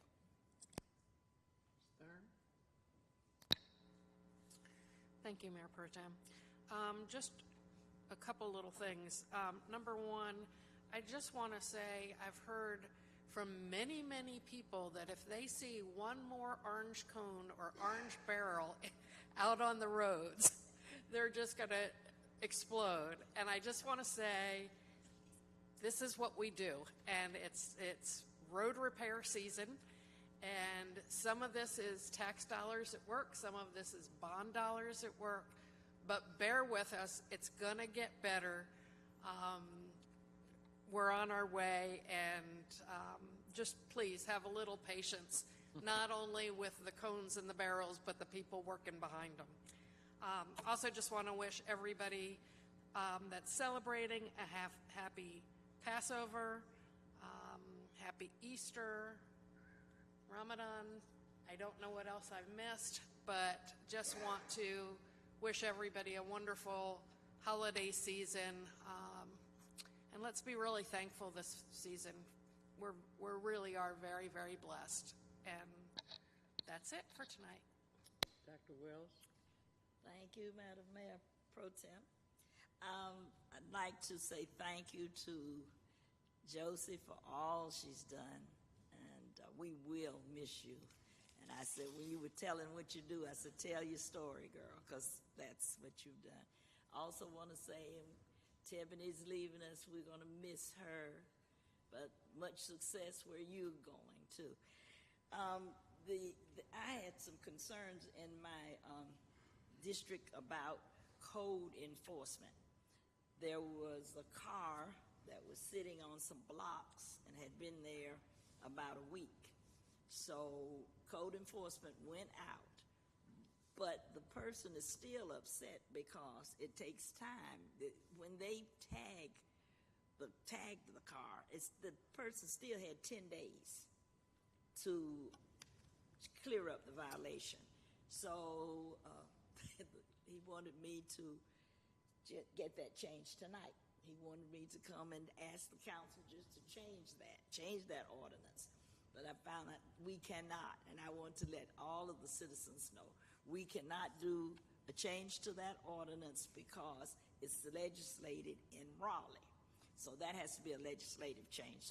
So you need to talk to those folks down in Raleigh that can vote in Raleigh. I do think that's a long period, though, because some folks leave things there for, over and over and over. The other thing is I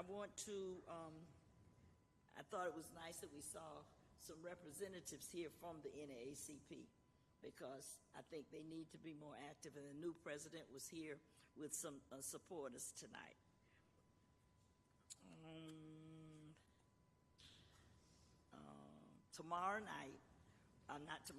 Thursday night will be the Concerned Citizens of Northeast Greensboro. And there have been tornadoes all over the country, and we're going to have someone come from the fire department to give us some instructions on being prepared for tornadoes. So I'm glad that the assistant chief for special operations will be coming to speak to us. It's a Zoom meeting. I want to thank, we were saddened by the homicide over in Claremont, but I want to thank the community for their support of the Johnson family. They gave money, they gave food and supplies for the babies, so I want to thank them for that support. Tomorrow we will be thinking about the fact that 55 years ago, Dr. Martin Luther King was assassinated in Memphis, Tennessee. It's a tremendous loss for the country. It was a tremendous loss for all African Americans. As I listened back to his speeches, we were Negroes then, and everything he said was Negroes. Now we're black people. One time we were colored people, but now we're black. But anyway, when Dr. King made all of his speeches, he talked about the Negro. So it was a loss to the Negro. Want to congratulate one of the greatest volunteers anybody could have is Pastor Angie Wall. Celebrated a birthday over the weekend, and I want to tell her happy birthday. She is a real support. She's the chairperson of Safer Cities in Northeast Greensboro, and she gives a lot of time and energy to our community. That's all I have for tonight. All right. Mayor first. Mayor, did you want to say something? Yes, in addition to Josie leaving today, I do want to recognize Tebony Rosa. She has done a remarkable job with the city clerk's office, and I know that we're all going to miss her. She is going very far. So I'm sure that'll just be another way that we can tighten up our relationship with the county. Tebony, we're going to miss you, and know how much we appreciate the great job you've done.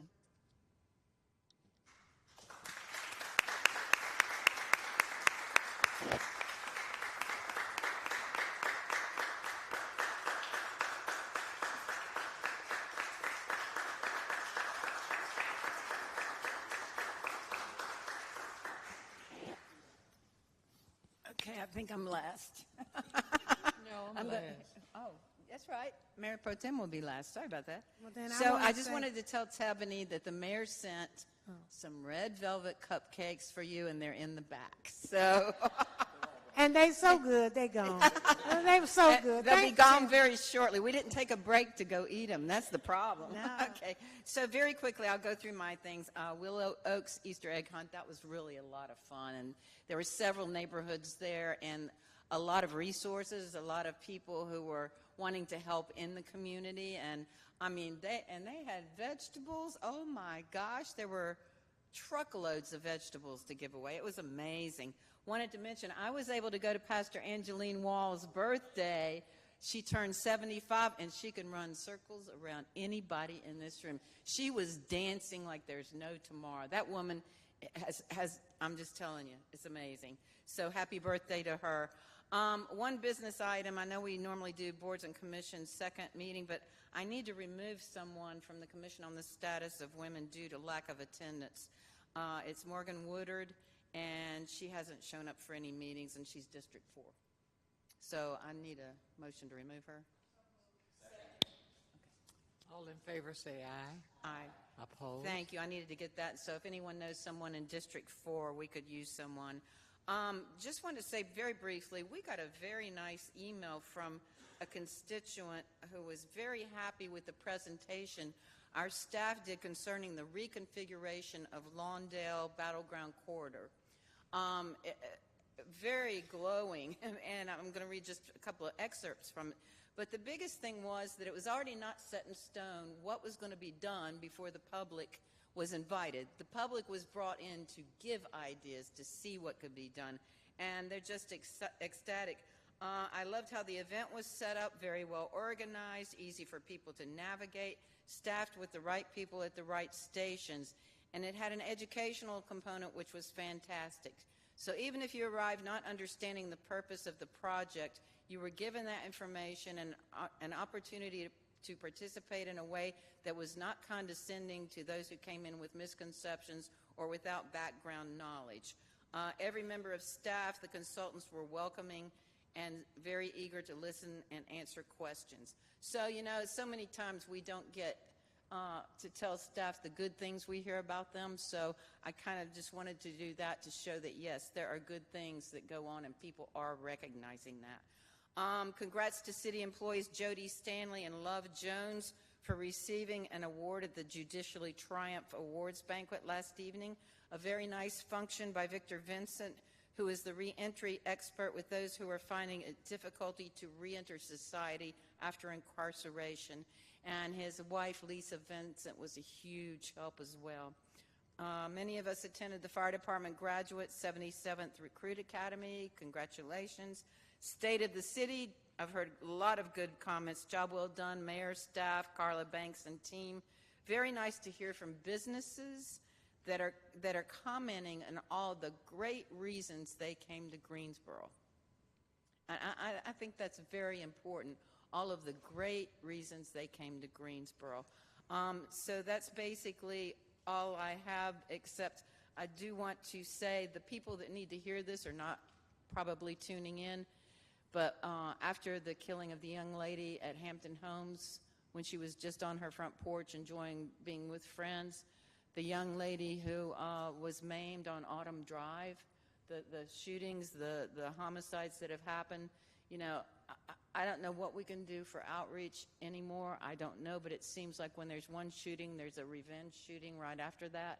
That's just the way I feel about it. That's what I see, just as a layperson. So, you know, I don't know who can talk to who in the community, but the people that really need to hear that the shooting needs to stop, they're not listening. So, anything that can be done, I'm all ears. Thank you.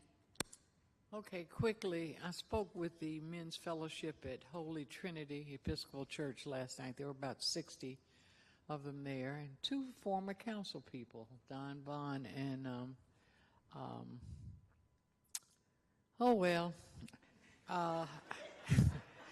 Cameron Cook. It was Cameron Cook. And I talked about some of the things that the city was doing in the area of economics, in the area of housing, Michelle, and transportation and energy efficiency. I got the most positive responses from the people who were so happy about the progress we've made in economic development. I did give some kudos to the Chamber of Commerce. I didn't take it all because they have worked so hard. And what we're doing in housing, they were very, very interested in all of those goals. And with some of them, we're talking about what they could do to help. And what we're doing with the bus system, the manager reminded me, I told him I was going, not to forget that, so I didn't. And how we're trying to get to 15 minutes wait. And I told him we were buying lots and lots, as many as we could afford, of electric buses. And how we're looking at how we're trying to preserve energy and how we're trying to promote clean energy and what we've done in those regards. So that was great. I enjoyed that, and that's all I have. And I wanted to, first of all, no, it's not all I have. I wanted to say to Tebony, thank you for all that you've done. You're going to the wrong place. I don't know why you're going, but at any rate, go ahead. I wish you well. My sister over here going to Atlanta. I don't know what's wrong with y'all, but I wish you both well and blessings upon you. Happy holidays to all the people in Greensboro who are celebrating various things, but we're all one family, and we sometimes celebrate different things. And I wish you all God's blessings. And you want me to read this? Monday, April the 10th from 9 to 11 at Glenwood Community Rec Center. There's a meet and talk with your community code compliance inspector. And there's going to be coffee. And if you want something to eat, you bring it yourself. All right. Have a great weekend. Be safe, and thank you.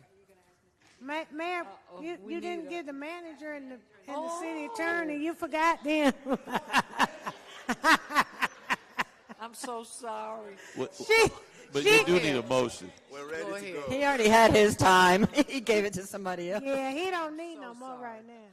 I just walked right over him, didn't I? Just a motion. Tabney, we gonna miss you, girl. Bye, Tabney.